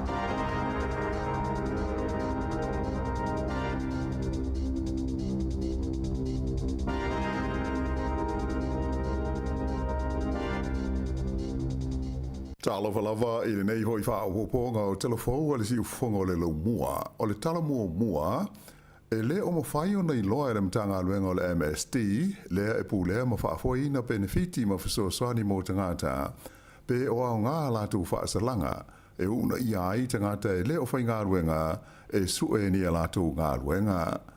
O whaalia mai e le mtanga aluenga tele le nei le malo, le Ministry of Social Development, o le wha moe o whaasalanga o lo whaia I tangata benefiti, ina ia mautino ai, o lo lātou husita ia ma tausi sia ia inga ma tuutuunga, o lo mau ai ia benefiti, ina ia whaso swani I le sa I ringa o ni a lātou ngā luenga, ai le whapea ina ia whaso ta isa o tuai ma maua ni ngā luenga. O whainu mela e pei ona whai lo mai le nei vai aso, o I lo ai, sa si tia I le iwa afe ma le fast full ma le lua, le au whainga o whaasalanga na whaia le MST mō tangata benefiti na misi a lātou appointments I le kuata lea na le masina o māti. Ua sili atu I le whaalua inai, le au whainga sa ia I e wha awhe toru se lau 5 leono I le taimi le tasi le tausanga taluai. O le au whainga atoa ma tā upu whapenei sa whaamawina le matanga ruenga, na maita winai le sitia I le fitus furuiva 10% pe a whaatusa I le tausanga ua tua nai. Na whaadia mai e le li officers I nia, e ngo ea Graham Allpress, e ulu iai le vaenga o nangalutele le MSD, o whaasalanga nei o se tasi leo vaenga o fuafuanga, e lango I nā ita umawhainga mo le sa ilinga o ni ngā ruenga, a tangata ia o lo sue ni a lātou ngā ruenga tū mau. Ua mana o le main star o le pui o Mark Mitchell e so loia whaasalanga pupu a ia wha umi ia taimi e whale pui ai tangata e solitu la fono I lona manatu e te tau ona wha I titi ai le sanga solitu la fono pea o ia tangata. Wha adia le le main star le nei se taluanga ma le wales whaasalawa New Zealand o pangota e umi taimi e whale pui ai o loo lātou maua la wanoa I Paul Kalame e whaanele iai o lātou o langa, mai mauti noa e au ngā ia wa onga I le taimi e toi fo iai I o lātou ainga pe a mā ngalo. O le nei manatu o le li minsta, o loo whaia ne iai su e ngā le matanga luenga o whale pui, ai o le wha moe au tu o Mark Mitchell, ina ia wha I titi ai te ngā tai a whaina ona o sori ngā tu la fono. Ma a whai e mana o mi ai le to e fausia o nisi whale pui fōu e le alofia lava le te tau na whaia o le tūlanga. E manatu le minsta, a pupu wha asalanga o tangata e whale pui pui ai e au noa ma le a fia ini Paul Kalame e wha le iaia lātou a mia o mau lātou o langa te le lava la whaina ma le lamatia ai o le saunga le mū ma le nofo le lei o le lautele o le tino u. Pei tai la sa whai lo mai e le suisa upu o le patia le leiva o Duncan Webb o se tulanga wha anoa no tele le ai lava o se isi whai ngai manatu le malo e te tau no whaia e fo i ai le nei wha awhi ta uli. Ta ue Webb o le pese masani a le nei a le whai ngā malo i a lafo tangata i le whare pui pui ma tau fi ai mo se vai teimi umi. Sa wha ma whaina fo e le li whai puli o Duncan Webb e iai ia mata upu e le alofia ai le te tau na whale pui pui e stangata i se teimi umi. Ai, o le wha punga wha pia a e wha ITT ai, sori ngā tū la whono, pe a ave tangata e whale pui pui o se tūlanga le manuia tele, mai o se fuafuanga e matua le whetaui ma le tāla whea ngai. Nā tāo fia ma mōria leo se li i o lo fia tau vai le tofi pule nu o Wellingtone, ina ua le tūla na ta'wale i se poloka leo sa whaieilas wharoi le taluai. O ia lea o le i ngoi a Graham Bloxham, limas fulfitu tau sanga o le soifua, e nā te whaafoi ina le i tūlau e whaai ngoi ina o le Wellington Live i lunga o le Facebook. O Januari, sa whaai loai whaalawa i tele lea li i, o ia e fia tau wai le pālota mo le tofi pule nuu o Wellingtone, i whai ngā pālota o le tau sanga nei. O le aso luas fruivo le masina nei o me, o le atula iai o iei lumo le whaamsnonga, e tali i mōrianga ua whaia iai e leo. E tele ni company ma ia tunu i whafo, ua whaaniela la tau fia umia o se vaenga o le pisinisi, ato ai ma a seta mo mea tō tino te tele, a le company o le Fonterra a New Zealand, ia o loo fia whaatau i nātu.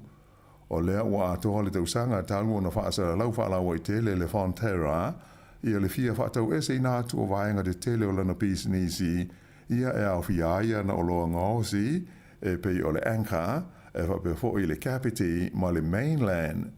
Mai ua whailo mai whapea o loo au fia i company, o loo fia a fiai i le neife whaatau inga, ia le company mai whalani e ngoa o le Lactalis, le company au pito i te le i le laulangi, mo o loa ngaosi mai le susu o povi. A e whapea ai fo i ma le company e ngoa o le Becca Cheese a Australia, lea e langarangoina e le ipilionea o Andrew Forrest. O isi company tele mai whafo o loo fia ai i le whaatawina o a seta nei ma le pisinisi o le Fonterra, e au fia i le company o le Nestle mai Switzerlani, ma le company e ngō o le Tanan mai Whalani. E au pito i maurunga, ma tele mea lofa tupe ma fua i whaale tausanga sa tu inatu e tangata i le partia le National, na i lo seisi lava vaenga wha upu whai i te tonu o New Zealand.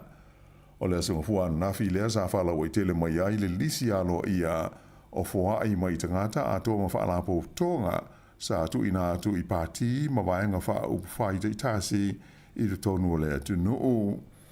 O le tulafono ua iei nei e te tauai i so se pati e talia ina ni mea lofa tupe mai nisi o na whaamau ma li potia i a so se fua i ma se mea lofa tupe e o atu i le 5 awhe tā la. O se swinga tele mai le tapula sa iai mua e se furu ma le 5 awhe tā la. E o lo foi i mea lofa wha lilo ua mana omia o na wha loa i le taimi nei. O le aso tolu sifuru a Perina e te tawai i so se pati o na whaamau ma whaailoa i a fōa i uma la tau te talia e au fiai ma le ingoa ma le tuatusi o le tangata sa whaia lea fōa ai pe a whaia 5 awhe tā la ma sili atu.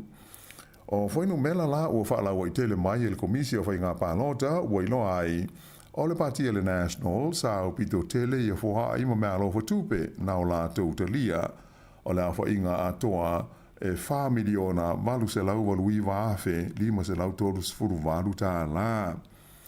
E so atu i ai le pātia le Labour na lātou maua ia Hawaii e tasi le miliona ono se lau luas fulfitu afe, fitu se lau se fulma le tolu tā la, pito atu iai le Greens, e miliona lima se lau walu se fulu walu afe, ono se lau walu se fulu tā la, ai tūlanga wha atu iai le Patia le Act, tasi le miliona, wha se lau ono tolu tā la, wha se lau ono tolu afe, wha se lau wha lima tā la.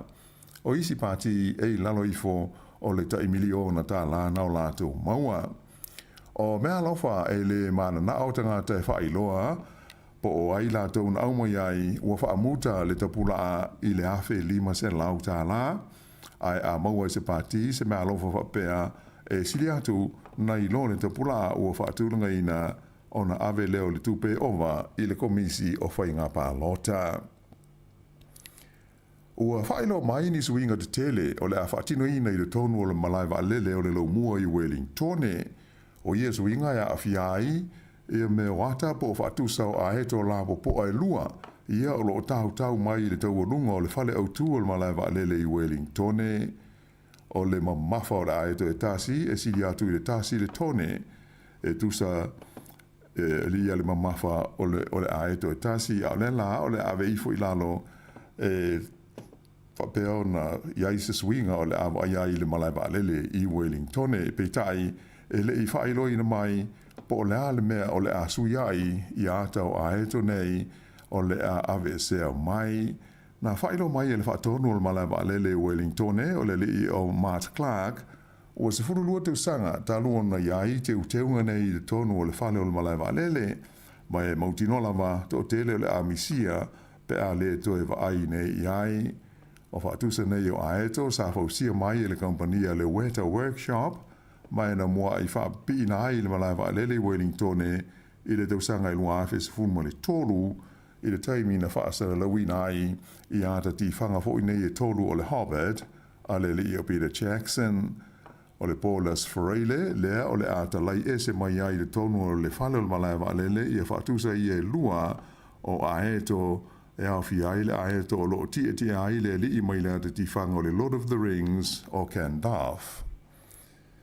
Ua si tia ngā ruenga leo le Solomona mo le pui ngā le songa le mua le atunu a o sauni ai le palemene mo le talanoina o le lafo o le lefa atua ina o le palemia o Jeremia manele malalana whainga malo. O le so lua e ilo ina ai le palemene o Solomona ia le lafo nei na whauru le whaipule le tu malo honiara tu tonu o le li o Gordon Tasi Lilo o stasi sa tu lai fo i tohi palemia o le tunu o yaso o mawai taimi nei o lo tulanga wha le tonu le whainga malo manele o na ua wha mawai mai ai whaipule to o se furu e au fi ai mani min stasi nia se to lima o lana ka peneta. E whāte si tasi le mālosi o se mafui e sa ruruina ai o le ven i le fiafi o le asungafua a navi. Sa whamawina le mafui e le kuata te ai le lima i le fiafi mai na o ngā tonu i le se 10 kilomita i mātu sifo le ven i le tūmalo horo whenua i le loloto e 30 kilomita i le manawa o le ele. Sa mawhai o na whaalangoina le lulu o le nei mahui i taupo ma New Plymouth i le tu i mātu, whapea i Manelson i le tu i Saute. O le so lulu taruai, sa whaamawina i fo i seisi mahui e whate si ma le valu le malosi na o ngā tonu i Saute o le motu a Stewart Island i le loloto e 5 kilomita i le aliti tai.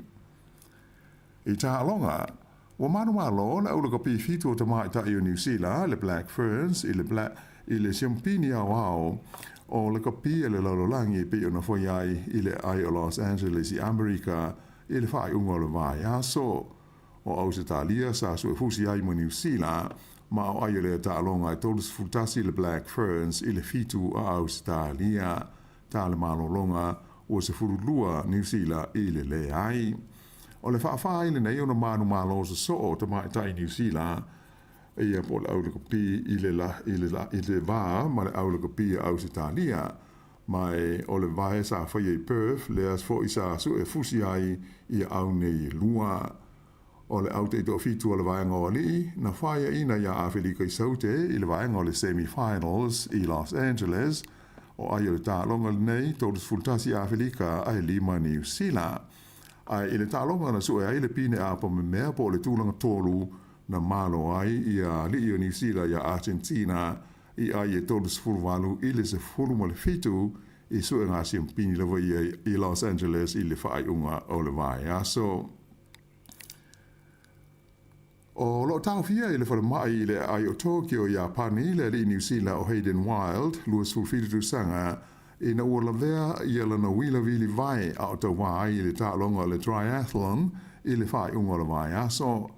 O le tau le lea le nei sa pine si liwa i tālonga le Olimpeka i pale i falani i le tālonga le nei le triathlon lea e tolu tālonga SS a fiai o le au o le tu unga tamoe whapea ma le tu unga o wila vili vai. I se tustusinga Hayden i lunga o fese o te inga te wawe na ia tau ai o ia na manua ina wā a fia i se laweanga o wila i le taimi o le tu unga. Mai wha ia ona iwi aso ua ngau i ai, ngau malapona iwi o lona tau au, ma wha ina i fo i ona mā, pei tai o whengai o ia matonga fitinga i lima o fo mai le whale mai. Ta o mai wa pea atonu o le a umi te taimi i pea le lile nei o Hayden Wild o New Zealand i le tonu o Japani mo le tau wha mai aina o na tonga fitinga. O le vai o le taminisanga o le TE100, le Triathlon World Tour, le sa whaia tarua nei i Singapore na manu malo ai le lile nei o Hayden Wild o New Zealand. Ia o le iunga le nāle nei vaenga o telefou.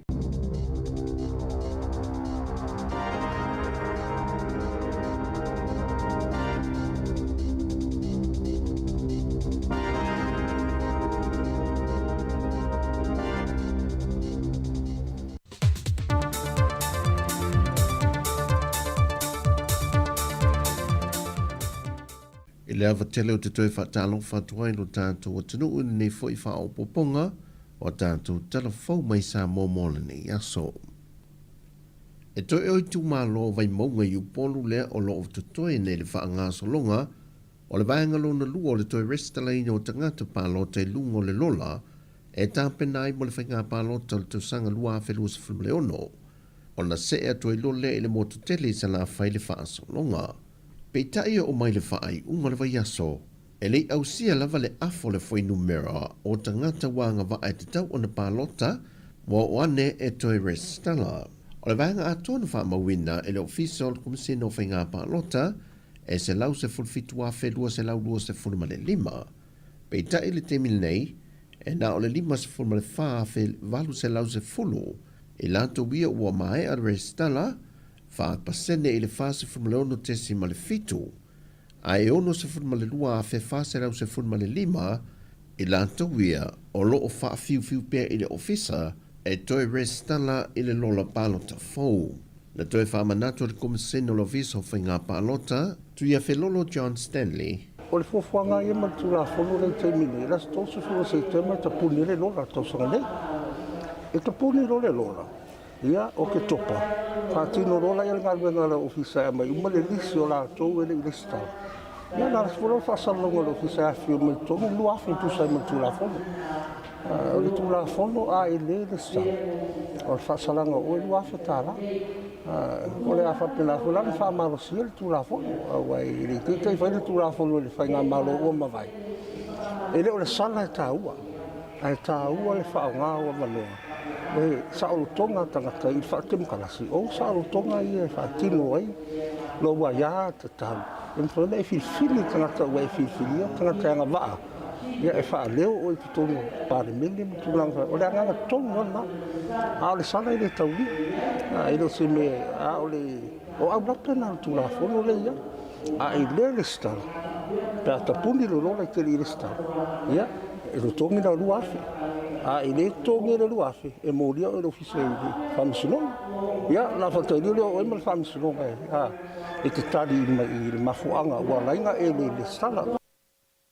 O le toe alia e mai ai o le whaafita au le whana nau alo ta maitai, ma la fua i a lātou pepe, o atunga lunga i le mtanga luenga o leo Sāmoa natu, e le to e tupu mai i tu ai ngā vaenga, ai o le soli tu la foi. O se tasi o mata au po lea o le ato e tu la e se tama e ta e lua se fulta sanga le matua le soi fua i luma le whaama sinonga, i le maasina le nei, e ilo ai mōrianga e whale i tua leo whaasanga i a te ia, e lua mōrianga le whasio tangata pa i valea, ma le isi lua mōrianga o le whaao o leo le maliu ini pepe u whato a whanana mai. E le folsanga a le loia o lo tu lai mo le tua leo, wa toe tu ese isi mōrianga i sa whaasanga le tamaitai. Ona o le reporti mai le whale mai, na maadiliu lava le pepe maasanga lea o le ali ma le tamaitai, a o iai le manavalo lati na. Mai o ia pepe maasanga na la fo ia le tinai se la pisi. O le tasi le neo whaafitau li ua lua nei ma whaafitau li o le saa i lia leo alo tamaitai leilu loa, wa tele vave fo ile a ngai lungo lona whaita wao whai, mai e tani tonu lumtanga luenga o leo, o le malusi anga e talia tuaile fo ia le whaafitau li le nei, o leitu pao mātua po te tonu lava o le a inga. O le vaiaso nei lo whaatau e ngai e le asosi le autu stala i Sāmoa, le vaiaso whaapitoa le sa o le tonga le autu stala ma le au whaasala lau le lalulangi. O se vaiaso u whaapol kalmeina e pe ona whaalawi loa le presidente o le asosi, le tamaita i a langi keresoma. E le ngata o le atua loa i eina tuai ID mo le autu stala ua le rest talaina, e whaalawi loa i fo inisi o vaenga mata i ala, e a nga i eini whaitionga mai le antunu, pe a le whaamali eina e se ngā rue ngā se tu stala. Po au tuna le o ta pena le temi nei. O le certifying umalawa i la tau lo ngā lulua i tutonu o vaenga ese foilo le media. Whai ei la ona identify la tau e whai loa tu foi. O lo o tatala o lo o iei la wano foile le mo mene o whaitionga o complain. E au mai e le whaitionga foile la ngai mai i le matou whala. Nei o leo ua o le tapunia o le wa abetua le matou wa whaasalonga foile le mo e mo le expression of interest. O la tau e fia au wai fo ele le matou wa media council polu la ia sui au wai o le vaenga le o inala e anga i tonu mai lava ia whaitionga. O whaitionga foi matou te le so ona whaia ia le vaenga fo le na le really au telefoni e ela o whaitionga fia vatu saurunga le Facebook no it has to be a proper channel fo ele makwa ona au maile il fala potpotonga ona filia il fala potpotonga ia se ia ila to le council o la tola na fai le susuenga io vaenga o malana o le tati le terminate se i mai ia le fa mau popoina fo ile ila tola wa vatu ia la tola tu sta sanga la mo le vanol nei. O lo te tala fo ile avanoa mo le autu stala ma wa lesi whaasala lau ia tunu i whawhatu a Sāmoa e mawhaiu na avea masui a wai ai le mo se avanoa e mawhaiei ono lato pālota e ni mata aupo e whaatala noa ina. O le afiafio le safarili o le vaiaso nei, o le a wha mai e nai le vaiaso wha apitoa, o le sa o le tonga le autu stala ma le au whaasala lau i le atunu e se lato maaftanga i le whale Sāmoa o tangata tā whau mai mō mai i Sāmoa. O le amtanga le vaiaso le nina toe wāna au wei lumo le whaamsinonga le mata aupu, o lo fina wei le fio anga o whenga ma sale i moa, le na talo sanga i le fio anga o sale i moa i ano vema le lua whelua sa fulmatolu, ina ia tā o fia ngā ruenga o lo whaatino e a whenga i ia whanua, se ia mai ale toe ilo ina o le whaai unga.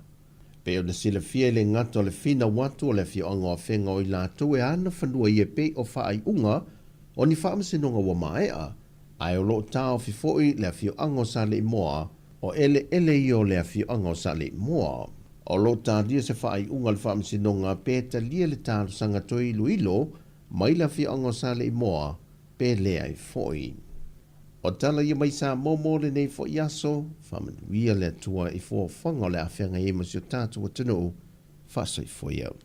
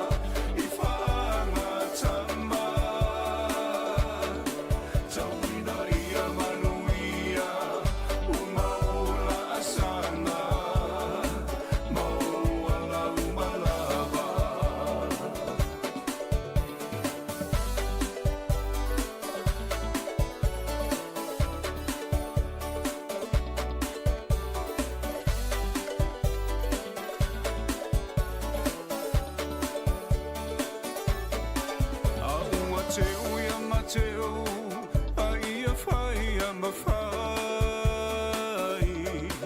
o mamana awa e te whawai vai a ia mana Sāmoa lau tapua inga me ona talonu atuna mawhatai lo la lo fai vai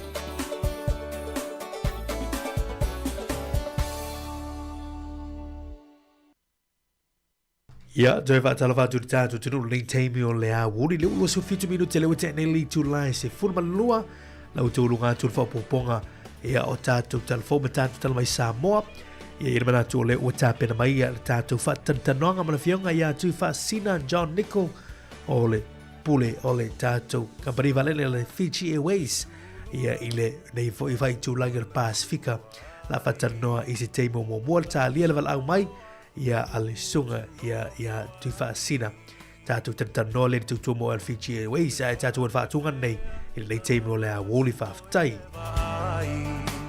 Sāmoa o le penina o te fia i ai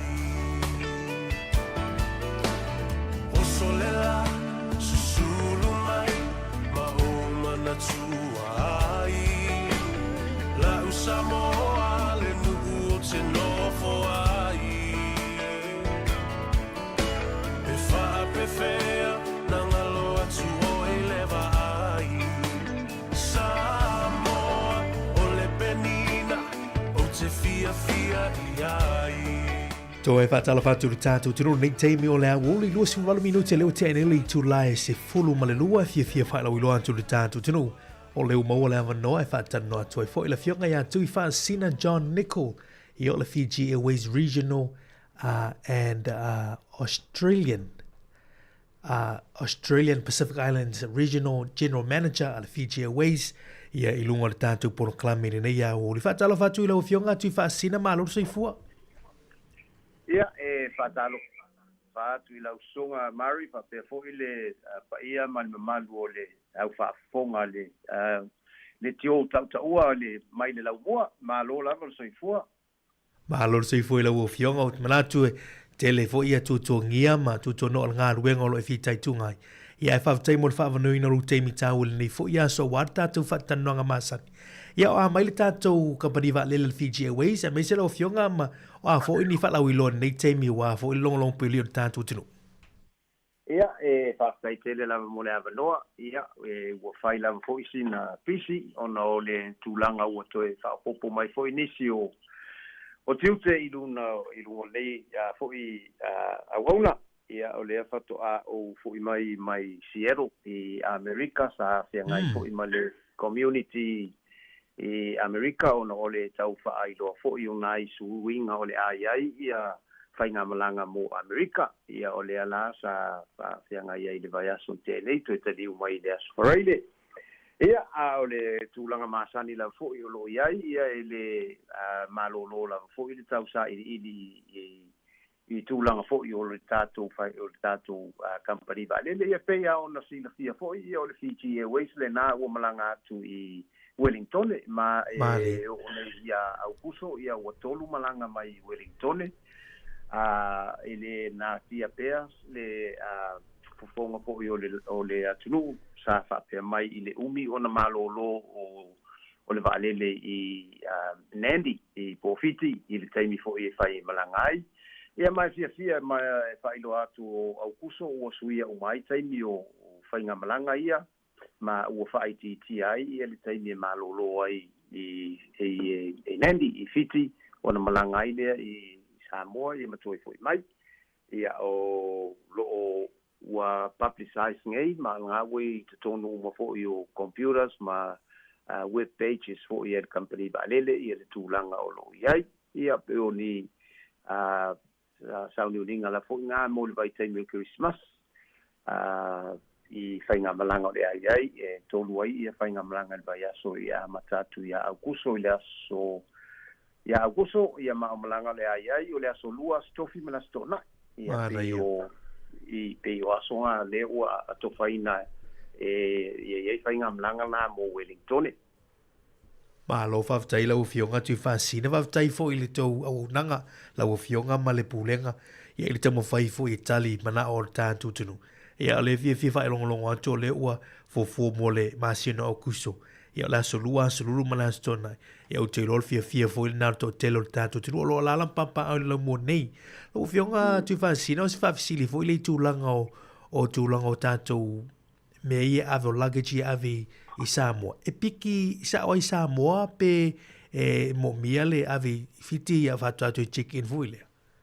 I first time mo fasili o tātou whainga mlanga o le solua se tofi mala sto nai.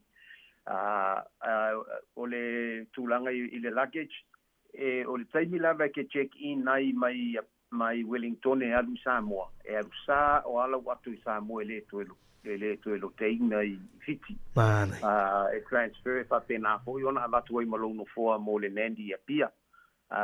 O le tūlanga na iai e check-in o le through check-in e alu sa o ila watu i ama avatu ai malono foa mo Nandi mo a pia. O le tūlanga na iai ia suinga fo o iai nei.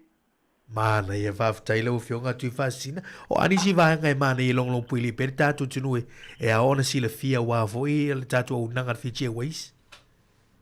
Ia, pea ona fo i ona tā ua tainu whano o le Fiji Airways e whā ia kuata fo i lea e whai e mo sale fairs e tā ua le global sale. Mali. Le nā la ua iai nei le global sale nā sa amataina mai lea solua o me tu zolas freilin te nei. Ia global sale la na e la vea umai ia e taua ia me tau sanfo ia mati tau sanfo ia fe malanga ina ai la o le sina mea e fa mala matu o le global sale le fa pea o le mo e uma ia mati tau sanfo ai ia taimi fo ile fa tulanga ina e avanoa ai ia le global sale pe fa te tainga ele avanoa el vai taimi te sema mai January o taimi tu wanga wa onga isi taimi ai aso na e ai tonu o le tonu fo le website pe fo nge fa sa ia po le fa so tai mai fo lo nei tangata on fa mal la matuaidea ai o tūlanga na ia na o ia le global sale na o effectively taimi nei ia me ia e alu mo le tonu vai aso sale ia le fa pe o le vale le ato fo le avanoa mo le global sale ia tūlanga fo le allocate ile numero no fo ile malanga ia uma fo ile o le ono fo na pe se fulu lima lua se fulu se sala pataita ia ona to tilo fo ila ia le tūlanga lo ia loading sala vale ile taimi na ia ma to si ia to ia a fa pe o lai tele lava noa ia ua to tu se silima ia i tonu tu lang fa pena la vea lava e fai uma company ba lele ele fa pe fo tasi a Fiji Airways ai o tūlanga na talusanga i foi pa ia malu o le akinu a fai o lo fo malanga I o le taimi tonu lava la dei te tauloa ona so tai I le website po lau ofisa malanga la talatane ia fai ele avanoa ia fa fita uli po se me foi fia mal mai ia lo avanoa foi lo nei tangata I mo I lava base I Australia ia o se tasi foi o tūlanga leua a mai nei company o vai o mai le Pasifika atoa I tūlanga I whemalanga ina ia whiti tonga Sāmoa ia mani foi o motolo alu ia le whainga mlanga Fiji Airways. Malo whaftai leo whio ngatu whaasira whaftai u mana ia tūlanga ia wai whailo foi o wafo I whafong maru tātou tunu. O le mai tau ina foto tele o le tātou tunu o le wā mata o na lo lofi atu pere tau tuar Fiji Airways. Ia wai peye mana ia le tātou tau tuar Fiji Airways. Ia wā ese mai tūlanga o la o nangai masani isi tātou wa lele e masani o na malanga atu Sāmoa. Whaftai fo le uma watu o le aso lua aso tofi ma le aso tonai a mata atu ia au kuso. Ia le fuafuanga mana ia na malo whaftai. Ia o le ase au wale mwhaina whafsotai atu le tātou tinu ia pia whai e fia mo mieni som talanga me la ufionga ma le ofisa. Ia pe ia o le email e whaingofia o na ovili atuai la ia lea o le john.nickel o le NICKEL ia @fijiairways.com ia le sifo e fia walau mai ia o le ono tasi le area code I nei Australia o ia o le telefoni o le whāwalu tolu se lau ono walu tasi e mwhaini so tai mai ai alea ia po le text mai fo ia ono walau atu le numero telefoni ngā o tau ina pe a whawhaita. O le tūlanga fo ele awa ina sila fia le atu nuulanga ia isi whapea. Oi, o le whaile sei o fea, a le whaimai a le walu lungal pasese. Ia, moni. Pe ia ona o whai atu. O le sei o fea, le whapea ono fua umo le valele. Na o se vaenga o le valele pe se fulu lima, pe lua se fulu, pe lu fulu lima. Ia no fua iai.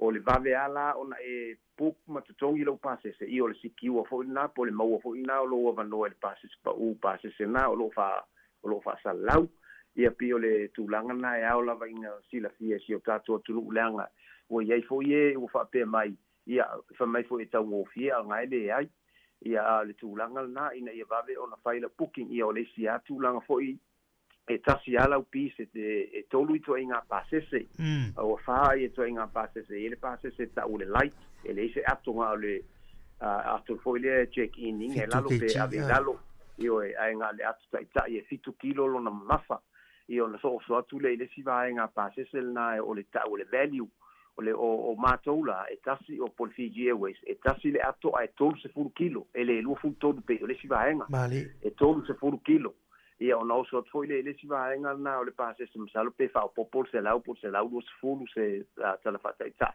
ia ona maua ile o le comfort fair la e lua ia o ato e tai tol fulu kilo le pis o le sengal na ia ona lua to ia matulanga foi le o pase se foi le fa pe refund e non refundable policy fa pase se ia fai ona to kala tu ai fa se e fa salanga ia pio o tūlanga umana e au ai ona tau oto atu ai mana ia le pe ia se si mana o mia le so ai fa mamla manga tidi ia le na ua failo atu ia la email le tres ia por telefoni fo ia mau mai ia le so se taimi ma lo fa tailo fio nga tu fa sina le si va ia mana la fortuna tau lu mai ta fa tanong ia wo fa tai ia whaftai ia pe on po sila fia ia o luas fulfa ia vale le tonu le company vale le Fiji Airways ma ua fitu foi ni awards o wala ua mato maua the latest award foi lea o maua o le best airline in Australia Pacific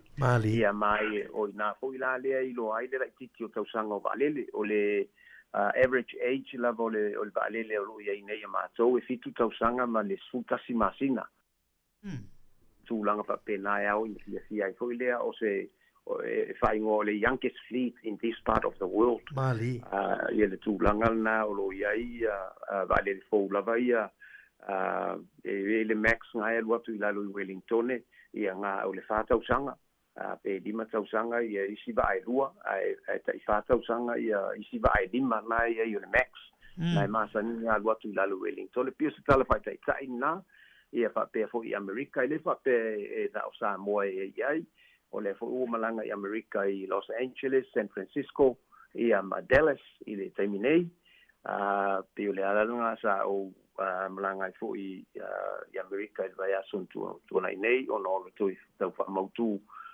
fo i lea o le tātou fo i community o lo ala papa au malala i tonu o Seattle i Amerika whailo iai ia malai ba lele o lea ua amatai ia po lea ua malanga i le Fiji Airways ma o lea lui Los Angeles e aso uma o vai aso ia o ai fo i o San Francisco e tolu o fa i le vai temo pisi i le vai aso ia Dallas e tolu le vai aso le ua ia whainga malanga pio tūlanga ngai au i sila fie le whapea e whangata le au nanga Fiji Airways i le Pasifika po fiti po le Pasifika le ai e malanga fo i Amerika ia whapea fo i Asia i Narita i Japani Hong Kong ma Singapore o atunu umana i o lo malanga nei ia le Fiji Airways ma le malanga au nanga ia pio se tūlanga atu nā ai whaftai tele i lau sunga fo i le whawanoa ina o nei taimi tāua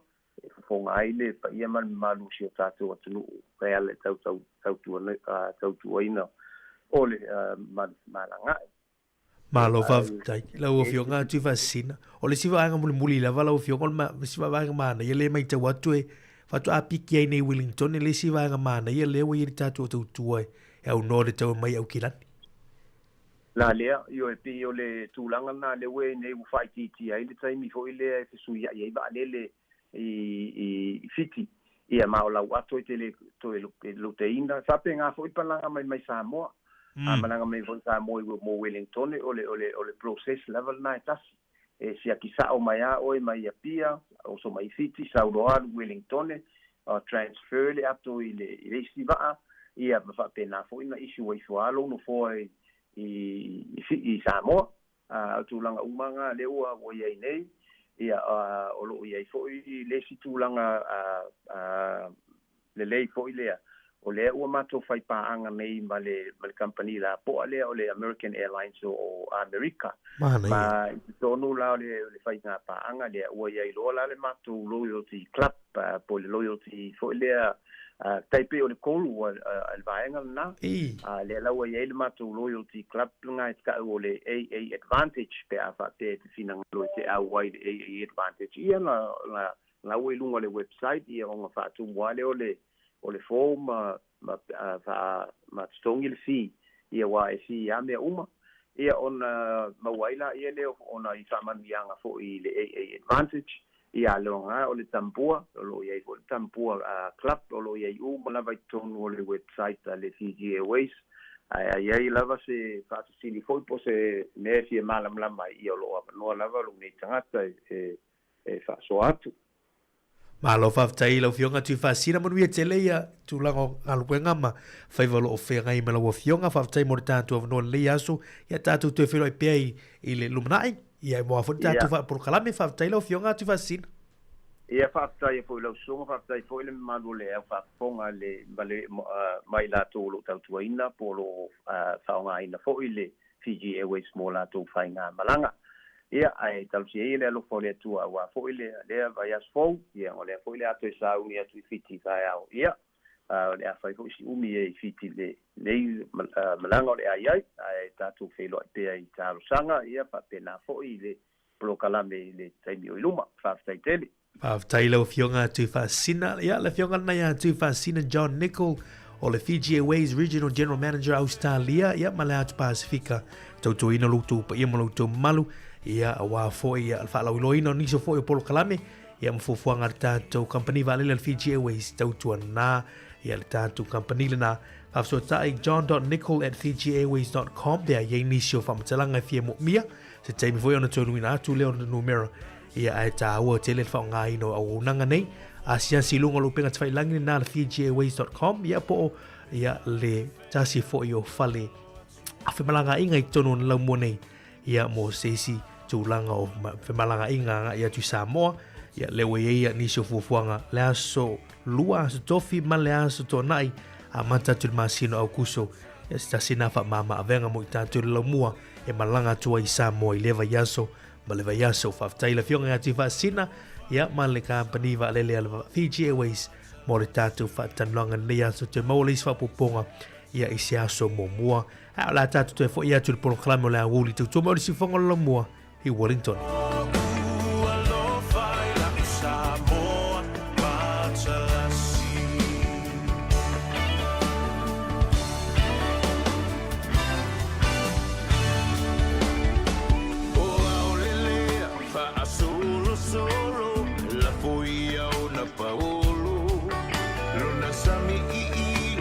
Sulungia ele masina Bifa apefea Nangalo atu oea ita Sāmoa Ole penina ole vasa pasifika Tangi mai se matangi Se mamori atu ai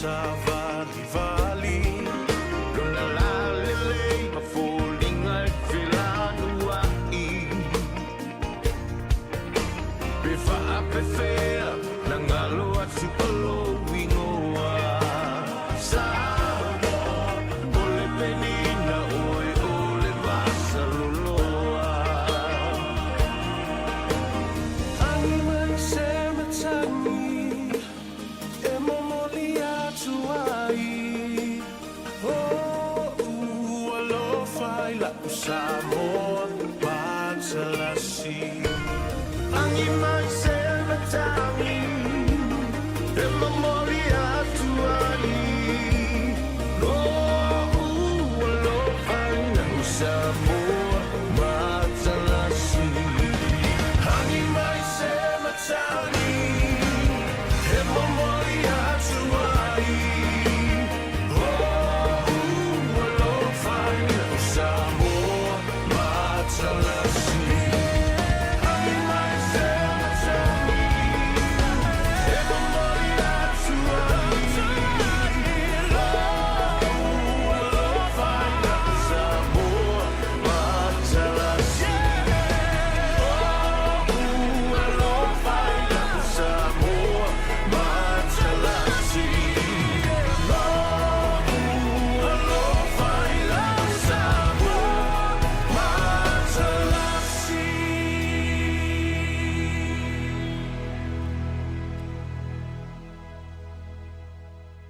Whawhiwhiangan nā mai le sunga ia le sā lani alo ia malpese nā Sāmoa Mātalasi. Ia toi whamalo atu le.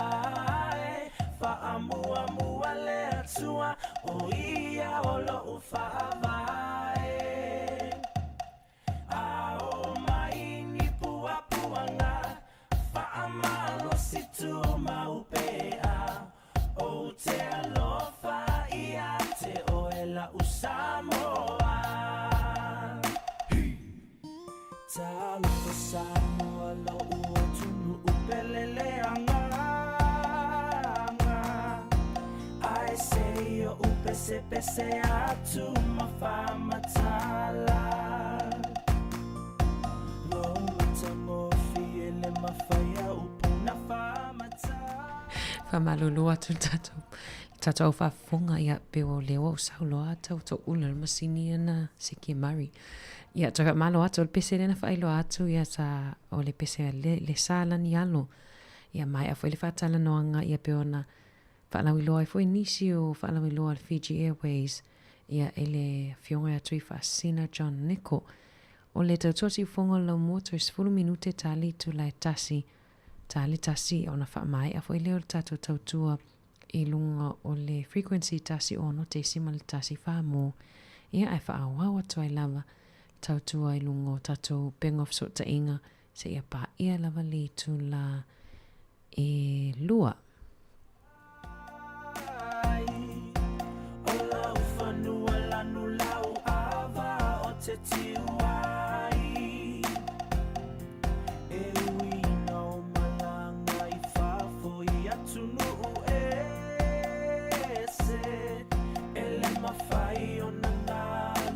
Sāmoa, lau pele, lau Sāmoa,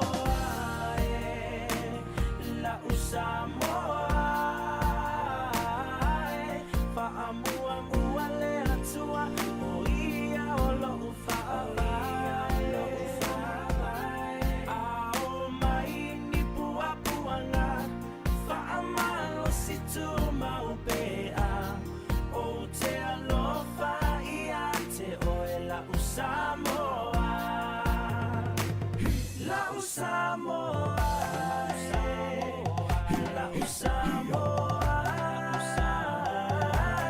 whaamua mua le atua, o ia o lau whaawai, ao o mai ni pua puanga, whaamalo si tu maupea, o te alofa te oe lau Sāmoa,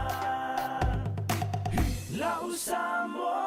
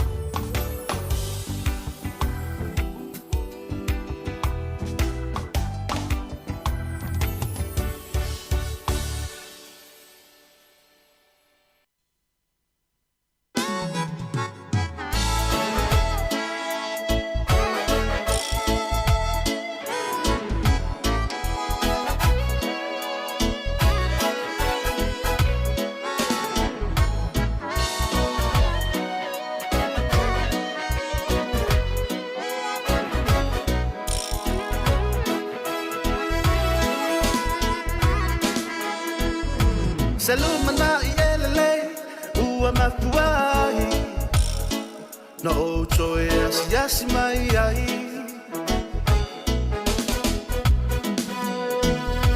awa fai si umi o tato vala vala whatever for itu sanga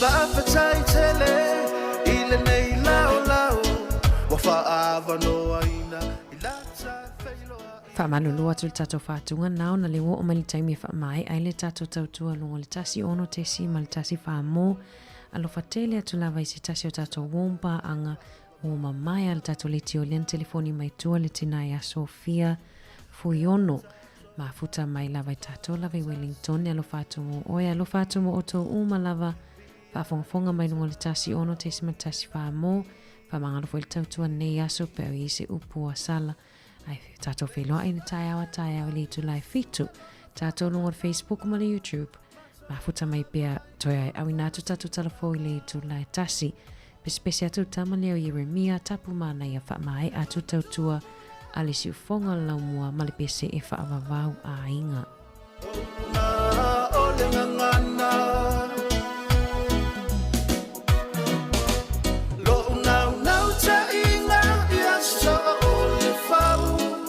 Mafutanga ia whaau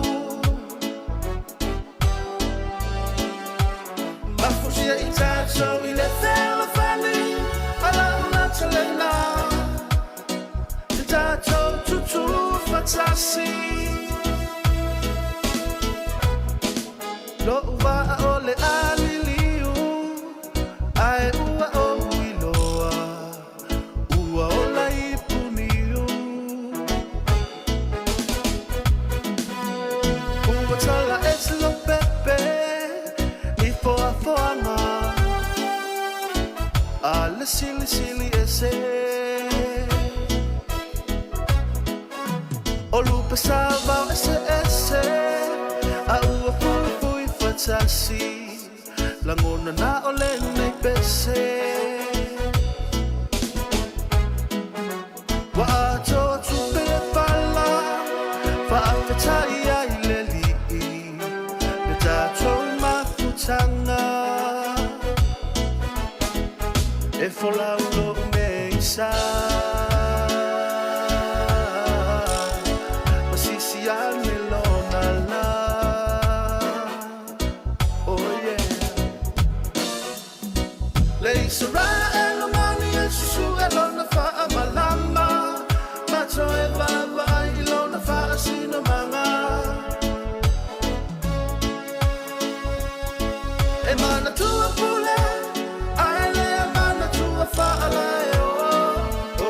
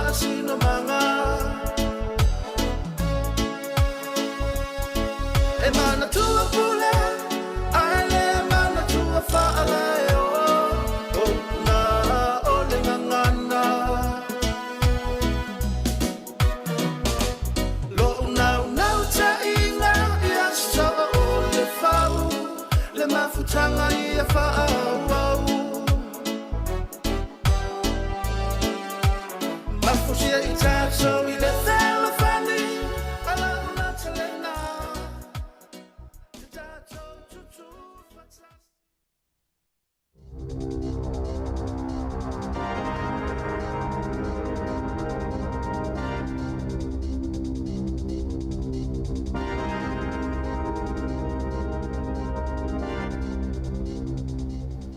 Lava i le nei hoi whaopoponga o telefou o le si ufonga o le lau mua. O le tala mua e le o mawhai o nei loa e le mtanga aluenga o le MSD, lea e pūlea ma whaafoi na benefiti ma whasoasani mō tangata, pe o au ngā lātou whaasalanga, e una i ai tangata e le o whai ngā aluenga e sue ni a lātou ngā aluenga. O whaalia mai e le mtanga aluenga tele le nei e le malo, le Ministry of Social Development, o le wha moe o whaasalanga o lo whaia i tangata benefiti, ina ia mauti no ai, o lo o lātou usita ia ma tausi sia ia inga ma tuutuunga, o lo o maua ai ia benefiti, ina ia whaso swani i le sa i ringa o ni a lātou ngā luenga, ai le whapea ina ia whaso ta isa o tuai ma maua ni ngā luenga. O whainu mela e pei ona whai lo mai le nei vai aso, o i lo ai, sa si tia i le iwa afe ma le fast full ma le lua, le au whainga o whaasalanga na whaia le MSD mō tangata benefiti na misi a lātou appointments i le kuata lea na le masina o māti. Ua sili atu i le whaalua inai, le au whainga sa ia i e wha awhe tolu se lau 5 ono i le taimi le tasi le tausanga taluai. O le au whainga atoa ma tā upu whapenei sa whaamawina le matanga ruenga na maita winai le sitia i le fitus furuiva 10% pe a whaatusa i le tausangat ua tua nai. Na whaadia mai e le li ofisa sinia, e ngo ea Graham Allpress, e ulu iai le vaenga o nangalutele le MSD, o whaasalanga nei o se tasi leo vaenga o fuafuanga e lango i na aita umawhainga mo le sa ilinga o ni ngā ruenga a tangata ia o lo sue ni alato ngā ruenga tū mau.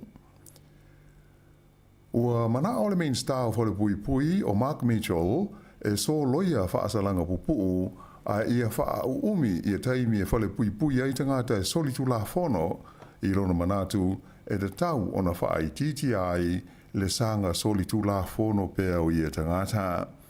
Wha adia le main star le nei se taluanga ma le wales whaasalawa New Zealand o pango tā e umi taimi e whale pui ai o loo lātou maua lava noa i Paul Kalame e whaalele iai o lātou o langa, mai o mauti noa e au ngā ia wa onga i le taimi e toi fo iai i o lātou ainga pe a mā ngalo. O le nei manatu o le li minsta, o loo whaia ne iai su e ngā le matanga luenga o whale pui, ai o le wha moe au tū o Mark Mitchell, ina ia wha i titi ai te ngā tai a whaina ona o sori ngā tū la whono. Ma a whai e mana o mi ai le to e whausia o nisi whale pui fōu e le alofia lava le te tau o na whai o le tūlanga. E manatu le main star, a pupu whaasalanga o te ngāta e whale pui ai e au noa ma le a fia ini Paul Kalame e whaale le iai a lātou a mia o mao lātou o langa te le lava la whaina ma le lamatia ai o le saunga le mū ma le nofo le lei o le lautele o le tinu. Pei tai la sa whai lo mai e le suisa upu o le partia le Labour o Duncan Webb o se tūlanga whaanoa no tele le ai lava o se isi whai ngai manatu le malo e te tau na whaia e fō i ai le nei whaafi tā uli. Tā ue Webb o le pese māsani a le nei a le whai ngā malo i a lafo tangata i le whare pui ma tā ofi ai mo se vai teimi umi. Sa whaama mawhaina fō e le li whai pule o Duncan Webb e iai ia mata upu e le alofia ai le te tau ona whale pui e stangata i se teimi umi. Ai, o le whaapunga whapea a e whaititi ai, sori ngā tūla whono, pe a ave tangata e whale pui o se tūlanga le manuia tele, mai o se fuafuanga e matua le whetaui ma le tāla whea ngai. Nā tāo fia ma mōlia leo se li o lo fia tau vai le tofi pule nu o Wellingtone, ina ua le tūla na ta'wale i se poloka leo sa whaia les wharoi le taluai. O ia lea o le i ngo ia Graham Bloxham, limas fulfitu tau sanga o le soifua, e nā te whaafoi ina le i tūlau e whaai ngoa ina o le Wellington Live i lunga o le Facebook. o Januari sa whaailoa I whaalawa I tele le ali I o ia e fia tau wai le pālota mo le tofi pule nuu o Wellington I whai ngā pālota o le tausanga nei. O le aso luas furuiva o le māsina nei o me, o le ātula iai o iei lumo le whaamsinonga e tali I mōlianga ua whaia iai e leo leo. E tele ni company ma ia tunu I whafo, ua whaania la lātou fia umia o se vaenga o le pisinisi, ato ai ma a seta mo mea tō tino te tele, a le company o le Fonterra a New Zealand, ia o loo fia whaatau I nātu.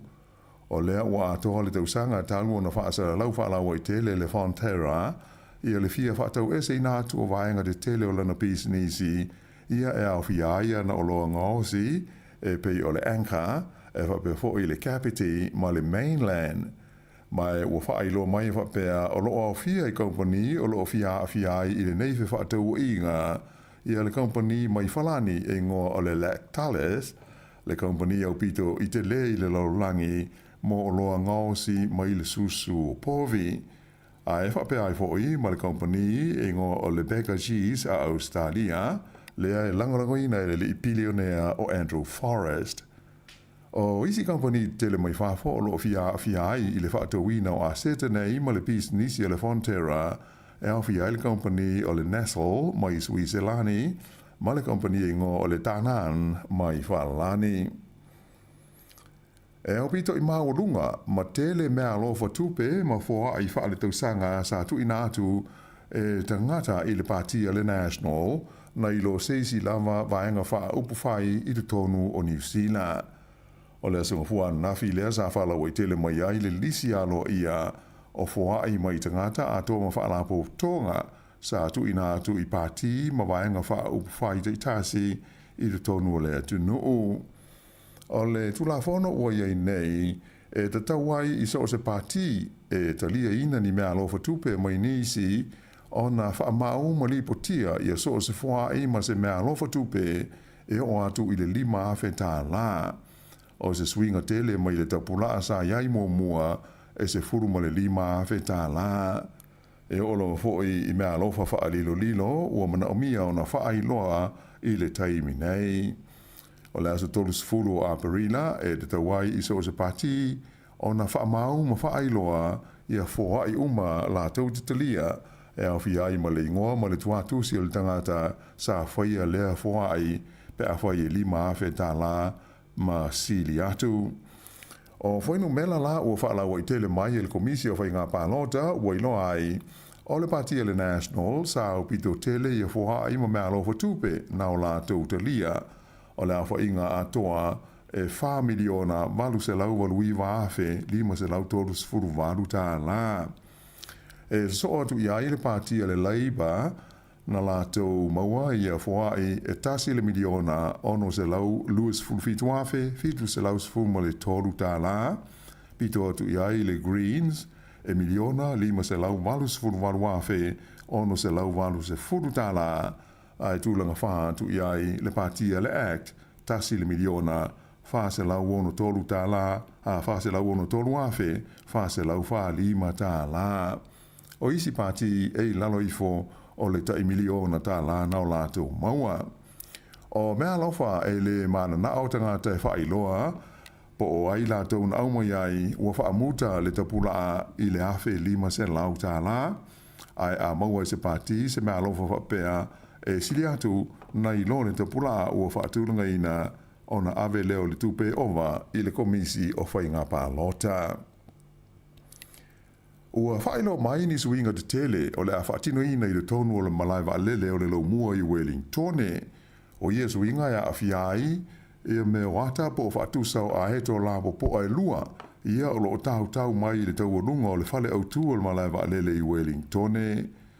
O le mamafa o le aeto e tasi, e sili atu I le tasi le tone, e tusa lia le mamafa o le aeto e tasi, a o le la, o le ave ifo I lalo, e whapeo na iai se swinga o le ava iai le malaiva alele I Wellington, e peitai, e le I whailoi na mai, po o le ale mea o le a suyai I ata o aeto nei, o le a ave sea mai, na whailo mai e le whaatonu o le malaiva alele Wellington o le li o Matt Clark O se furu lua te usanga, ta lua na iai te uteunga nei i te tonu o le whale o le malai wa lele, mai mautinola wa to tele o le amisia, pe a le to e wa ai nei iai, o whaatusa nei o aeto, sa fausia mai le kompania le Weta Workshop, mai na mua i whaapi na ai le malai wa lele Wellington i le tausanga i lua awhi se funu ma le tolu, i le taimi na whaasara lawina ai, i ata ti whanga fo i nei e tolu o le Hobbit, a le li o Peter Jackson, o le Paulus Freire, lea o le ata lai ese mai ai le tonu o le whale o le malai wa lele, i a whaatusa i e lua o aeto, e au fi ai le aeto o lo ti ai le li i mai le ata ti whanga o le Lord of the Rings o Gandalf.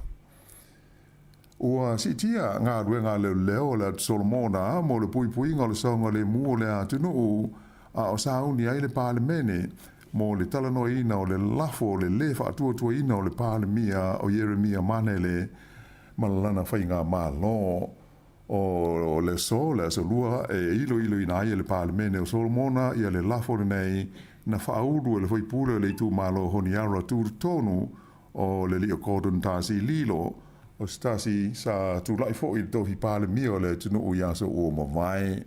Taimi nei o lo tulanga wha le tonu le whainga malo manele ona ua wha mawai mai ai fo i pule to o se furu e au fi ai mani min stasi nia se to lima o lana ka peneta. E wha te sitasi le malo si o se mafui e sa rurui na ile ai o le ven i le fiafi o le asungafua a navi. Sa wha mawina le mafui e le kuata te ai le lima i le fiafi mai na o ngā re tonu i le se furu kilomita i mātu sifo le ven i le tūmalo horo whenua i le loloto e tolu se furu ono kilomita i le manawa o le ele. Sa mawhai o na whaalangoina le lulu o le nei mafui i tau pō ma New Plymouth i le tu i mātu whapea i Manelson i le tu i Saute. O le so lulu taruai sa wha mawina i fo i se isi mafui e whaatesi ma le valu le malosi na o ngā re tonu i Saute o le motu e Stewart Island i le loloto e 5 kilomita i le eliti tai. I tā alonga, wa manu malo na ula ka pifitu o tamai tai o New Zealand, le Black Ferns, i le Champini au o le kapi e le lalolangi pe o na foi i le ai o Los Angeles i Amerika i le whai unga o le vai aso. O Ausitalia sa su e fusi ai mo New Zealand, ma o ai le ta alonga i tolus futasi le Black Ferns i le fitu a Australia, ta le malo longa o se furulua New Zealand i le ai. O le whaafai le nei o na manu malo sa so o tamai tai New Zealand, e po le aulaka pi i le vā ma le aulaka pi a Ausitalia, mai o le vai sa whai e Perth, le as fo i sa su e fusi ai i au nei lua.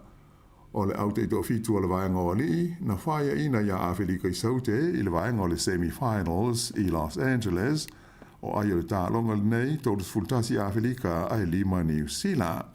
Ai i le tālonga na sue ai le pine apa me mea po le tūlanga tōru na malo ai i a li o New Zealand i a Argentina i ai e tōrus fulwalu i le se fulu ma le fitu i sue ngā siampini lewa i Los Angeles i le whaai unga o le vai aso. O lo tau fia i le whare mai i le ai o Tokyo i a Pani le li New Zealand o Hayden Wild, luas fulfitu sanga, i na ua lavea i ala na wila vili vai a o tau wai i le tālonga le triathlon i le whai unga le vai aso.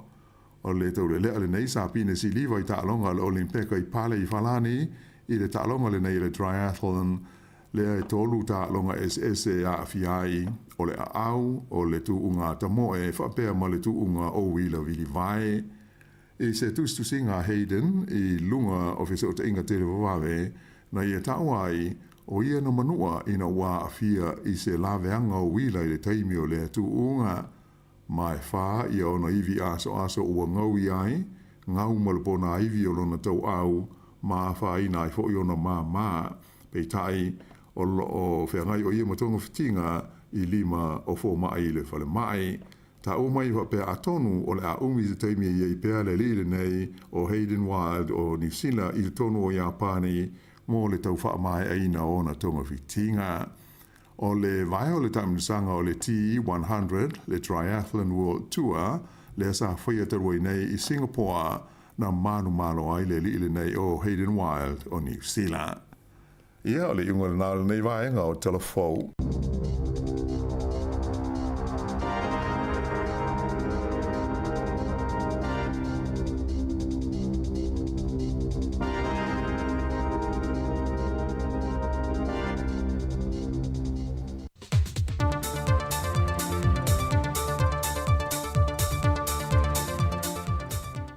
I le awa tele o te toi whaatalo whatuai no tātou o tunu uni nei fo i wha o poponga o tātou telefou mai Sāmoa mōna nei aso. E toi oi tu mā loa vai maunga i upolu lea o lo o tutoi nei le wha ngā solonga o le vaenga lona lua o le toi restalaina o tangata pālo te lungo le lola e tāpena ai mo le whainga pālo le tu sanga lua a whelua sa fulmale ono o na sea toi lole i le motu tele sa la whai le wha solonga. Peitai o mai le whaai unga le vai aso, e lei au sia lava le afo le whai numera o tangata wanga wa ai te tau o na pālota, mo o ane e toi restala. O le vanga ato na wha mawina e le ofisa o le komisina o whainga pālota, e se lau se fulfitua whelua se lau lua se fulma le lima. Peitai le temil nei, e na o le lima se fulma le wha valu se lau se fulu, e lanto wia ua mai a restala, fa pasene i le fase fulmaleono tesi ma le fitu, a e ono se fulmale lua a fe fase lau se fulmale lima, i la tauia o loo fa fiu pia i le ofisa, e toi restala i le lola palota fau. Na toi fa manatu le komisino lo viso fa ngā palota, tu ia fe lolo John Stanley. O le fofuanga ia ma tu la fono le te mine, la sto su fu se te ma ta puni le lola to so nei. E ta puni le lola. Ia o ke topa. Whātino rola ia ngā ruenga la ofisa e mai uma le lisi o la tau e le lista. Ia nā rasfura whasalonga le ofisa e whio mai tongu lua awhi tu sai ma tu la fono. O le tu la fono a e le lista. O le whasalanga o e lua awhi tāra. O le awha pena hula ni wha maro sia le tu la fono. Awai le teitai whai le tu la fono le whai ngā maro o mawai. E le o le sala e tā ua. E tā ua le wha o ngā ua manoa. E saolo tonga tangata i whaatim kalasi. O saolo tonga i e whaatino ai. Lo wa ia te tahu. E mwhana e whiwhiri tangata ua e whiwhiri. Tangata anga waa. Ia e wha leo o i tutonu pare mele. O le anganga tonu ana. A o le sana i le tauri. A i lo se me a o le... O au lapena tu la fono le ia. A i le le star. Pea tapuni lo rola i te li le star. Ia. E lo tongi na lua afi. A i le tongi le lua afi. E moria o le ofisa i whamisunonga. Ia, la whatairi leo o e mal whamisunonga e. E te tari i le mafuanga ua lainga e le stala. O le toe alia e mai ei o le whaafita au le whana nau alo ta maitai, ma la foa i a lātou pepe, o atunga lunga i le mtanga luenga o leo sā manatu, e le toe tupu mai i tu ai ngā vaenga, ai o le soli tu la whanafoi. O se tasi o mata aupo lea o le ato e tu la i ese ta maitai lua se fulta sanga le matua le soi fua i luma le whamasi nonga, i le maasina le nei, e ilo ai mōri anga e whale i tua leo whaasanga i a te ia, e lua mōrianga le whasio tangata pa i walea, ma le isi lua mōrianga o le whaao o leo le maliu ini pepe u whato a whanana mai. E le wholesanga a le loia o lo tu lai mo le tua leo, wa toe tu ese isi mōrianga i sa whaasanga le tamaitai. Ona o le reporti mai le whale mai, na maani liu lawa le pepe maasanga lea o le ali ma le tamaitai, a o iai le manavalo lati na. Mai o ia pepe maasanga na la fo ia le tinai se la pisi. O le tasi le neo whaafitau li ua lua nei ma whaafitau li o le saa i lia leo alo ta maita i leilu loa wa tele vave fo i lea ngai lungo lona whaita wao whai mai e tani tonu le mtanga luenga o leo o le malusi anga e talia tua le fo ia le whaafitau li le nei o leitu pao mātua po te tonu lava o le ainga. O le vaeso nei lo whaatau e nai e le asosi le autu stala i Sāmoa, le vai aso whaapito o le sa o le tonga le autu stala ma le au whaasa le lau le lalolangi. O se vai aso u whaapol kalmeina e pe ona whaalawi loa le presidente o le asosi, le tamaita i a langi keresoma. E le ngata o le atu aloa i e na tuai ai di mo le autu stala ua le restala ina, ai whaalawi loa e fo inisi o vaenga mata i ala, e a nga i e ni whai tionga mai le atu no. Pe ale whaamalia ina e se ngā ruenga se tu stala. po au tuna le o ta pena le temi nei o le certifying uma lava i la tau lo ngā lulua i tutonu o vaenga ese foilo le media. Whai ei la ona identify la tau e whai loa tu foi. O lo o tatala o lo o iei le avano foile le mo mene o whaitionga o complain. E au mai e le whaitionga foile la ngai mai i le mātou whala. Nei o leo ua o le tapunia o le wa avetua ni mato wa fasalonga foi le mo e mo le expression of interest o la to e fia au wai foi le mato wa media council polula ya sui au wai o vaenga le o inala e anga i tonu mai lava ia faitionga o faitionga foi mato tele so ona faia ia le vaenga foi le no le really out telefoni e ela fai tionga fi avatu saulunga al Facebook no it has to be a proper channel foi le makwa ona mai le il fala potpotonga ona filia il fala potpotonga ia se ia ila to le council la tola na fai le suswenga io vaenga o malana o le tati al terminate se i mai ia le fa ma popoina foi le ila to la wa vatu ia la to wa tu sta sanga la mo le avanol nei. O lo te tala fo i le awanoa, mō le autu stala ma wā lesi whaasala lau ia tunu i whawhatu a Sāmoa, e mawhaiu na avea masui a wai, ai le mō se awanoa e mawhaiei ono lātou pālota, e ni mata aupo e whaatala noa ina. O le awhia whilas whareilo le vaiaso nei, o le awha mai e nai le vaiaso whaapitoa, o le ta o le tonga le autu stala ma lau whaasala lau i le atunu, e se lātou maaftanga i le whale Sāmoa, o tangata tā whau mai mō mai i Sāmoa.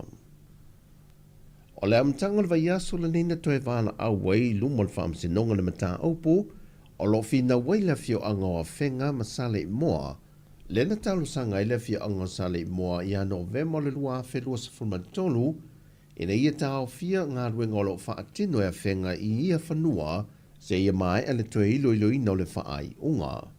Pe o na sila fia le ngata o le fina watu o le fio anga o whenga o i lātou e ana whanua i e pe o whaai unga o ni whaamasinonga wa maea, ai o lo tāo fifoi le fio anga o sale i moa o ele i o le fio anga o sale i moa. O lo tādia se whaai unga le whaamasinonga pe ta lia le tālo sanga toi ilo mai le fio anga o sale i moa pe le ai foi. O tala ia mai sa momo le nei fo iaso, whamanuia le tua i fo whanga le awhenga e masio tātua tunu.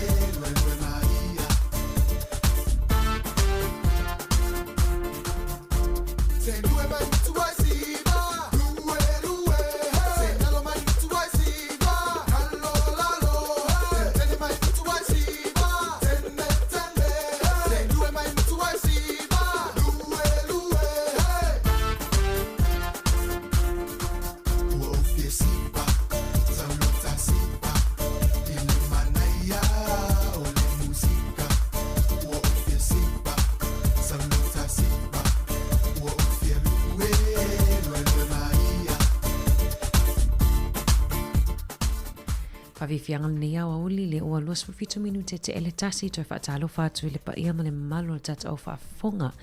Ai me se lava o tō o lo o mafuta mai lungo tata upenga fiso ta inga. Ia mo tō le whapitoa ile tata i tūla muli muli. Ia tau tuasi ufonga lau mua ele nei au auli o le asolua a sono nei o maasina o mati. Sorry, o me la toi fu i tua tata o tausanga. O le masina o me, ia o le aso, vai aso fuele nei, whatau ai le, nei o tātou tina, po le aso tina i le aso sa, au nei ngalo sau mea lofa le tina o le ainga. Wharongolongo me lava le talanoa ngā tasima Marian Nafi.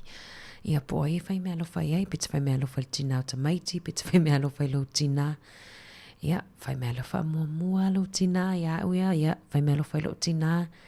Ia, whapea fo i o la tawhanau. Ia, wala me la lea mana ia. O tina, whai mea lofa fo i tamaiti la tu tina. Ia, o matau ia ainga e fo iso tau so leo avea matina e tutoro o matau ainga. Ia, masani lava ona ave isina mea lofa e whaatau ai o lananga luenga e reo whape o iolo tina. Ia, o lananga luenga whaatina wa o tina umai le whaia ia le whatu ainga tau si tutono ainga. Whaatau fo ile sao nei tamai a wan nofo tai toa tasi ma wa ai whanau. Single dads. O la tau iolo whaia le pitola au tina, toi whani pitola au tamai, whamanuia to la sa tina la sa nei. Ai le tala le whatua au mai nei lava i lungo le upenga twailangi le Radio New Zealand. O lo whailua mai ai le nisi o vaenga na tutupu i se tasi o aonga i le tu i saute o Aukilani i le aswan nafi. Le vapea sa tau mawhai e se tangata e ave ia se tamaititi a onga ia mai lea onga lea Roundale School i Manurewa. Whapea ole e le tamalo na lo atu tau fosi le tamaititi awe tono ta avali. Le la wato lia el whawhitau ni lea sa masani fo i ona ofi mai ia ona o mai a onga. O le alawa whaifono a onga walongo fo isi a onga ia i tutono le tui saute o Kilani. Ia e toi tau tuana le mata i tū le vaenga lea o toi whio ai fo i tama leanga ia tama whai abduct pe ave tamaiti ave wha maalosi. Ia o le whatuanga maasani lava ia o te loa i le heima se matua Sāmoa whatamala le vaenga lea ai tau tuana ia ea o ina tusa ea o ina i fo i tamaiti ia awane i sita avale le untangata maasani ai ia peo rupopolinga ia peo se o se popolenga mo tatou umalava e le fuatasi fo ina Aukilani ia ai whapena fo i Wellington e wa e ofi mai lava vaenga ia i whawhitau lia i so se taimi. I le whamei wa laki le tamo el tamititi aloa ta o yana mātua a le walu atu le tamalo le tamo whai ave. I wal whamanatu le nei taimi a me se fo i le wa lata fo i taimi e sauni atua ia nei tato mātua piki nai whanawa. Onga wa pele te mafuta mai Aukilani le tui saute ia o nisi na o tūlanga le sa le watu umai nei lava e lunga lo penga fsota inga le teo New Zealand longo puia lii ia pela patai fo i mātua ia a misela waina i alom whanau ia savavali pe atu ua le aonga ia tautona iPhone i tato walo ma whanau. Ai ole pese mai le songa ia junior vai lua pese to nea wa uli pe whapele umasauta mafutanga ia ele wa whaatali mo le afternoon tea ia po le dessert ia po le alawa le vai malu po le whawai ainga fo ina wa sao ni ele au ngā sese Sāmoa lawa pele te mafuta mai Sāmoa le valu vi o le valu vi a lia e mo iai valu vi averi pinati ia tele o lato vai fala e felanu lanu wa i o dessert i Sāmoa ele pela nei a lea la eskulimi o le pai o le o aisi vai ainga o trifle pe o pasia fo ia ai o te Sāmoa pe fresh felisi lava le whala au tama whamata le tausa o mai lava la au Ia, Junior vai lua mal whawhiwhianga, vai foi le nei au auli, mafuta mai pia tau tō si whonga lau mua po le Sāmoa Capital Radio i Wellingtoni.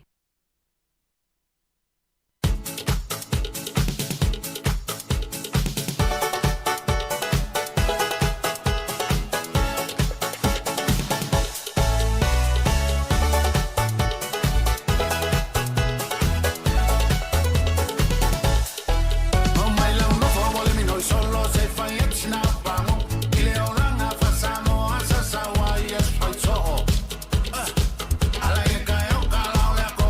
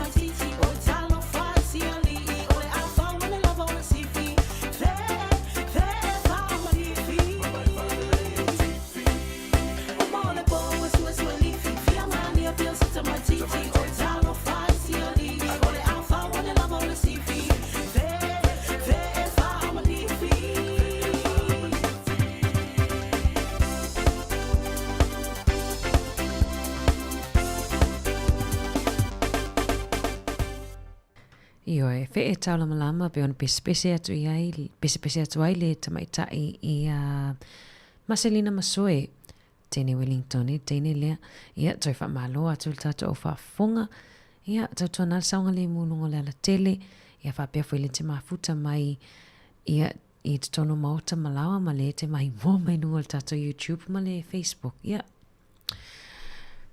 Talo atu, ia. Talo mai, lo te ilo ana e tau te talo mai, e nisi o on maalia na i tato tina mata mama tutua. E a mato fitau ifa mai, e fiu e talo atu, e le mas tau talo mai, le alawa talo atu, ai wha malulu atu, ona e le ilo atu oto, ia ai wha malo foi nei matua matutua, ia le te le na filoa ai atu ai, ia whale o loa, ma loa te fo i e kalesia ese fo e lo fa fonga mai ia au whainga pa ia le atua ia ma lo lava le tapua ia a o whaiwa fo isio tato atunu uti ute ma whaiva ma lo au whainga pa ia le atua le la tonga luenga fita i le aso ma le aso i le whaingo fie au ina tupe tato wha awhiwhianga su i whiwhiloi pese ia ina atu lunga le YouTube o le pese le aloto wha awhitai mai a Tommy Amatanga featuring Oscar Mose. Mane si whawhiwhianga lea o le whato atu nei mai ai lunga lua aso taluai. Ia, nui ola sa. Usi me whafonga tatu whaatunga matango whielea.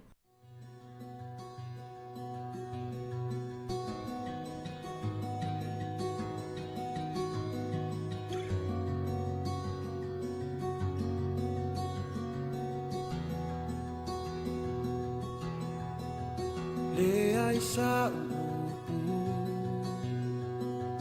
po se mea o te whai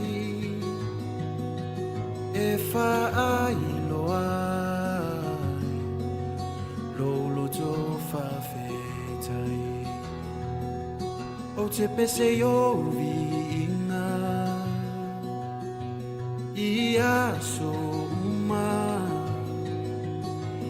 ai alu muta ai tu mau o ilo tua esse si ai o lima o via o etama o nau le alanga pesea le luia ale luia o ilo ele lava ele mo fai upo na fa matala o nau le alanga pesea le luia ale luia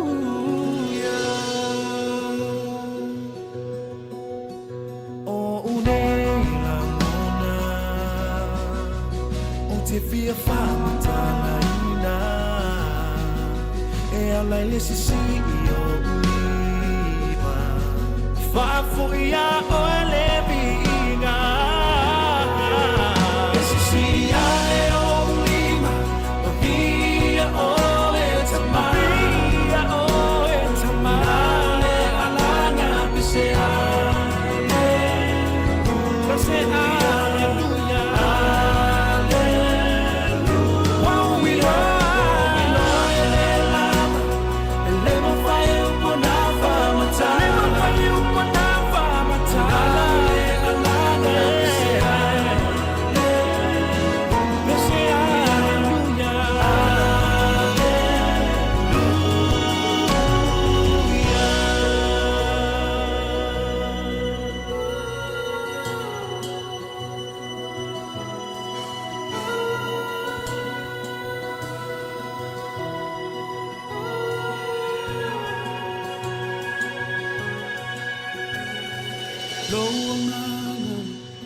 Awete mai whamanu I loa tua Loia o le malo si male mana I vio I loa tua O loa nganga Awete mai whamanu I loa tua Loia o le malo si male mana I vio I loa tua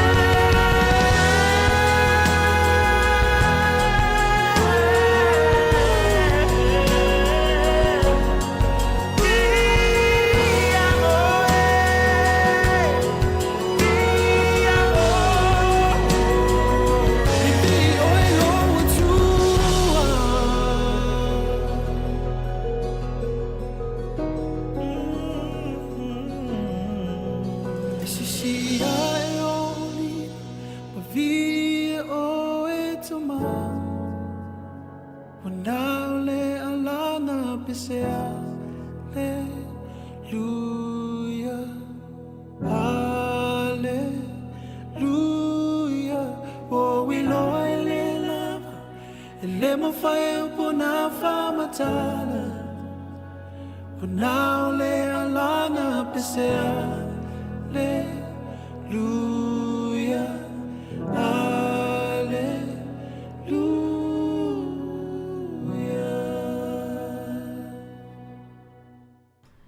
O ka semana i o le whātunga nā mai le sunga ia Tommy Amatanga ia ma le sunga ia Oscar Mose. Mana i whātunga fōle nā ia le ana record i le Harvest Sound. Toi whamaloa tu tatu au whaafonga.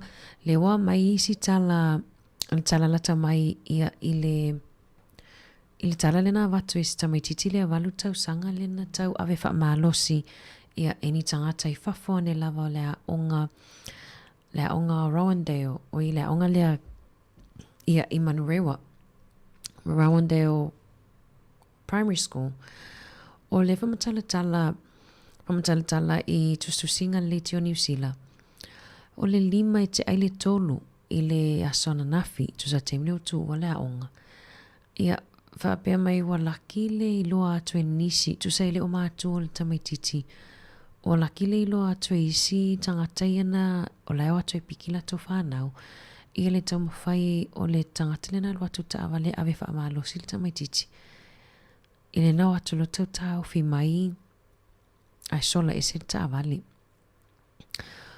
ia o le lao o le fautuanga ma le lapata inga leo leo o lo whapea ia whamalosi o na tala noa mātua i tamaiti e winga i le lato ia saunga le mu ia o lo lapata ia fo i a whapea ma whai o na o mātua e savavali ma tamaiti pe savavali tamaiti i whalea onga toi mana ia tele na fofuanga ia awae e mo le saunga le mu te loe e le whapea e tele pia taimi ia wanoa tato mātua ia ai o nao leo o saula vailuma ia ianga i o inga whapea ia mana i fo i le tuatu o tafatafa ia atono fo i au ngā mō tato umalawa mātua i le ase matua i le whaanongo mailo i le atala i le oso alpopole o no o tūlanga whapea ia tatua na saunga le mō nei tato whanau mata i tū fo i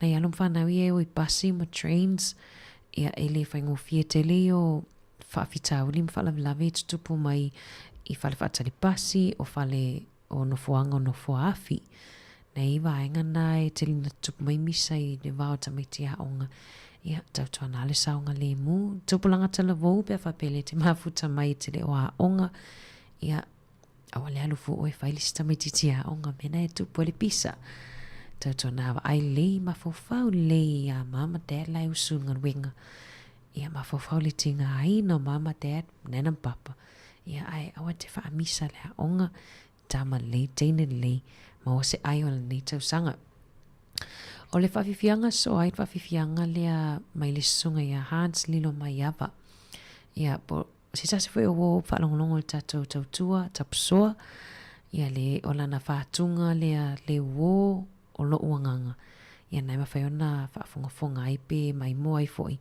i lunga o le YouTube whato ai out mai lavalan whawhiwhianga lea le aso leo vai aso leo tea o si mai lan le whaafonga le o toi se 10 minute wha mai aloa leo le tatou tautua i lunga o le tatou Facebook ma le YouTube whaawautu pia su whawhiwhianga su whiwhiloi i lunga o le Sāmoa Capital Radio app pe whape o matatu tautua lungo penga fsota inga.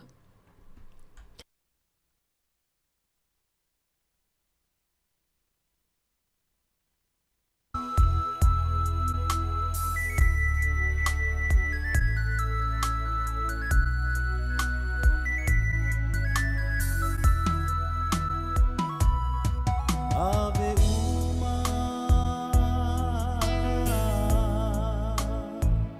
Ua avena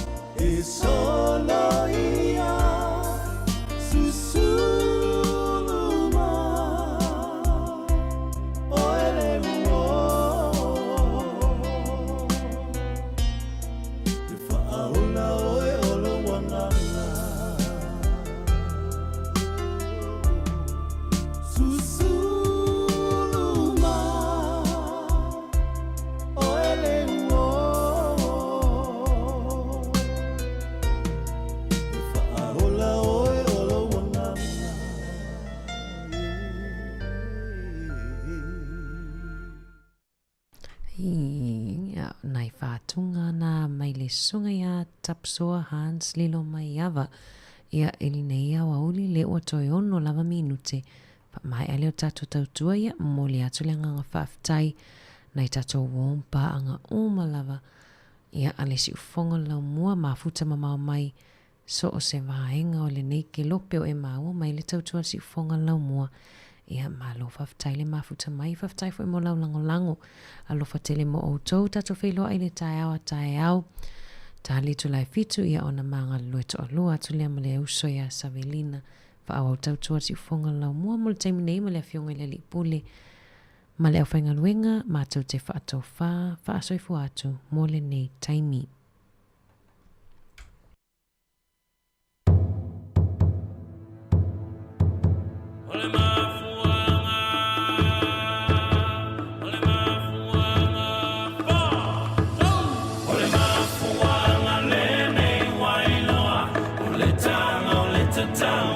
Sāmoa, o le malanga a teine, toa lua na wheo si mai whiti e masano loa. Na la au mai ai o le ato au, si ala pese tutu mau, whai mai e tatao, whawhine ai le tatao tane.